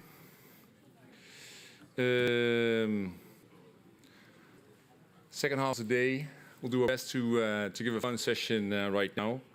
So mobilizing capital to close gaps in digital transformation remains a challenge with both the public and private sectors playing key roles.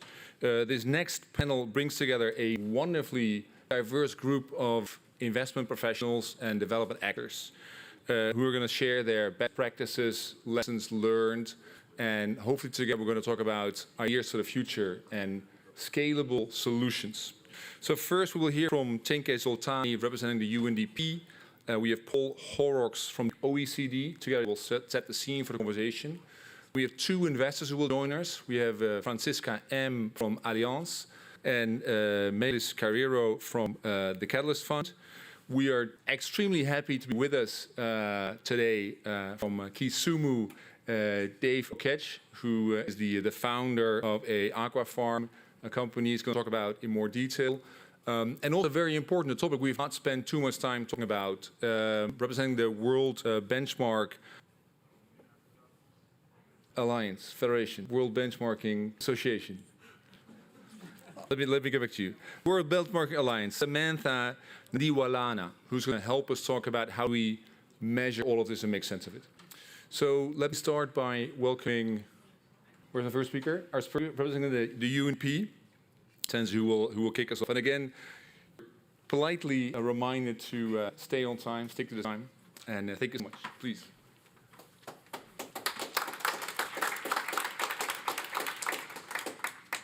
Could we pull up the slides before the time kicks off? Perfect. Thank you very much.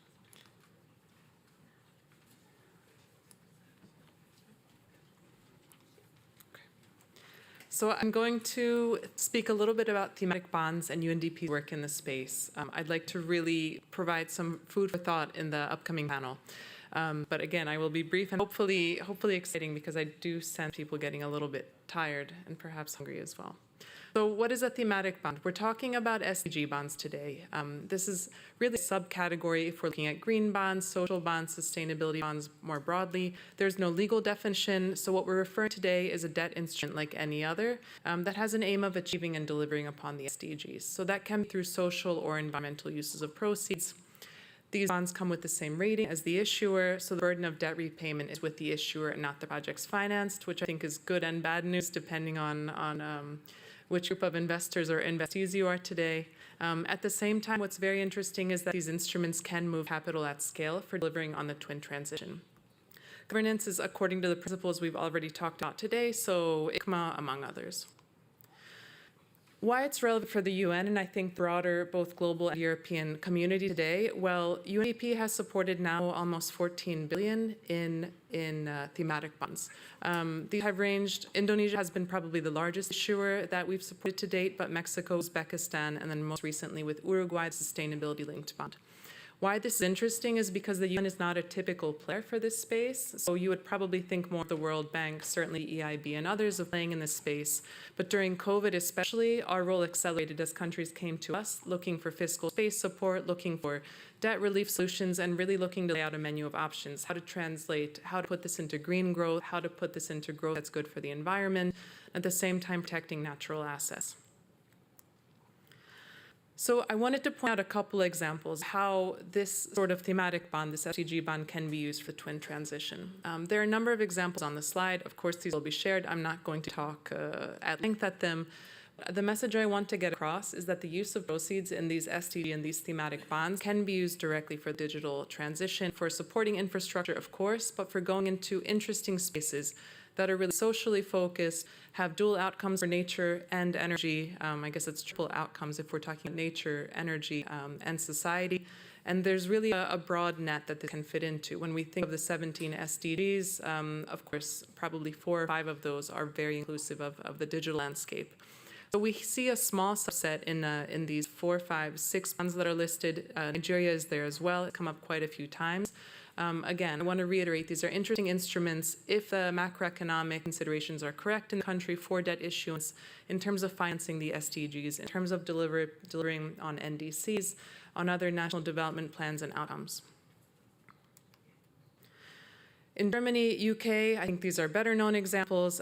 It's really large amounts of capital that have moved both for digital infrastructure and broader outcomes. So, and post-COVID next generation EU bond, I should mention as well in the room, it's moved significant investments in digital infrastructure and skill for the bloc. So indeed, hard infrastructure is one thing, but upskilling, reskilling, preparing the workforce of the future, these are key performance indicators that can fit very well into SDG-aligned and thematic instruments and should be considered.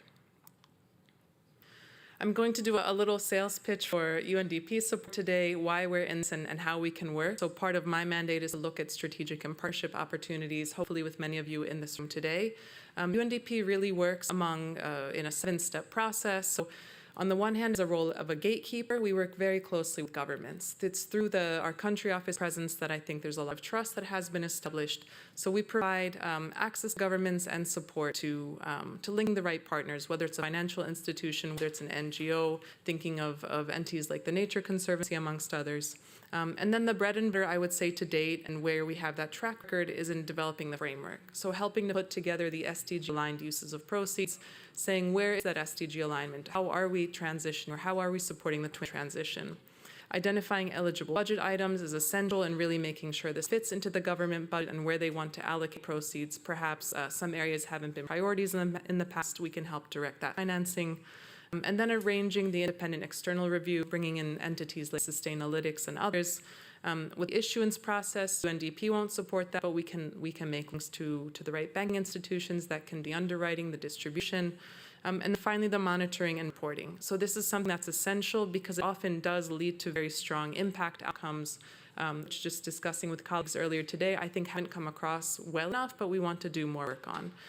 Perhaps that's identifying where the greenium can exist. So this green premium, perhaps there's a social premium that we can look at as well. And then it's repeating. Part of that is advocacy. So being here today and explaining the success that some of these SDG and thematic bonds have had and might make sense in the future. So thanks very much.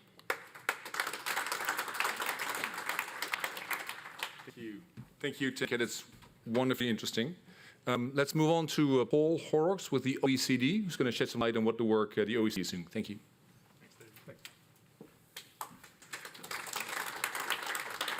Good afternoon, everybody. Just a quick thanks to Sida for inviting me to be here. I can see the timer ticking off. So who am I? I'm Paul Horrocks. I have the pleasure to work on this every day. So I work in the Development Finance Division of the OECD for the DAC, the Donor Assistance Committee, and the Private Finance Sustainable Development Unit. So thanks, Tinka. I think she's given me quite a nice sort of framing to discuss some of the work we want to do. Now, I know it's late in the afternoon, the air conditioning's a bit iffy. I'm going to talk to you about data, but that's what we do at the OECD, unfortunately, so hang with me, folks.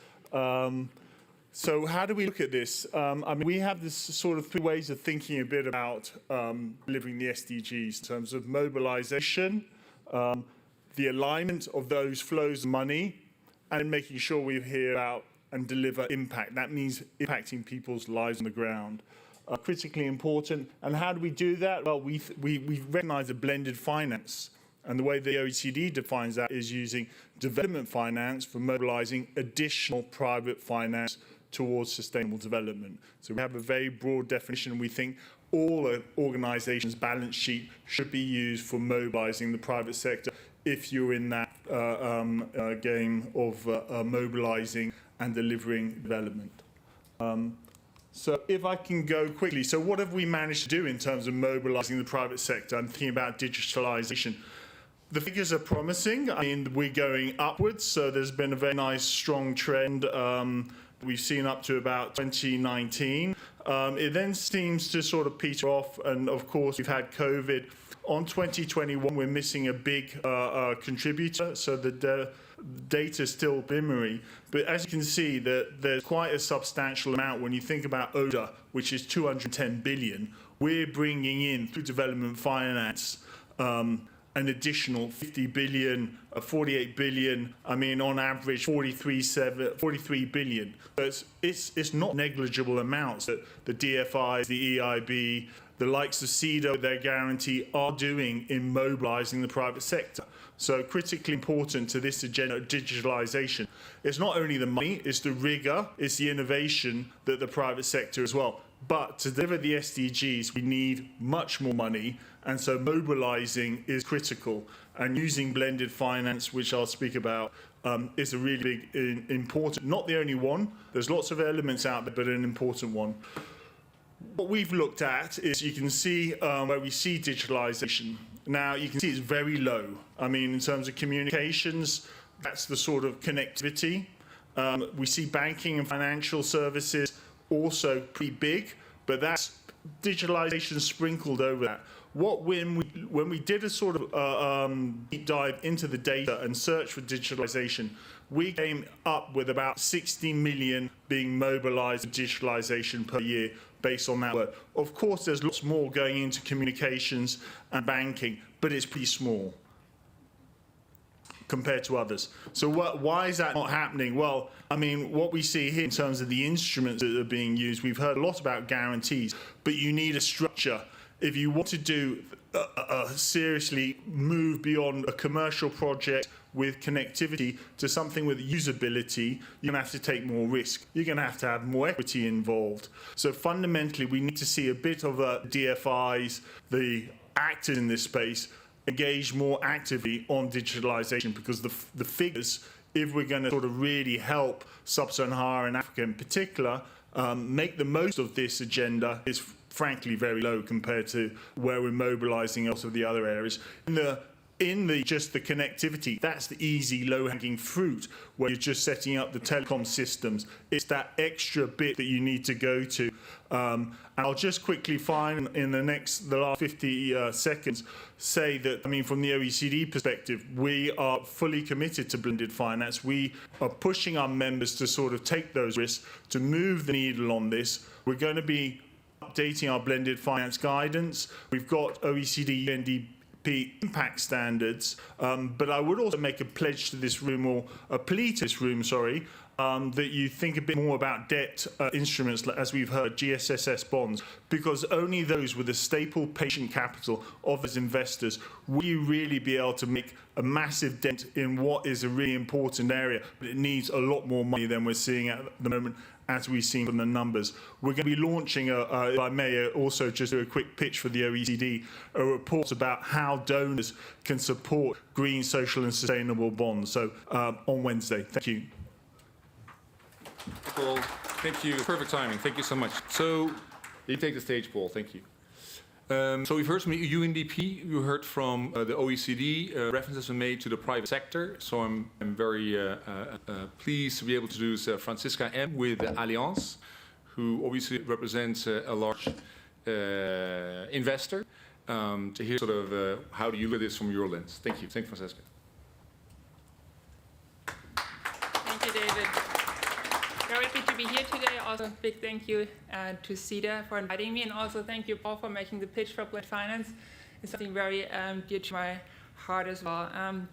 I work for Allianz, the big German insurance companies, and obviously as an insurance company, just based on our business model, we also belong to one of the biggest, largest global institutional investors. The same also like our pension funds or involved funds. There's really a lot of institutional capital, especially since the 1980s, where the assets under management in these kind of capital pools have really increased tremendously. And we all agree that to be able to finance the 2030 agenda, we really need to be able to mobilize this institutional capital. For us, really partnerships is key, and we really want to be involved early on in the discussions as an investor as well. And I think we really have to have this close collaboration between the public side and also the private investors to be able to understand each other's requirements, but also constraints if it comes to investment. And one great initiative I want to mention here is the Global Investors for Sustainable Development Alliance. It's UN convened, so the Secretary General convened this a couple of years ago. It has around 30 private sector actors in it, and we really try to work together with the UN system, also with the development finance community overall, in finding more innovative ways kind of to channel private capital where we need it the most. And I think I want to use my last 1.5 minutes to mention 3 key work streams. We are currently focusing on the most recent one is SDG bonds, and Tenke actually is going to lead the work here, really working with the investors we have in the alliance to understand where currently still some issues are persisting if it comes to SDG bonds, but also working with the countries in the UN system, understanding what their requirements would be to really scale up the issuance of SDG bonds. The second one, initiative within GISD I want to mention is our work with a multilateral development bank community, because I think they're very uniquely positioned with their sourcing channels to provide capital. But we really want to promote more the use of blended finance, also back to what Paul mentioned, and really bringing in the private capital as well. And the third initiative there is actually building on the second one, is we are working on a very concrete vehicle or concept right now in the blended finance space to pull in pipeline from the different multilateral development banks to channel capital to sustainable infrastructure. And we are currently already progressing this one and really are now in the process of setting up the legal vehicle structure there, and really want to showcase that with blended finance, bringing in all the different development institutions, you can actually mobilize large-scale private capital. I now am coming to my end. I want to touch also on some of the issues we are currently seeing regarding scalability, but I'm sure we can touch on this one during the panel, which I'm very much looking forward to. Thank you. Thank you. Thanks, Francesca. So SDG bonds, blended finance, all very exciting things on a Sunday, Monday afternoon. Very happy to be able to call to stage Dave Okech. He is the founder of AquaReg, which does aqua farming in Kisumu, Kenya. And I'm obviously very excited for Dave to travel all the way here for this event. Also, because I want to hear from you, how do you, experience your side of the table? So please join me in welcoming Dave to the stage. Thank you.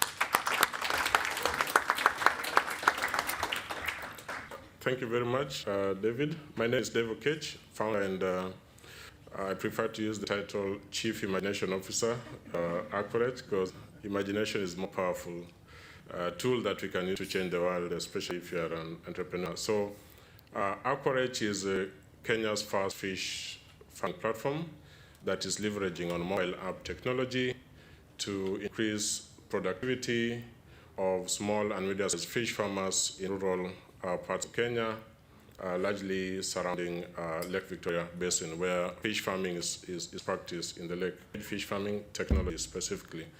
We do this where the mobile application enables farmers to access top quality feed at the comfort of their phone. These kind of quality feeds have better feed conversion ratio, environmentally friendly because of their floatability, which reduces production period of farmers by up to 5 months from 13 months to 8 months, and by doing so, increasing productivity drastically. We focus on providing immediate market access for the farmers' produce through our cold chain facilities that we set up to aggregate the fish. Further to this, we offer up to 90 days credit period for farmers to remain productive and become more climate resilient through access of credit. We focus a lot on technical support to enable farmers to practice what is called climate smart fish farming by providing them with IoT-powered water temperature sensors, which enables them to practice precision feeding. So, Our solution, our innovation was actually built out of my experience as a fish farmer, which was to address some of the challenges that is facing the aquaculture sector in Kenya. Aquaculture sector is the fastest growing agricultural value chain in Africa, and it faces a number of challenges, some of which include farmers have a lack of access to quality feeds, lack of credit financing framework, disorganized market system, and all these factors have been contributing towards difficulty in farmers to remain productive. And coupling with the effects of climate change, farmers have found themselves finding very difficult times in remaining productive. So we came in with a solution, which is mobile app, to bring in together all the value chain actors in the aquaculture sector. To date, we've significantly reduced production period of farmers from 13 months to 8 months, increased their productivity, and we are in the process of doing our seed round, where we are closing in a 1.8 million seed round this month. And we look forward to bringing in blended financing partners that can work with us in order to scale up our credit facility, which will enable us to reach more farmers and enable them to remain productive. So I'm happy to be here, and thank you so much all for the wonderful introduction, and thank you. Thanks, Dave. Great to hear your story, and we'll definitely speak about some more in the panel conversation. So up next is Melis Carraro, and not incidentally, also one of the financial supporters of a company that Dave founded a couple years ago. So very much looking forward to hear your story as well, and also more about the Catalyst Fund in general. Thank you.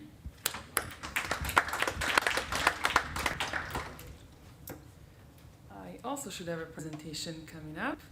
There we go. All right, since I see the energy in the room decreasing a little bit, I'm going to ask you to repeat after me, okay? And shout at me. Capital. Capital. Talent. Talent. Networks. Networks. Collaboration. Collaboration. Great, thank you. Awesome audience, even at 3:10 p.m. So my name is Melis. I'm the managing partner of the Catalyst Fund, and possibly the best thing I've did is investing in Aquarage and companies like Dave. Catalyst Fund is a pre-seed VC fund and accelerator that is investing in tech solutions to build a climate-resilient future in Africa. And what we try to do is exactly solving for those four things. How do we improve access to capital for African founders who clearly have less access than founders everywhere else in the world? How do we improve access to talent when you're very early stage startups and all you need is that CTO, that CMO, but it's just too expensive? to back, like when you really only have like a few thousands of dollars that you've saved to start your business? How do we enable networks, access to networks, because that's so vital and it's something that we always underestimate as a factor of success in a business. And also finally, how do we make sure that all these founders collaborate together and create ecosystems around them that enable those companies to flourish in the long term? So when I started Catalyst Fund, I actually was coming out off of one of the hardest things of my life, being an entrepreneur myself. I did start a fintech business that was helping migrants save back in their home countries in Latin America. And we wanted to expand to also Africa, but didn't make it because we ran out of money. We didn't have like sort of the efficient, runway. And I wanted Catalyst to be the first investor in the businesses and really provide them with capital, but also very hands-on venture building support to help scale those ventures. So since 2016, it's a theme, 7 years ago, we backed 61 pre-seed companies across emerging markets. 70% of the portfolio was in Africa. And today, our latest climate fund is actually only focused in Africa and only focused on climate tech, backing businesses like Dave's. I'm speaking and preaching to the choir here, but as you know, Africa is the most vulnerable continent to climate change impacts and one that contributed the least to global emissions. And so as we were backing businesses across many sectors, we couldn't ignore that if we want to promote growth and economic growth, inclusive growth, we needed to do that by integrating a climate lens across everything we did. And so we decided to build this fund to back tech-enabled solutions that help communities manage risks, climate change, adapt livelihoods, and also build long-term resilience. So across a number of verticals, from insurance to agriculture to access to water, very much like the presentation we heard earlier, but also waste management, sustainable energy access, a number of sectors, because we fundamentally believe every sector will need to adapt to the consequences of climate change, and we have a huge opportunity in digital inclusion and the digital transformation that is happening in the continent to do so in affordable, accessible, and appropriate ways for underserved communities.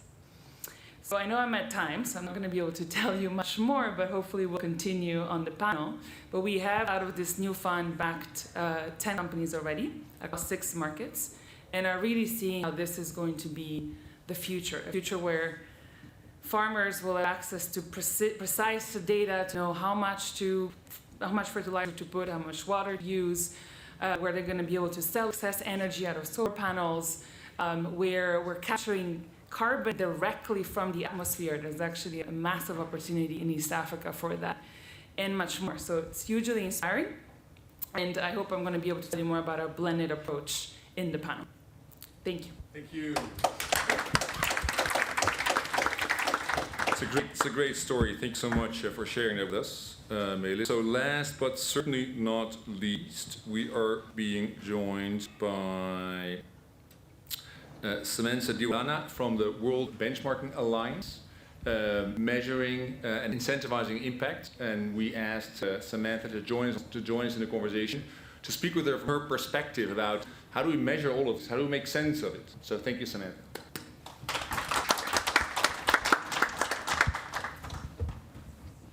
Thank you, Dave. Yes, so I am from the World Benchmarking Alliance, and what we do is we are part of a movement to measure companies' sustainability, to measure how they perform well or maybe not so well against the Sustainable Development Goals. Within this, we benchmark looking at different industries, companies across the world, and I work in the Digital Inclusion Benchmark. So as I said, we benchmark companies around the world. Here you can get a quick look at where the companies are based. Over 53 different countries, 4 trillion in revenue. So we're really talking about some of the most leading tech companies in the world, all the way from semiconductors to telcos, ICT and services. We like to say we look at all companies from Acer to CTE. So, today I wanted to speak a bit about the impact, and I'll do that by taking you through some of the key findings from our latest benchmark on these tech companies. So, one of the ways we measure impact is through that little circle you see there. First, we look at skills, what companies are doing to further digital skills. Once you have the skills, you need to feel safe enough to use technology, so that's use. Access to digital technologies, also very important. Innovating in an ethical way. Social transformation, human rights is at the heart of all the work that we do, and it should be at the heart of companies' work. Brings me to one of the key findings. Social transformation is critical, but we don't see companies doing a lot on this. What is quite telling, though, is that the top 3 performing companies, of which Telefonica is one, they were here earlier today, the top 3 companies are also the top 3 companies in terms of social performance. So that's on human rights, on ethics, and it's no surprise that those two are connected. Next, we see a slight improvement on companies' performance over time. We still have a long way to go. So you can see in this image of the 200 companies that we look at, the vast majority are scoring under 50%. So out of a score of 100, they are below 50%, and that's quite low. We see that global events affect company performance. We had a lot of companies with COVID programs. Those, majority of those, as you can see, are not running anymore. The data gaps, there are some problems when it comes to reporting. This is something that companies can perform better in, but we'll discuss that more now. And stakeholder influence. So this is where investors come in and our work with investors come in, but I will touch a bit more on that during the panel. Thank you. Thank you, Samantha. So we'll go into the panel conversation. We're going to try and make this as interactive as possible. So if you have any questions, please just raise your hand or try to grab my attention. We'll try to bring you into the conversation. Let's have some fun in the next 30 minutes.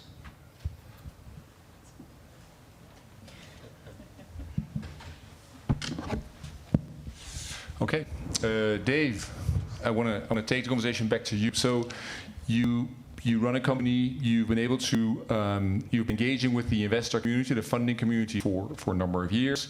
You've been able to obtain some capital, you're looking for some new funding. Can you sort of take us with us on your journey as an entrepreneur trying to raise capital? And then a question behind that for the rest of the audience is, do you know that you're actually meeting the needs of people looking for capital today and in the future? Let's start with Dave. Yeah, thank you very much, David. So I started Courage back in 2019, and out of the savings I got from the previous startup I was running and support from a few quarters, we got the initial capital to set up and run a business. 2 years down the line, as we were supporting farmers and working with farmers and showcasing our platform, we were lucky to, have been in the network of Google Black Founders Fund, which selected us as one of the Black Founders Fund startups that were making changes in Africa. And through that, we got a grant that significantly helped us to improve our startup. 6 months later, Catalyst Fund, we managed to connect, and it is through the use of BFA Catalyst Fund that we managed to actually set up key infrastructure in company, such as fish aggregation facility, that allowed us to complete the entire business model and making us more stable. And not only that, but restructuring, rebranding, and doing a lot within the company. Later, we have also been lucky to significantly get support from GSMA through, and thanks to Sida and FCDO who have funded GSMA, to give us the funds which is grant to enable us to scale up our platform, reaching 2,000 farmers to 5,000 farmers this year, and we are really appreciative of that. So what has come out clearly in the process of fundraising is that commercial banks in Africa still do not understand the startup ecosystem. There's now existing, it took the funding from GSMA, funding from BFA Catalyst Fund for us to start, for banks to start having interest in Aquarech, and that shouldn't be the case. We are still in a case where even smart and innovative companies like Aquarech still really have to go through almost 3 to 5 years before you get any much investment from local banks. Right now, we have managed to attract attention of one of the top investors in the aquaculture sector, Aquaspark. We're leading around, and we do believe the work that we have done from the funds that we received from our partners, GSM and Catalyst Fund, have really contributed towards that. We are now trying to showcase large investment firms that there is something called blended finance that we can actually use to achieve the scale of credit financing that we want to bring to the aquaculture sector. And so, yeah, that's been our experience in fundraising. It is not easy, and we just thank God where we are at the moment. Thank you. So how much time do you spend fundraising? Come again? How much time do you spend fundraising? As the CEO, fundraising is every day. You receive emails of rejections, you receive emails of acceptance, so it's almost from day one when I started Aquarech, I've been fundraising, and I'm still fundraising. Thank you. So back to the rest of the audience. So in terms of all of you do amazing work, all of you are innovative and creative and bring solutions. So how do you know that you're meeting the needs of your partners? I don't know who was gutsy enough to answer that question. Paul. There we go. No. Melis, you got it. I'm happy to go first, just also to say I didn't pay to say all those nice things.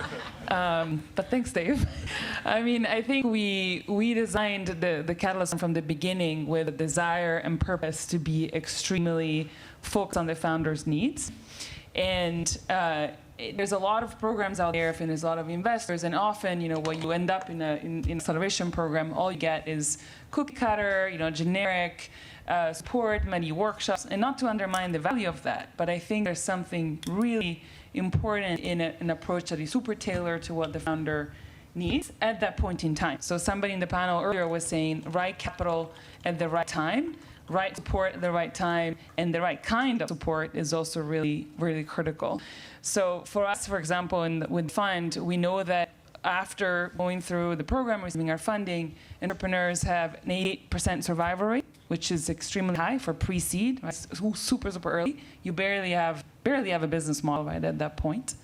And they've been able to raise over $700 million in follow-on funding. So we measure the value both with key metrics, like NPS, did you actually value this? With key unit economics of the businesses. So we track, this is the value delivered, benchmarking the value offered against the market, and then with the actual results. Is the company around? Is the company able to raise? Is the company able to serve customers in the way they intended to? Is there a benchmark? What's good or bad or acceptable? I don't know, Samantha, doesn't he work in terms of companies post-investment? You tell me, is there a benchmark? Yes, I would say there is a benchmark. So when putting our methodologies together, we didn't want to reinvent the wheel. So we went through a consultation process, a global consultation process with investors, with companies, with organizations that are already in the space. And that's how we put together what a benchmark might be for good or bad performance. So for tech companies, that would be how are they doing in terms of access? We've spoken about that a lot, but looking beyond what is, reported or what is said, to look at what is actually done and what the impact of that is on the ground. So I think that would be what the benchmark is, going beyond what is just said to what is actually happening and figuring out how to measure that in a transparent way. Thank you so much. I'm looking at that side. There we go, Paul. Thanks. Yeah, just from an OECD perspective, We've seen on this topic a lot of interest. I mean, at the international level, I mean, it's been referenced in the G20, blended finance in the G7. So there's a recognition of the importance of the private sector. How are we doing? Pretty bad. I mean, even the figures look great, but the gaps, we've just had COVID. We've now got the Ukrainian situation, so there's another 220 million people that have been pushed back into poverty. So there's a lot more work to be done, and digitalisation, I think, somehow gets lost in between the gaps as a theme, even because it's delivering across a lot of SDGs, but there's not enough sort of interest, I think, from development actors. So it's pretty good that this is organised today, but we would need to see more at the international level, more pushing. Mobilization targets are now being talked about at the World Bank. Why don't we have something like that for digitalization? I mean, just throwing some thoughts out there. Thank you. And the reason I'm kind of zooming in on this point is because Dave wants to run a company and needs capital to do so, and Melis wants to run a new fund and needs external capital to do so. So for me, it sounds like scalability also means becoming more efficient in managing those partnerships. That's been mentioned before, partnership, but I think there's a lot of emails being sent back and forth before things move. So I'm trying to see if I can sort of challenge the people here on stage in terms of what does it take to make this easier or so.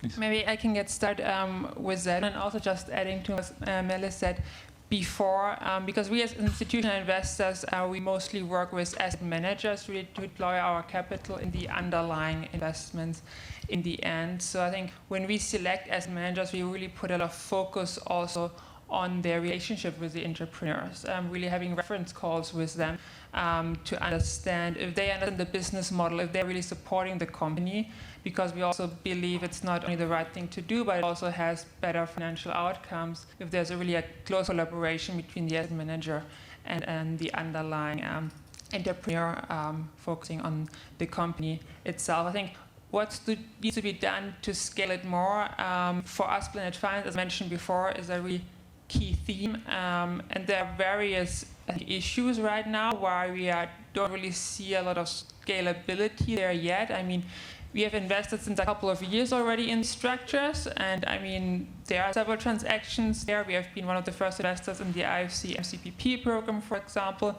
So there are a couple of $100 million there and here, but in the large scale of institutional capital, it's still a very tiny amount.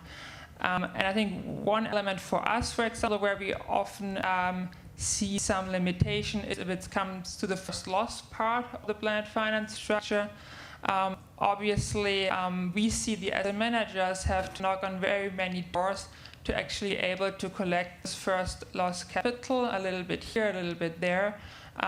So I think really having a close collaboration and interaction between the providers of this capital would be very helpful, making it easier for the asset managers and also faster to raise this capital, because that's so far something we've seen has really hampered deployment and setting up funds so far. And could you just very briefly explain the first law principle for people who might not be familiar with it? Yeah, of course. So in a blended finance structures, you have different tranches of capital. And the reason behind it is that the underlying investments themselves, from a risk-return profile, might not be able to be competitive compared to other alternatives you find, for example, also in the developed markets. And from a fiduciary perspective, as an investor, you need to make sure that there is also a commercial sense in investing. And with this blending of different tranching, you can kind of improve the risk-return profile for the senior holders of the capital, and you do that by the first loss providers, as this name is saying. They are taking the first loss if something is going wrong. So if everything is paid back, everyone gets their money back. But really, in the worst-case scenario, the more senior holders have some risk buffer. And therefore, also from a risk capital treatment perspective, they can kind of lower their return expectation for their tranche, but because also the risk they are bearing in the end is smaller. Thank you. I just wanted to jump in there quickly to touch on something that was said in terms of making it easier for investors. So that's something that we also try to do with our collaborative approach. We have something called a Collective Impact Coalition. It focuses on different topics per industry, and for the tech industry, it's artificial intelligence. And so what we do is we look at the results we've gotten looking at companies' actual impact, their actual commitments to things like ethical AI, and we work with investors so that we can communicate that data with them in a way that makes sense, so that they can then take that data and action it with the companies in a way that makes sense and brings about tangible change in terms of what the companies are actually doing. So it's a big question, it's a big issue, but that's just one example of making it easy. Very good, thank you. Thank you for sharing that. So, given that we're sort of at the tail end of the event today, I want to try and sort of take us to the future a little bit. So, you know, what needs to change? We spoke a little bit about the need for maybe more efficiency in these partnerships, scalability. What needs to happen for this to be, you know, to tax this, to make this much better, much bigger? Tenke, I think you want to join us there. I would probably push back on the credit rating agencies, and I don't think they're in the room today, but in terms of how the many of the developing countries we work with have access to capital markets, it's really limited by their credit ratings. So I think that's probably more of a cocktail kind of conversation, but that's where I would put the emphasis. Otherwise, we have a track record of 14 billion in issuances, but it's not going to the small companies. It's really up to governments to help define these uses of proceeds. Unfortunately, the way that these mechanisms are, it is a risk aversion. So perhaps credit rating agencies and we're talking about credit enhancement and guarantees. So working with Sida and others on this. Very good. Other thoughts about? Well, one question is: are we ambitious enough in what we're trying to achieve? And to what should the future? What should the future? Paul, I mean, sorry, Dave. If you have an advice to the people in the room here in terms of, you know, you have an enormous, you know, invested audience here. What would your advice be to have many of your fellow founders to be invested in? Well, what would you tell these people? I think they need to recognize that there's a special role SMEs and particularly medium-scale startups are playing in bridging the gap between financial institutions and, in this case, for example, farmers who have been rendered what you call unbankable by the financial institution.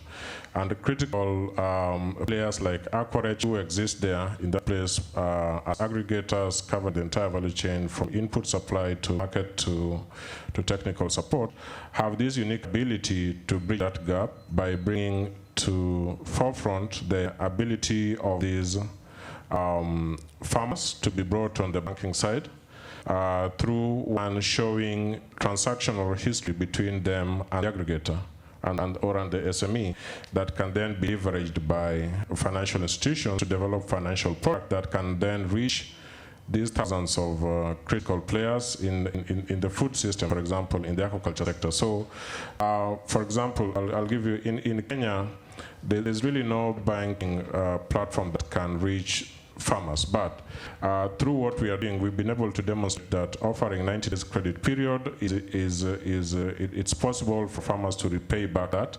And now we are in process of discussions with financial institutions who are now coming into that process.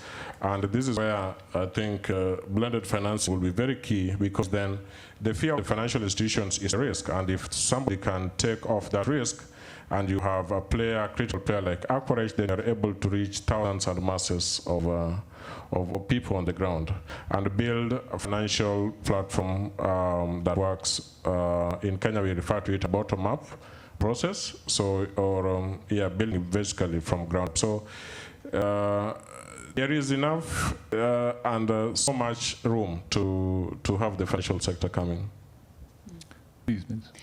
Yeah, I'm just going to jump in here. Striking is a theme that comes up over and over, is just the sense of risk aversion. Like, we always are having this conversation saying we need to be more innovative about financing instruments, financial structures, or even the type of financing that is accessible for entrepreneurs, be it, again, debt, guarantees, credit. But then as a fund manager, when we present innovative structures, the answer is, oh, this is not plain vanilla enough. Next.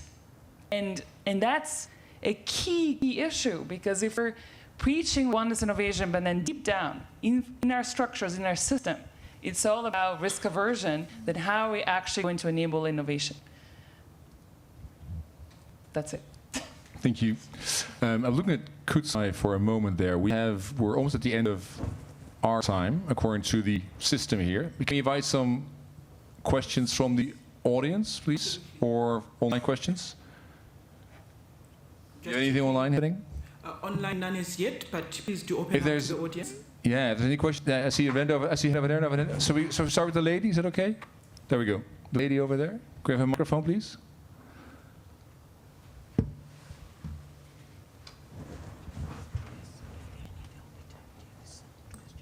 Thank you very much for this very interesting conversation. I'm Edwina, I'm from Orange, which I'm really proud ranks second at the digital inclusion benchmark.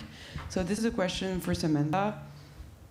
We see that obviously, like on the three highest ranked companies, scores are still pretty low. Like Orange ranks at scored 71%. And I was wondering what could be the role of partnerships in public-private partnerships in improving accountability for companies, but also driving change, because I see that's the most important criteria in your benchmark. And just a little promotion, we're also discussing it with the keynote product afterwards, and during the digital assembly in Stockholm on Friday. Thank you. Thank you for that question. Great question. And I would say public-private partnerships have a very important role to play. So you see a lot of the change being driven by whatever policies have been put in place. But what we find when we look at companies, the leading companies, of which, as you mentioned, Orange is one, these companies go beyond whatever the policy is, and they do that through public-private partnerships. So they work with organizations like the World Benchmarking Alliance. They are listening to investors. They're listening to other NGOs to see what is actually needed. And so I would say the role of public-private partnerships is really key, and it's something that we as an organization work on building or supporting, and I think I would encourage more investors to get involved in this space. It's typically seen as something maybe for governments and NGOs, but I think that investors have a very important role to play, and we see that because of the work that we do with investors. And the data, the benchmarking, is that publicly available? Can anyone visit your website and see the data? Yeah, thank you for bringing that up. Yes, the data is publicly available. It's easy to go onto the website, see the latest results, download reports. We share it with governments, with investors, but just any ordinary person who might go on and want to decide, should I sign up with Orange, should I sign up with Telefonica, should I buy an Apple phone, or should I buy something from Samsung? You can look and see how these companies are actually performing in terms of their sustainability commitments, digital inclusion, and see how they actually perform, what their impact is relative to what they're saying it is. Very interesting, thank you. We have a question from the gentleman in the middle over here.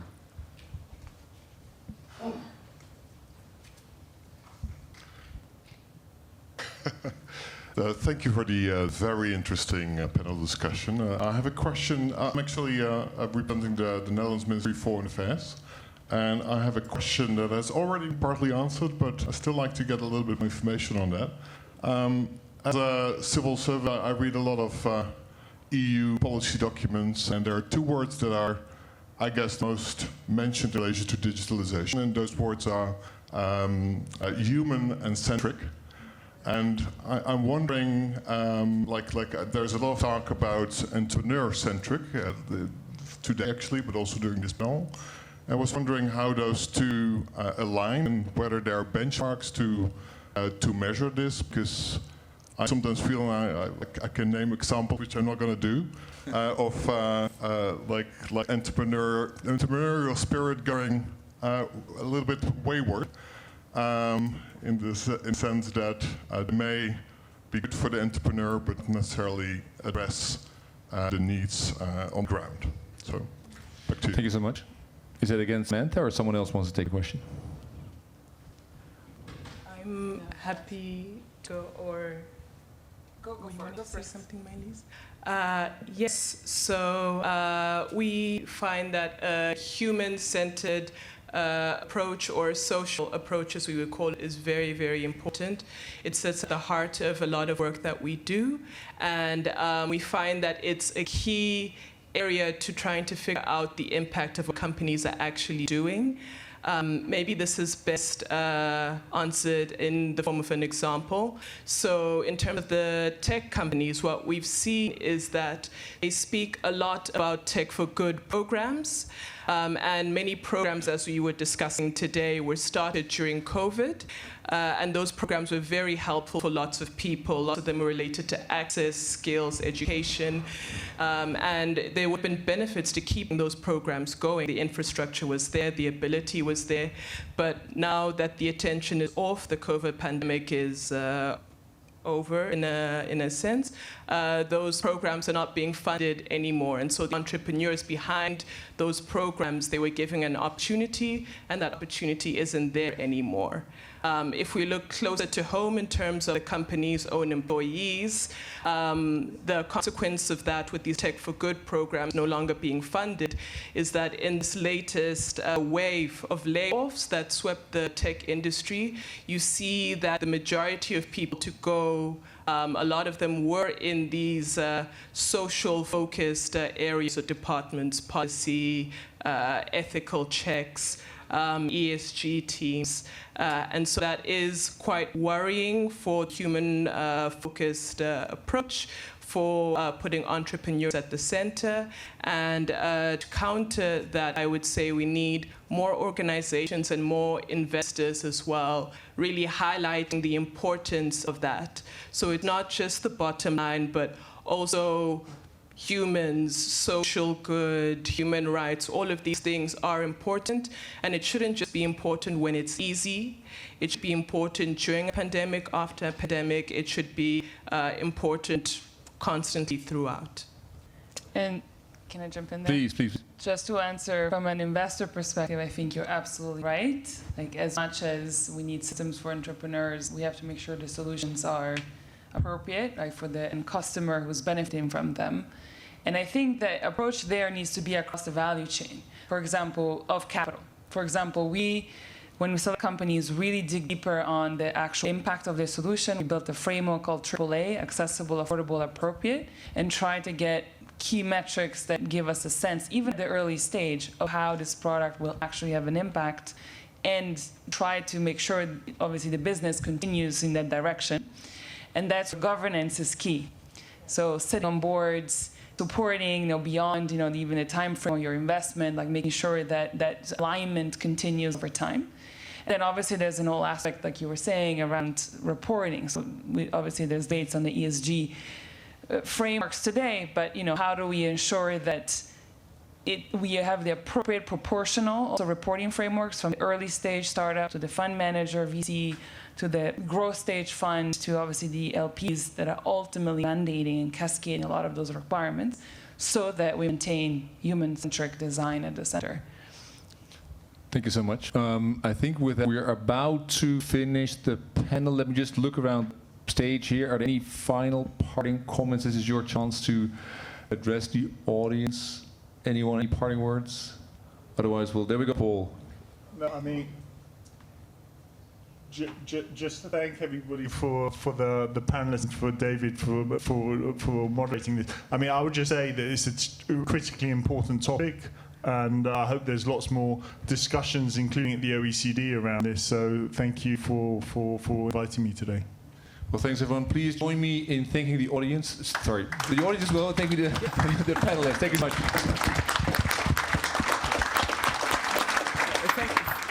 Thank you so much to all of the panelists.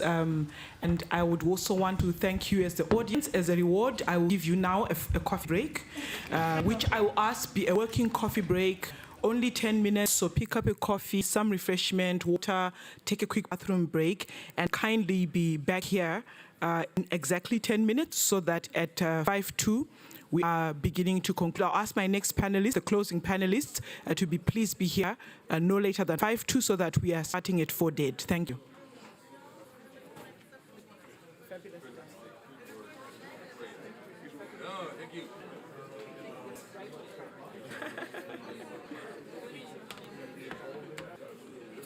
Is this yours? No. Okay. Oh, no. Oh.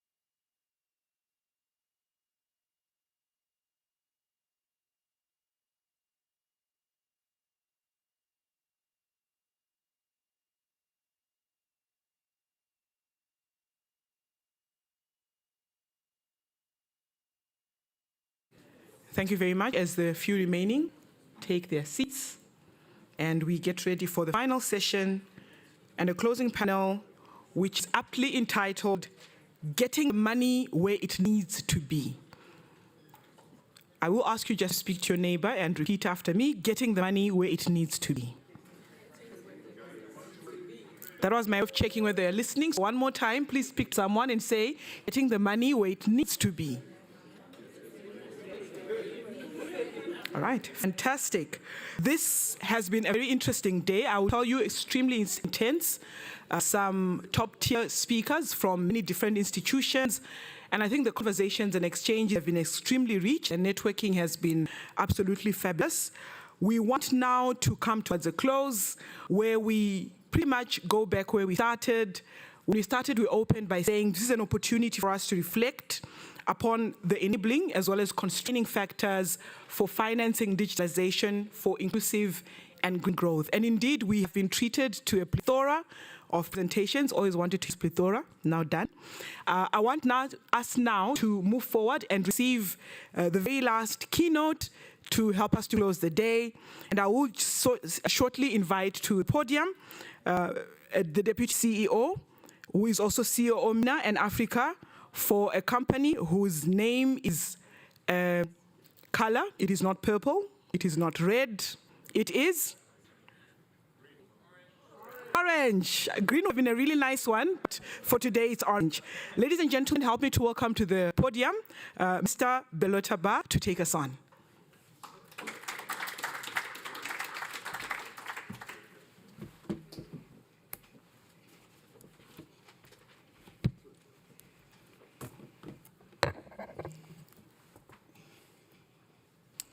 Good afternoon, ladies and gentlemen. I thought that I had 9 minutes, but it's just 8 minutes, so try to make it short. First of all, I want to take the opportunity to thank Sida for inviting me to this panel. I'm Bolet Ba, Deputy CEO of Orange Middle East and Africa, based in our headquarters in Casablanca. Orange is a global provider in Africa and Middle East. The title of this session is very straightforward, which is getting the money where it needs to be. So you will not want me if I keep the same tone during my keynote. We're serving more than 143 million customers in Africa and Middle East, and investing more than €1 billion in the continent to provide connectivity and rural coverage. Inclusion starts, obviously, by infrastructure, but it's not limited to it. With Orange Money, our mobile money solution, we're providing basic financial services to 83 million customers, and with Orange Energy, 163 million households have energy via solar kits. And their kids can learn, watch TV, and then some business are also created. We truly believe that the role of an operator is not only to provide connectivity, which is a starting point, but also to help facing the challenges the continent is facing in education, employment, etc. If you take an example of a young man aged 20, and he lives in country B, he's a farmer, it could be, by the way, Aquarish. Let's call him Mina. He can, with his smartphone, access to the latest weather forecast. A week ago, he was able to choose the best seats on the marketplace and pay them all via mobile money. And a voice interface in Hausa is using natural language that helps him chatting with the platform with the latest generative AI technology. Thanks to that, he had an exceptional yield this year, and he is targeting to have a €6,000 income for this year. A woman aged 35 living in country B, that we will call McKenna, is covered by many network operators, but she doesn't use the internet. So what is the impact of this investment? To provide a site, provide the radio, the energy, very limited impact. BNR is one of the 40% of adults in sub-Saharan Africa, according to ISMA, who have access to mobile network, the most predominant way of accessing the internet. And his income will help him anchor in his village, and he doesn't think of ranking the poor workers of the cities, and even less of taking votes for Europe. On the contrary, McKenna is one of the 4% African adults in Sub-Saharan Africa, according to the latest GSMA report, covered by mobile network but not using it, and her case being aggravated by the fact of being a woman. The gender gap is unfortunately present, and according to this report, women in low and middle income countries are 90% less likely than men to use mobile internet, which translates into around more than 300 million fewer women than men. How to turn financing into meaningful change? For us, the answer comes down to address this users gap. Financing infrastructure is the first step, but then we need to tackle the main reasons that present people who are covered for not using this internet. For reasons, number one, devices. In many of African countries, the entry-level smartphone price exceeds 60% of average monthly income. And that's why with Orange, we're marketing the device, entry-level smartphone called Sansa, with, by the way, the operating system which is KaiOS. The president of KaiOS is here in the room. And thanks to that, we've reached more than 100,000 sales on this smartphone. Subsidizing this kind of entry-level device, financing governments with some fees on this entry-level smartphones can reach more and more adults. Devices go with energy. When we cover a rural area, we also provide solar kits to population. Number two, affordability of data packages. We have set a very ambitious target, which is all the countries having the cost of 1 gigabyte of mobile data less than €1. 15 countries out of 18 in our footprint are already there. Number three, the skills. Our response can be summed up in 3 letters: Orange Digital Centers. It's an ecosystem that allows, in the same place, to support young people, train and supervise the youngs who have innovative ideas and improve their employability in some key areas for the job of tomorrow: AI, cybersecurity, etc. And we also have Orange Digital Venture, who is financing. We have 13 ODC in the regions and targeting 40 for next year. And we have trained more than 700,000 people in this ODC free of charge, and among which 44% of women. And for us, that's the clear way to reduce this gender gap. Financing ODC in the regions, deliver more certificates and support entrepreneurship. This is the clear way for us to address the skill factor. And the fourth reason is local content. Many of these youngs will develop applications like AquaReach. And when they develop it, we can build the tech giants of tomorrow. Usually it comes with relevant local content that are designed and operated locally. How can translation and connectivity be implemented faster and fairer? For us, we need to invest more, obviously, in the rural areas. We have still more than 16% of adults that are not covered. But we also need to accelerate the rollout of some infrastructures like national backbones. And in this point, bureaucracy and maintaining some inefficient monopolies in this infrastructure is clearly a barrier. So commitment and leadership of governments can help in this issue. It's not only a matter of money. And we will do this with partnering between global players and local ones. Collaboration among various stakeholders, including governments, civil society, private sector, have been proven to be very effective.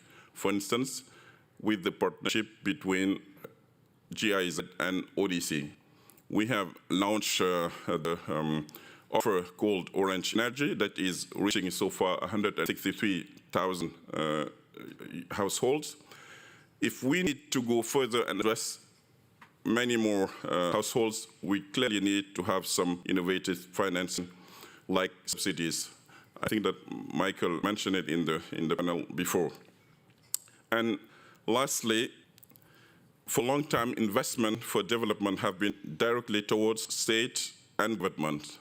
Now it's the time to diversify their usage and reinforce funding towards the private sector and public-private partnership.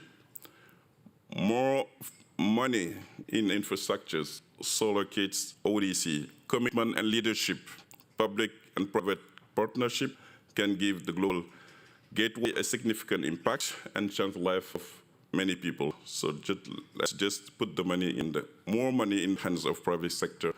Let's do it. Thank you.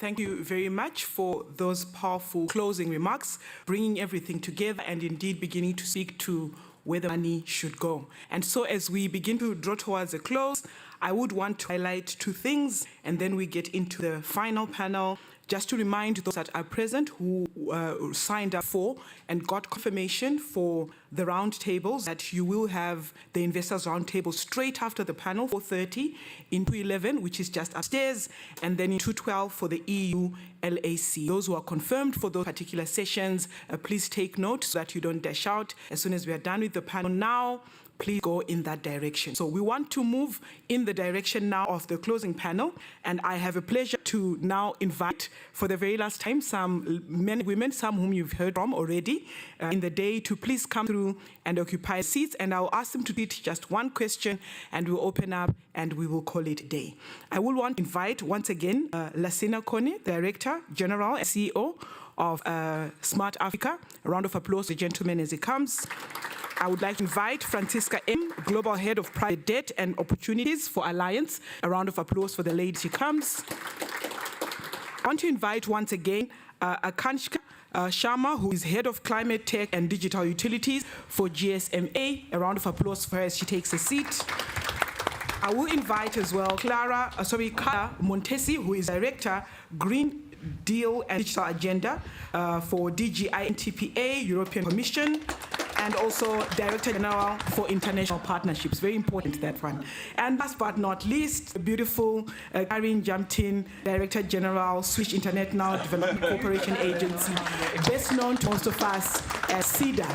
Allow me now to also take my seat as I introduce to you the person who was your moderator, last but not least, to this panel, Kudzai Mbaiwa, who is an economic development specialist and also working in the Digital Transformation Center of Kenya with the GIZ. So I will take my round of applause as I go for the panel.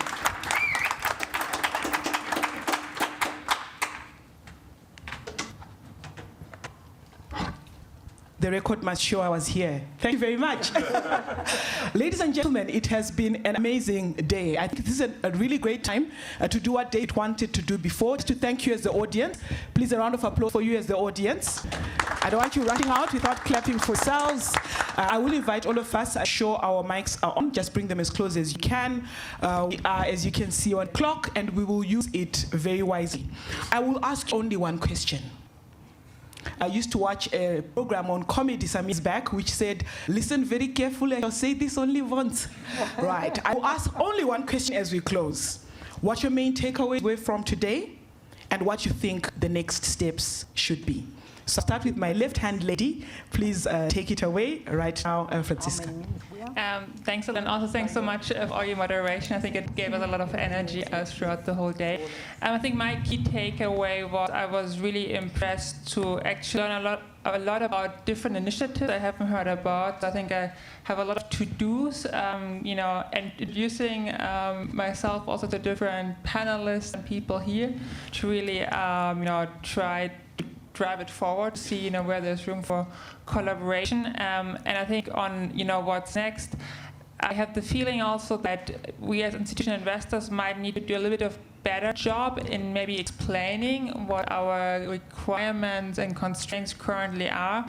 Also really engaging with the public sector, with the regulators, coming up with concrete ideas how certain things might be able to be changed for us to be able to invest more efficiently, faster, more at scale. I think there's still room for improvement also for us in this regard. Many thanks. I will come to you, sir. Same question. What is your key takeaway and what we do going forward? Thank you very much for inviting me. My key takeaway, I think from the morning we hear a lot from the startup, people who are doing good things, from the energy, green transition to agriculture, agribusiness. The common denominator and how do we scale? We are not at a stage and what are we doing? We are at this stage, how do we do it, but how do we do it efficiently? And the technology can help. How do we do it efficiently? It comes back to financing. I think even in a financing scheme, in a financing model for digital economy, we must innovate. We cannot apply the same principle we do on the bricks and mortar principle, building bridge, building school, bringing a hospital, and so on and so forth. Because the number one enemy, not number one enemy actually, the digital transformation is about disruption. You can't apply a conventional financing on a disrupting environment. The time you're doing your market study, feasibility, is gone. These young generation, future generation, they will take over. So we need to be thinking differently. So my key takeaway from here, we must innovate in the way we're thinking. We must innovate in the way we finance it. Thank you. Thank you very much. Akansha, you're up next. Thoughts? Okay. Firstly, you have given me how many minutes do I have? I have too many the thoughts. brief has always been 2 minutes or less. No, you've lost that. You've lost that now. So I think as a young leader, amongst so many of us here who have seen the rise of technology, seen the first mobile phone, I think I find myself really privileged to be in this session. The one thing that I've learned is being decisive, and that is the most. I mean, some of the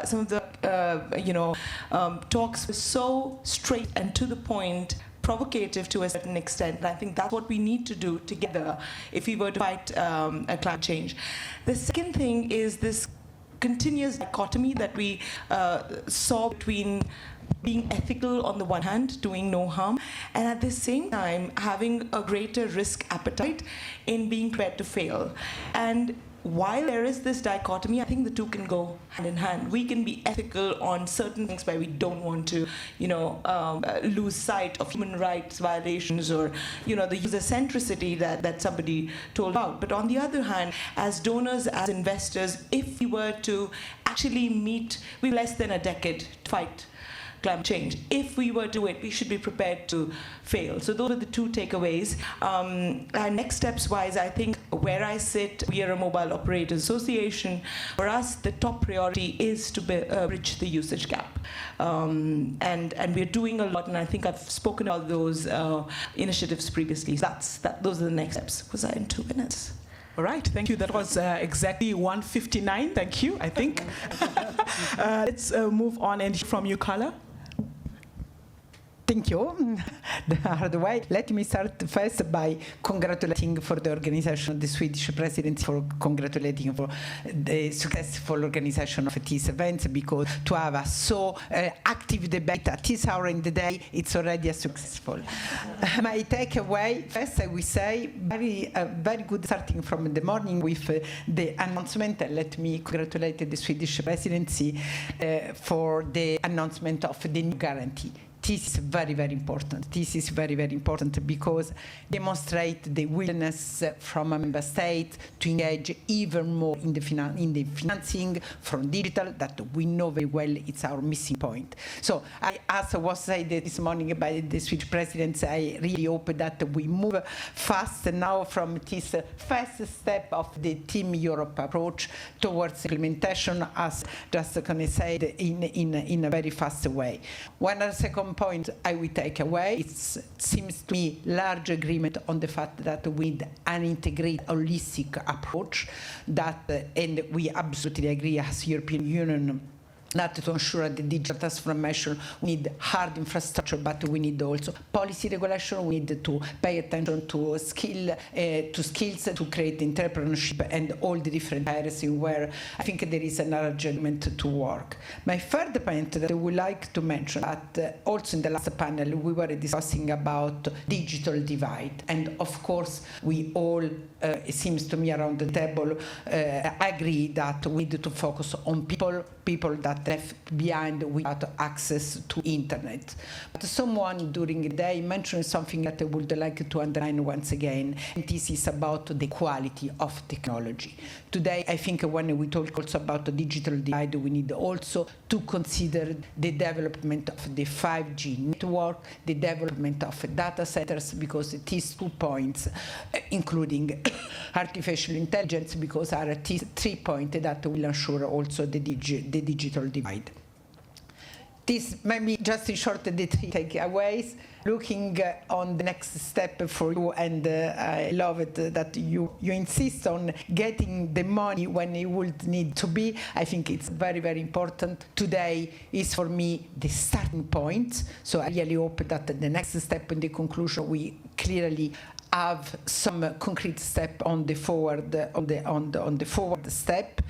It's clear that we need some innovative financial models and the public-private partnership that we don't have. And I would like really to underline in the conclusion some points that were mentioned during the day from the private sector. That for me, it's very, very important that we keep in mind when we look to the next step. We really need to focus on the transformative project. Fantastic. Key point, the importance of the guarantees also for the high-risk country, where today we are not able to reach, and where the problem of access is even more important, to leverage ODA and the credit export, and to have clearly a new instrument where the private sector can come. So I think that this call has to be kept in mind when we look to the next forward step. All right, and as thank you very much, we Carla. are very much engaged on the next step. Thank you, Carla. That's all we have time for so far. But I want to now bring us to a close and hear from the last voice. And this is important because she's representing one of the host institutions. So yet again, appreciation to the Swedish Presidency of the Council of the European Union, appreciation to the D4D Hub, and then now represented by the lovely Karine, appreciation to Sida. So you are the last voice we will hear in this conference. Thank you, moderator. What do you have to say to us? I hope that your voice will be our last voice we hear, but I would like to some main takeaways. My first takeaway is that I would like to thank all of the moderators. Actually, you've done an excellent work, you yourself, but also the other moderators.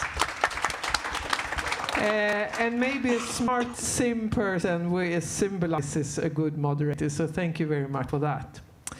That's the first takeaway. The second is that I was thinking is a couple of weeks ago, as I mentioned in my introductory words, we hosted Stockholm Internet Forum in Stockholm, bringing together another kind of community, another kind of crowd, that maybe some more of them should have been here. Because one angle that I missed was actually the angle of regulations, human rights, etc., ethical or whatever you would call it, but the right for every person, no matter where they live, to their own person, your own identity, you're to really have the power over your own life, and that needs regulation, civil society, but also politicians that really take the torch and provide good regulations of different kinds. So I would like to bring those two discussions together, and maybe that's part of the next stage. Otherwise, I was extremely energized by panels, I must say, despite the lack of air. I fled into the back of the room because there were more actually oxygen back there. But the discussions on the podium here was very good. And that is because of a will from different stakeholders to lean in and really try to find solutions. And that in itself is energizing and gives not only hope, but provides us solutions in a very difficult and rather essential area that we all have to work with. Finally, going forward, one thing I've already mentioned, we have to bring different kinds of discussions together. We have to continue this discussion or these discussions that we've had over the day today. And we have to get the money where it needs to be. That was the title of the last panel. And from our side at Sida, we will continue work, of course, with the grants and ODA. But ODA is only a tiny, tiny part of the financing patterns that we need to find to finance digitalization. We will, as I mentioned in the beginning, work to try to find a or several guarantee situation. Guarantee projects is the wrong word, but guarantee solutions to support access to digital solutions around the world. And we've had several discussions with partners here, and I hope that you can continue to discuss that in the evening or in the closed-door sessions. But we will also try to work together with in the GISD with the institutional investors, with the multilateral banks, with challenge funds, or any other private sector tool there is. So we will continue to try to find other kinds of money than ODA, because ODA is very restricted these days. And ODA is, to be fair, a tiny part when you look at other kinds of monies there is today. So I was energized. I hope that the rest of you were as well. It's been an excellent day, and I would like to thank the moderators, as I thanked before, but all of the people who's done the work. And that is my colleagues at Sida, the D4D Hub, but also ITPA and others. So thank you very much. Thank you very much. And I would say all of you who have attended have been a very important part of this meeting and meetup today. And so in the remaining time, I would offer one last question from the audience. Who wants to be last audience question? And it better be a question. Tweet. Going once, going twice. I will not force it. I will want to finish by reminding you that there will be closed-door sessions, which are happening straight after this. So they happen at exactly 4:30. We have 3 minutes to spare, so you quickly grab a coffee, refreshment, and make your way up. But I want to reference the fact that when I asked you to open up the Slido, the sample size was almost, I would say, 30% of those that were present in the room at the time. And I'd like to just quickly share the fact that when we did that exercise and asked the simple question, what is the most immediate thing required to finance digitalization for inclusive and green growth? Here were the various responses: technology, localization, risk financing, money, I like that, ideas, collaboration, financing local currency, leadership, and legal framework. The biggest word on the word cloud is the simple word co-creation. And so on that happy note, I want to commission all of us who are here to go ye therefore and co-create. Thank you very much for your time and attention. Our online audience, as well as those of you that are present in room, you have all been amazing. Please help me to thank the person next to you as we make our way out for either networking or upstairs for the sessions in 211 and 212. Thank you, thank you, thank you. Thank you very much to our panel. You are missed. Not sharing.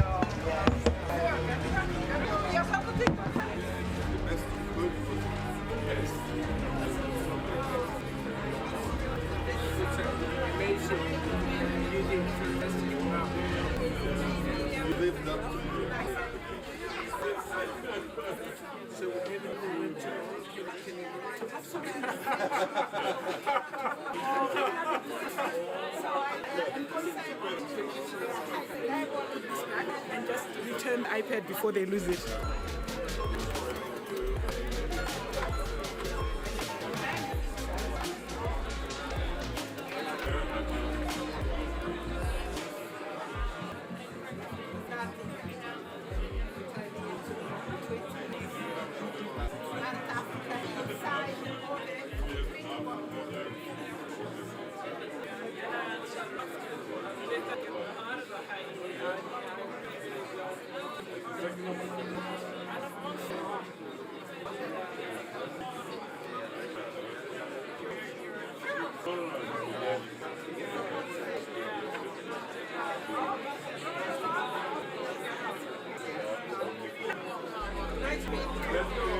We will continue our schedule.